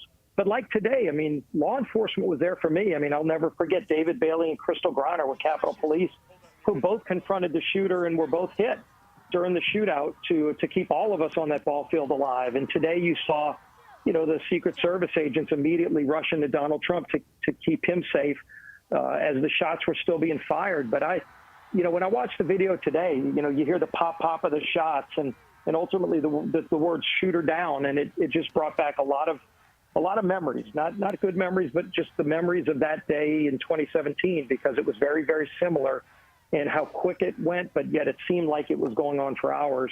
And then just the bravery of law enforcement then, like we saw today. So you are now one of the leaders of the House of Representatives. You work very closely with Speaker Mike Johnson, also from the state of Louisiana. What steps, if any, what can you share with us, concrete things that are being discussed, if anything is being discussed, about hearings, possible investigations at the House level of the Secret Service, Homeland Security? Please provide any specificity what you as a House leader are planning to do in the wake of this. Yeah, we've been in constant communication with colleagues, with staff on the Oversight Committee, on some of the other committees. Of course, we're checking into some of the reports. Was Trump's Secret Service team asking for more Secret Service for weeks and been denied that? We're looking at that as well. But, why was a shooter be able to get on the roof of a building literally 150 yards away from Trump's podium undetected? Those are serious questions that we're going to be asking. Some of that we may find out quickly. Some of it we will have hearings on. But, next week we've got the convention. A lot of additional effort was put into security at both the Republican and Democrat Party conventions this year. as needs to be the case, unfortunately, these days. But what exactly are you going to do? Do you have any plans at this point? I'm going to be in Milwaukee for the entire convention. I just got word from the RNC that, it appears the President Trump is going to be going forward with the schedule as was laid out. He'll, I'm sure, talk more about what that is. I mean, we were expecting to hear the VP pick rolled out early next week. That's still going to be up to President Trump how that's done, but I haven't heard of any changes in plans starting Monday in Milwaukee. Leader, I see Speaker Johnson is already saying he's going to call up the Secret Service director and officials from Homeland Security and FBI for a hearing. That is something that I'm sure the world will watch, but I wonder what your message is. Have you specifically instructed members in the coming hours to rein in some of the rhetoric that I will point out some are using online that is somewhat incendiary in terms of really blaming this somehow on the administration? Have you asked them to refrain from that? I've already been very vocal within moments of the shooting that political violence is not something anybody should tolerate, but also I went further and said that we need to dial the rhetoric down. And there's been a lot of rhetoric for the last few months. And, and I think some of that, this idea, and Bob Barr even said it, that Donald Trump's some threat to democracy. That kind of language all it takes is one person to hear that and act on it. And I don't know if that's the case today, but those are the kind of things that shouldn't be said. And all of us need to do better and dial the language down. Let's focus on the issues. We have real serious issues that divide us and real serious problems in this country. Let's let the next 4 months be about how to fix and solve those problems in America and not have the incendiary language that unfortunately we're seeing right now. Leader Scalise, would you call for more security for members of Congress? You are someone who has been attacked as a member of Congress, a former president tonight shot in Butler, Pennsylvania. Yes or no? Would you support or call for more security for members of the House and Senate? We've increased security in the House and Senate and with Secret Service as well. All of those agencies are unfortunately more active than ever at rooting out threats. There's people that still threaten the lives of members of Congress that you hate to see, but it's still going on. And, you see that in the executive level, too. This is something that shouldn't be tolerated. But we also need to see a more aggressive attitude when somebody does commit political violence. Today the shooter was killed, but there's other examples of violence where the people were let go. And that's not a good sign. You shouldn't be letting people go that commit political violence, because then they're going to just send a message that it's okay to do it, and it's not okay. Leader Scalise, I asked you about your members because I see a tweet from the Republican congressman from Georgia, Mike Collins, who said, quote, Joe Biden sent the orders. Is there any information whatsoever to link in any way the U.S. government to what happened today? No, look, I mean, there are reports that the mainstream media had reported about some comments from Joe Biden. I'm not going to repeat them because I haven't seen the video itself, but I've seen multiple reports of it printed. And again, this is all the kind of thing that needs to stop. It needs to stop immediately. All of these things, and then you wonder why something bad happens if somebody goes and goes over the extreme. I mean, nobody should take an extreme measure like today, but unfortunately, I've seen it myself. And what happened with me was a reaction to things that were being said that shouldn't have been said then. Joe Biden's statements, I don't know if you saw his on-camera comments, were not incendiary. It was about lowering the temperature. What are you referring to? This was something from days ago. Okay. But so in this moment, though, in this particular very dangerous moment, that's why I was asking you about your guidance specifically to members. So, but what I understood you saying is that no member should in any way insinuate anything without actually knowing fact first. Right. And then if the facts are confirmed, whoever's behind that should be called out for doing it. and should stop doing it immediately. Okay. Leader, thank you very much for sharing with us all that you know at this hour and your experience. This has to be difficult to relive, as you mentioned. Sam Vinograd, you've been with us throughout, former Homeland Security official. What are you hearing from the Biden administration at this hour from your law enforcement sources? Well, in the first instance, I'm hearing that the White House has given direction to all relevant agencies and departments to engage in this investigation to the fullest extent possible. So all available resources are being directed to investigating the perpetrator of this incident, and on the other hand, how this occurred. So we have really two investigations, Margaret. On the first, who perpetuated this assassination attempt? We understand that intelligence and law enforcement officials at the federal, state, and local level are working together to try to get more information on this individual, his weapon, and how he was able to get this close to the president with that weapon. On the latter, which has been referenced by some of our former guests, how this occurred, there will be most likely an independent investigation of whether there were security failures at the perimeter of this incident. Now, we know that those oversight investigations and independent investigations do take time, Margaret. As you recall, the Department of Justice investigated what happened in Uvalde. That was several months. So we should not expect answers on the operational failures that could have led up to this anytime soon. I also know that the White House, as appropriate, is in touch with relevant officials at the FBI, at the Secret Service, at Homeland Security, and having been in mass casualty response mode myself, there's ongoing communication in that respect, and we should expect the FBI and others, the Secret Service, to try to be as transparent as possible about what they learn, particularly as there are already conspiracy theories circulating about what led to this. So it will be very, very important that the administration continue to be as transparent as possible about what they're ascertaining so that conspiracy theories don't lead potentially to more violence. And they will attempt to elevate truth in that transparency of what they learn here. But as we know, we live in an environment where conspiracy theories are also amplified by our adversaries, as we heard from the Director of National Intelligence just this week. In the briefing that the president will receive tomorrow, we're told that the Vice President, Kamala Harris, will also participate in it.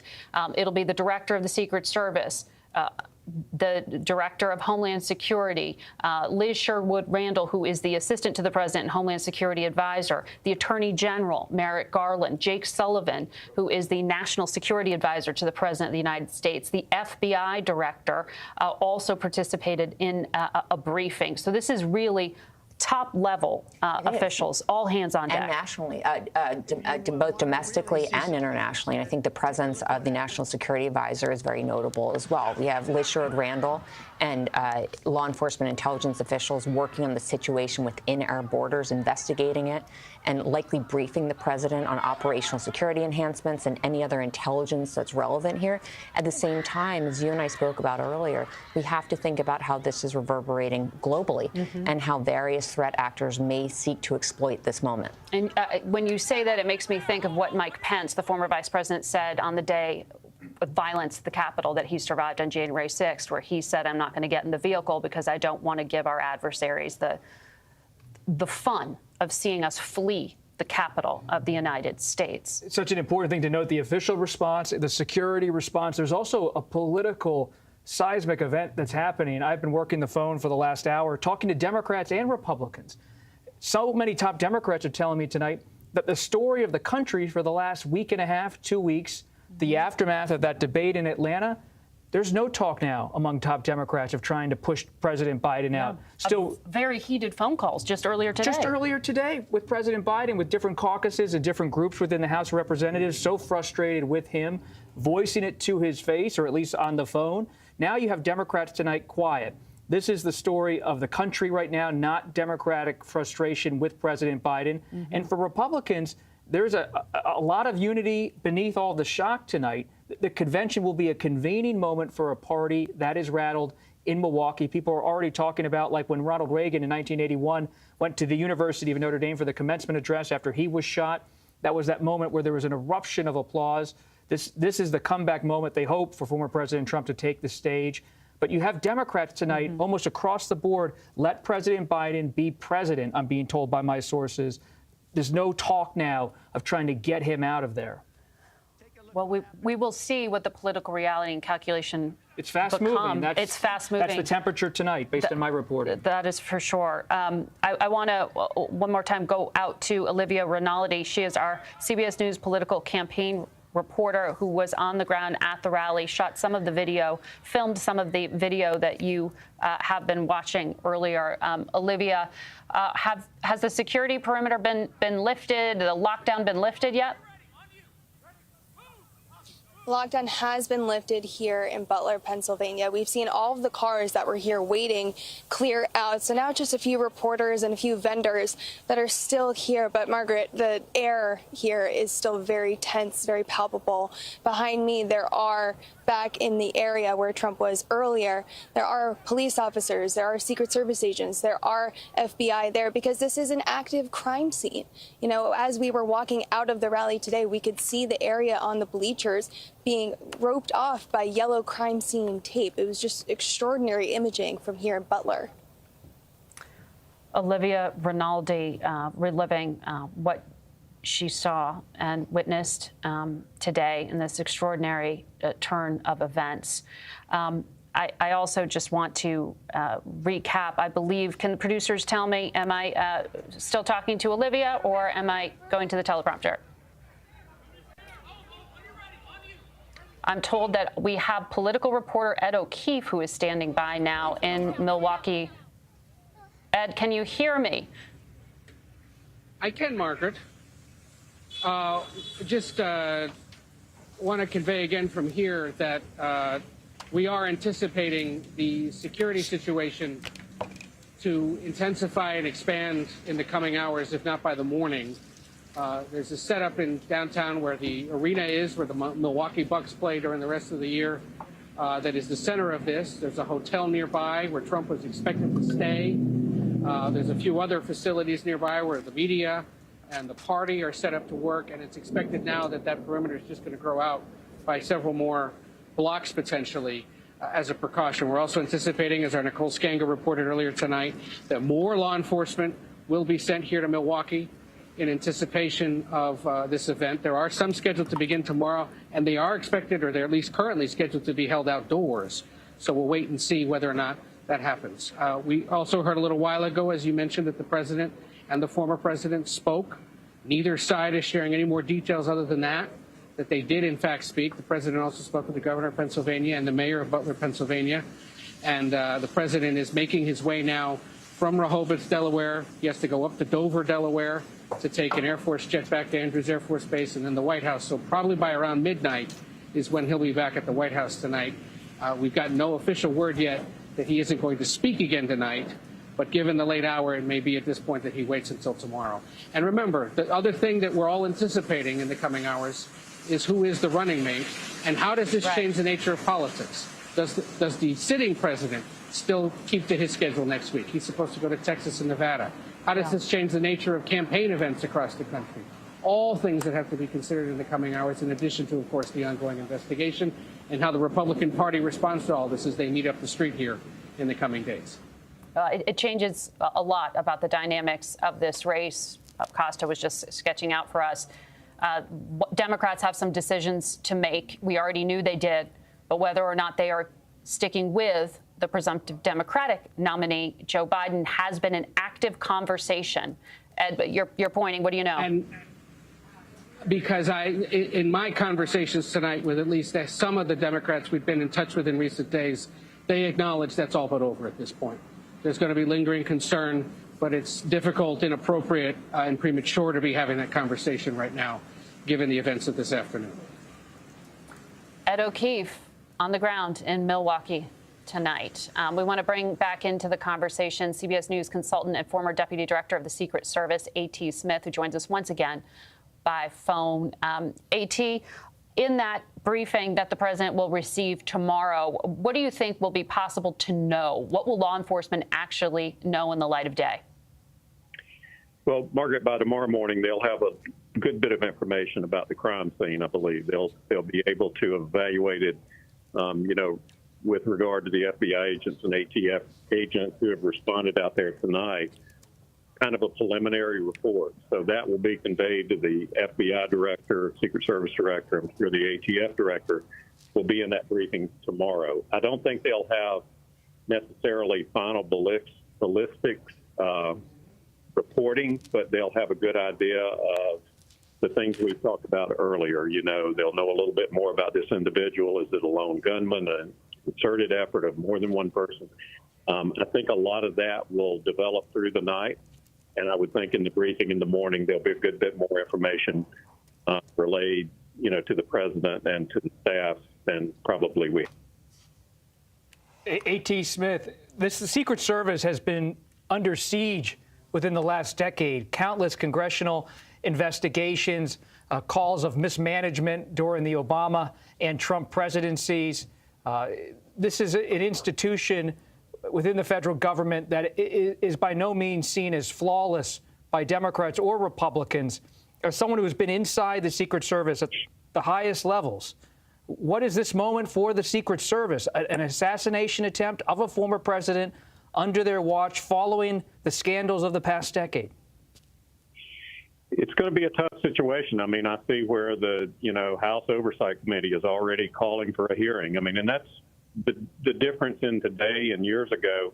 You know, nobody let the dust settle anymore, and get a sort of a complete picture of what happened. We have a lot of the politicians who want to pile on and get their, you know, moment in the media, quite frankly. And, you know, it's not that some of it is undeserved. I mean, they will take a hard look, and nobody will look at themselves harder than the Secret Service. But very often these things become so politicized that the real truth gets lost. And, you know, I was there during a lot of this, and when a lot of this went on, and I hate to say it, but I'm going to point a finger. Unfortunately, some of the members of Congress, you know, want to make hay out of it just for their own purposes. A.T., it's Margaret again. I wonder, as we continue to play this footage over and over again, in the initial shots, it appeared you could hear something, and Donald Trump looked off to his side. It was to his right. And yet he was hit. That makes it would suggest, I would think, then, that the shooter was not head on, but rather at an angle to him. Is there some kind of, you know, glaring oversight there in terms of the visibility for the Secret Service? You know, I don't know yet. As I said, the responsibility for a lone gunman or a distance shooter like we talked is the counter sniper team. If they were at a disadvantage for some reason, if there was foliage that blocked them, if somehow they didn't get the word that people had seen this individual climbing up on the building, that will all be, you know, asserted or certainly evaluated throughout the course of the investigation. And, you know, if there was a failure there, as I said, no agency more than the Secret Service will self-critique. So I think we just have to wait and see sort of what the ballistics from the firearm show, what the distance is, and what we end up finding out about the individual. And, you know, then they'll obviously figure out what the counter sniper officers were doing, you know, on the roof and what their view of, you know, field of vision was at that time. A.T., thank you for your analysis and helping to describe the breaking news to us once again. Just to recap what we know at this hour, that there was an assassination attempt against former President Donald Trump. 115 days before Election Day, the presumptive Republican nominee is safe, but he was injured in a shooting at his Pennsylvania campaign rally earlier today. Mr. Trump has said in a social media post that he was shot in the ear. We know the suspected shooter was taken out by Secret Service and killed. A rally attendee was also killed in the events, and we also know 2 individuals are in critical condition. All this happens just 2 days before Donald Trump is set to be formally nominated for president at the Republican National Convention. The White House says President Biden and former President Trump did speak this evening. In an on-camera comment, Biden said earlier, "There's no place in America for this type of violence." Our coverage of these unfolding events will continue on CBS News 24/7 and your late local news. And tomorrow we will bring you a special expanded coverage of this developing story anchored by our colleague John Dickerson starting at 9 a.m. Eastern. Following that, I'll bring you Face the Nation. This has been a CBS News special. Welcome to KCAL News at 8, streaming live on CBS News Los Angeles. Former President Trump injured as he addressed the crowd during a rally in Butler, Pennsylvania today.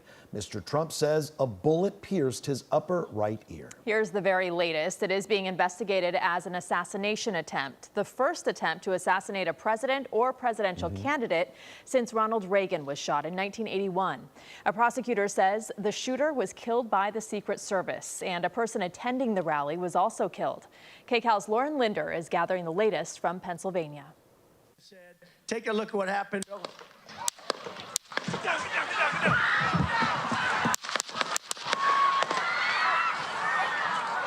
Secret Service agents rushed former President Donald Trump off stage after shots were fired, moments after he began speaking at a Saturday evening rally in Butler County, Pennsylvania. The Secret Service says a man attending the rally was killed.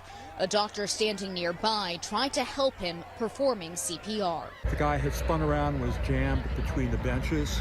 He had a headshot here. Trump raised his fist as he left the stage. On his Truth Social site, the former president said he was shot by a bullet that pierced the upper part of his right ear.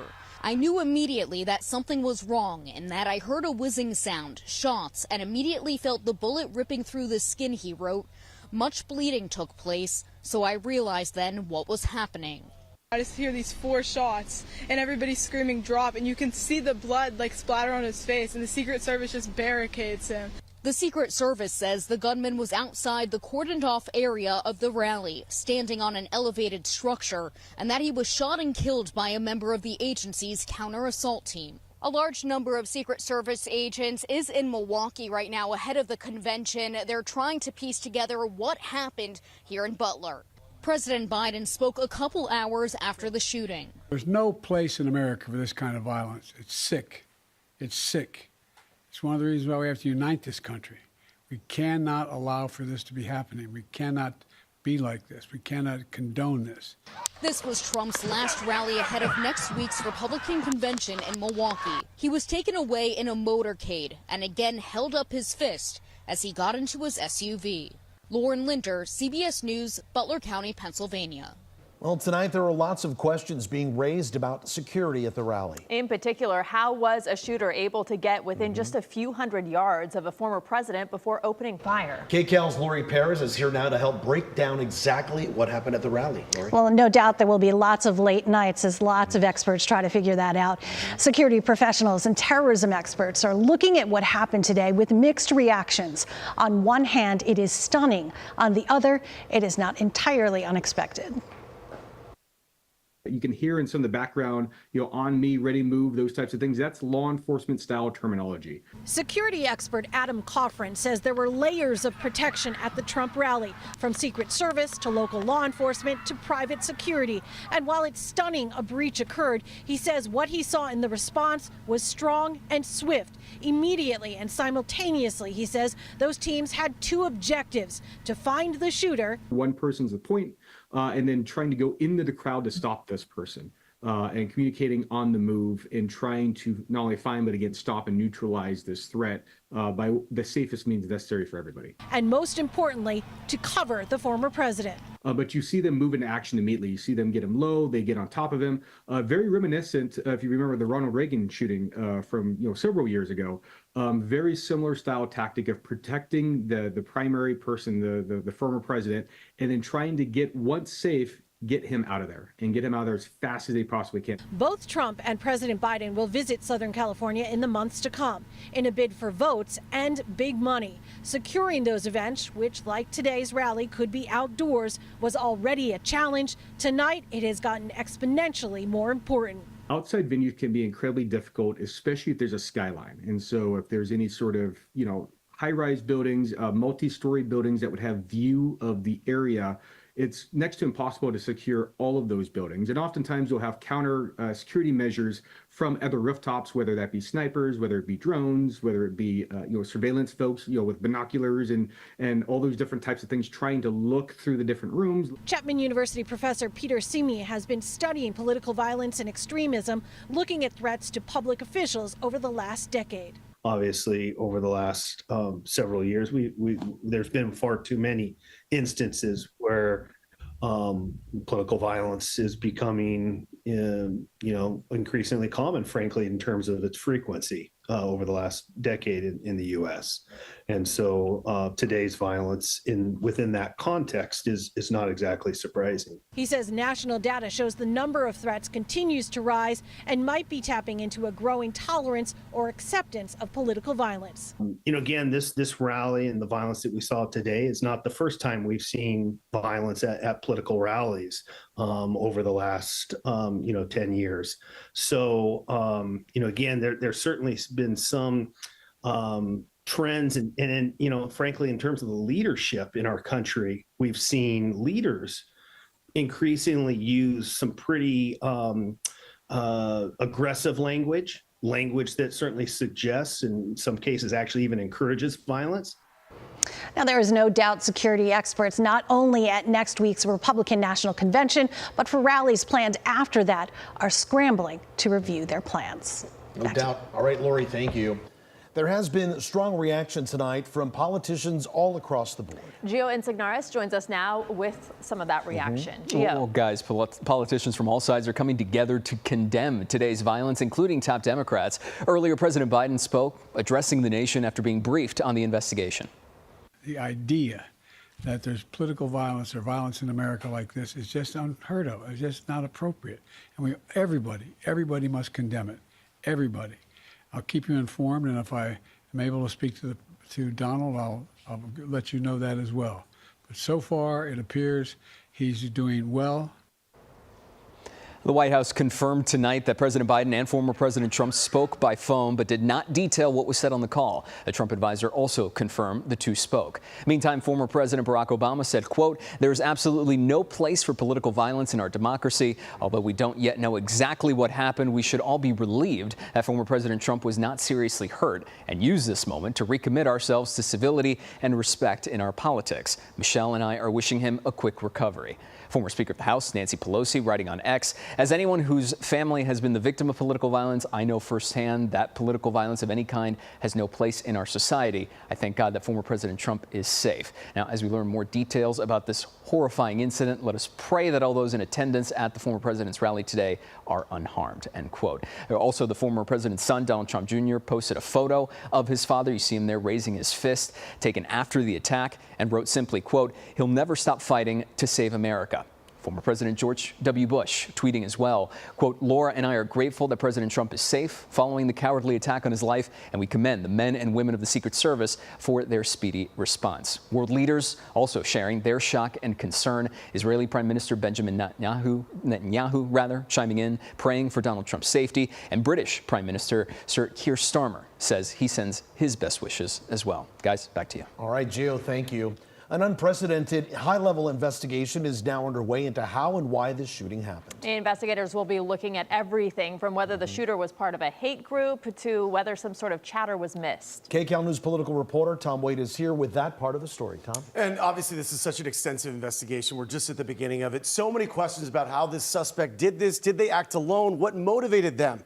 Were signs missed? In an age of hate and vitriol in politics, this attack on former President Trump's life will be exhaustive. The lead up to the horrifying assassination attempt at President Trump's rally is and will be heavily scrutinized. In an era of hate and vitriol, monitoring potential threats is extremely complicated. Professor Brian Levin is the founder of the Center for the Study of Hate and Extremism at Cal State San Bernardino. There's so much chatter out there, and oftentimes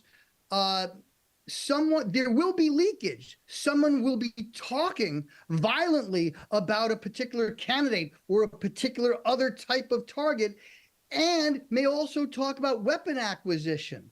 But in many instances, particularly with loners, sometimes that type of chatter or precursor commentary is either not picked up or not said. The investigation has barely begun into how this happened, but what is clear is that hate is on the rise. We have seen this kind of political invective increasing, so unfortunately, this is the moment we're in. The shooter's online presence, social media, their family and friends, all of their contacts will be closely scrutinized. An ideological context, either political or religious or both. Number two, someone who's experiencing psychological distress. Number three, someone who is seeking personal benefit or revenge or some kind of enhancement of reputation within a peer group. And while high-profile elected officials are often the targets, it doesn't stop there. Year after year, increases in threats, for instance, against members of Congress, increases in threats against local officials.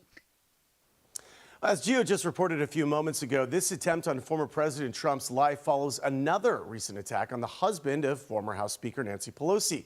The man who assaulted him was just sentenced to 30 years in prison. Juan. All right, Tom, thank you. And stay with KCAL News for continuing coverage of the former president injured at a rally. For updates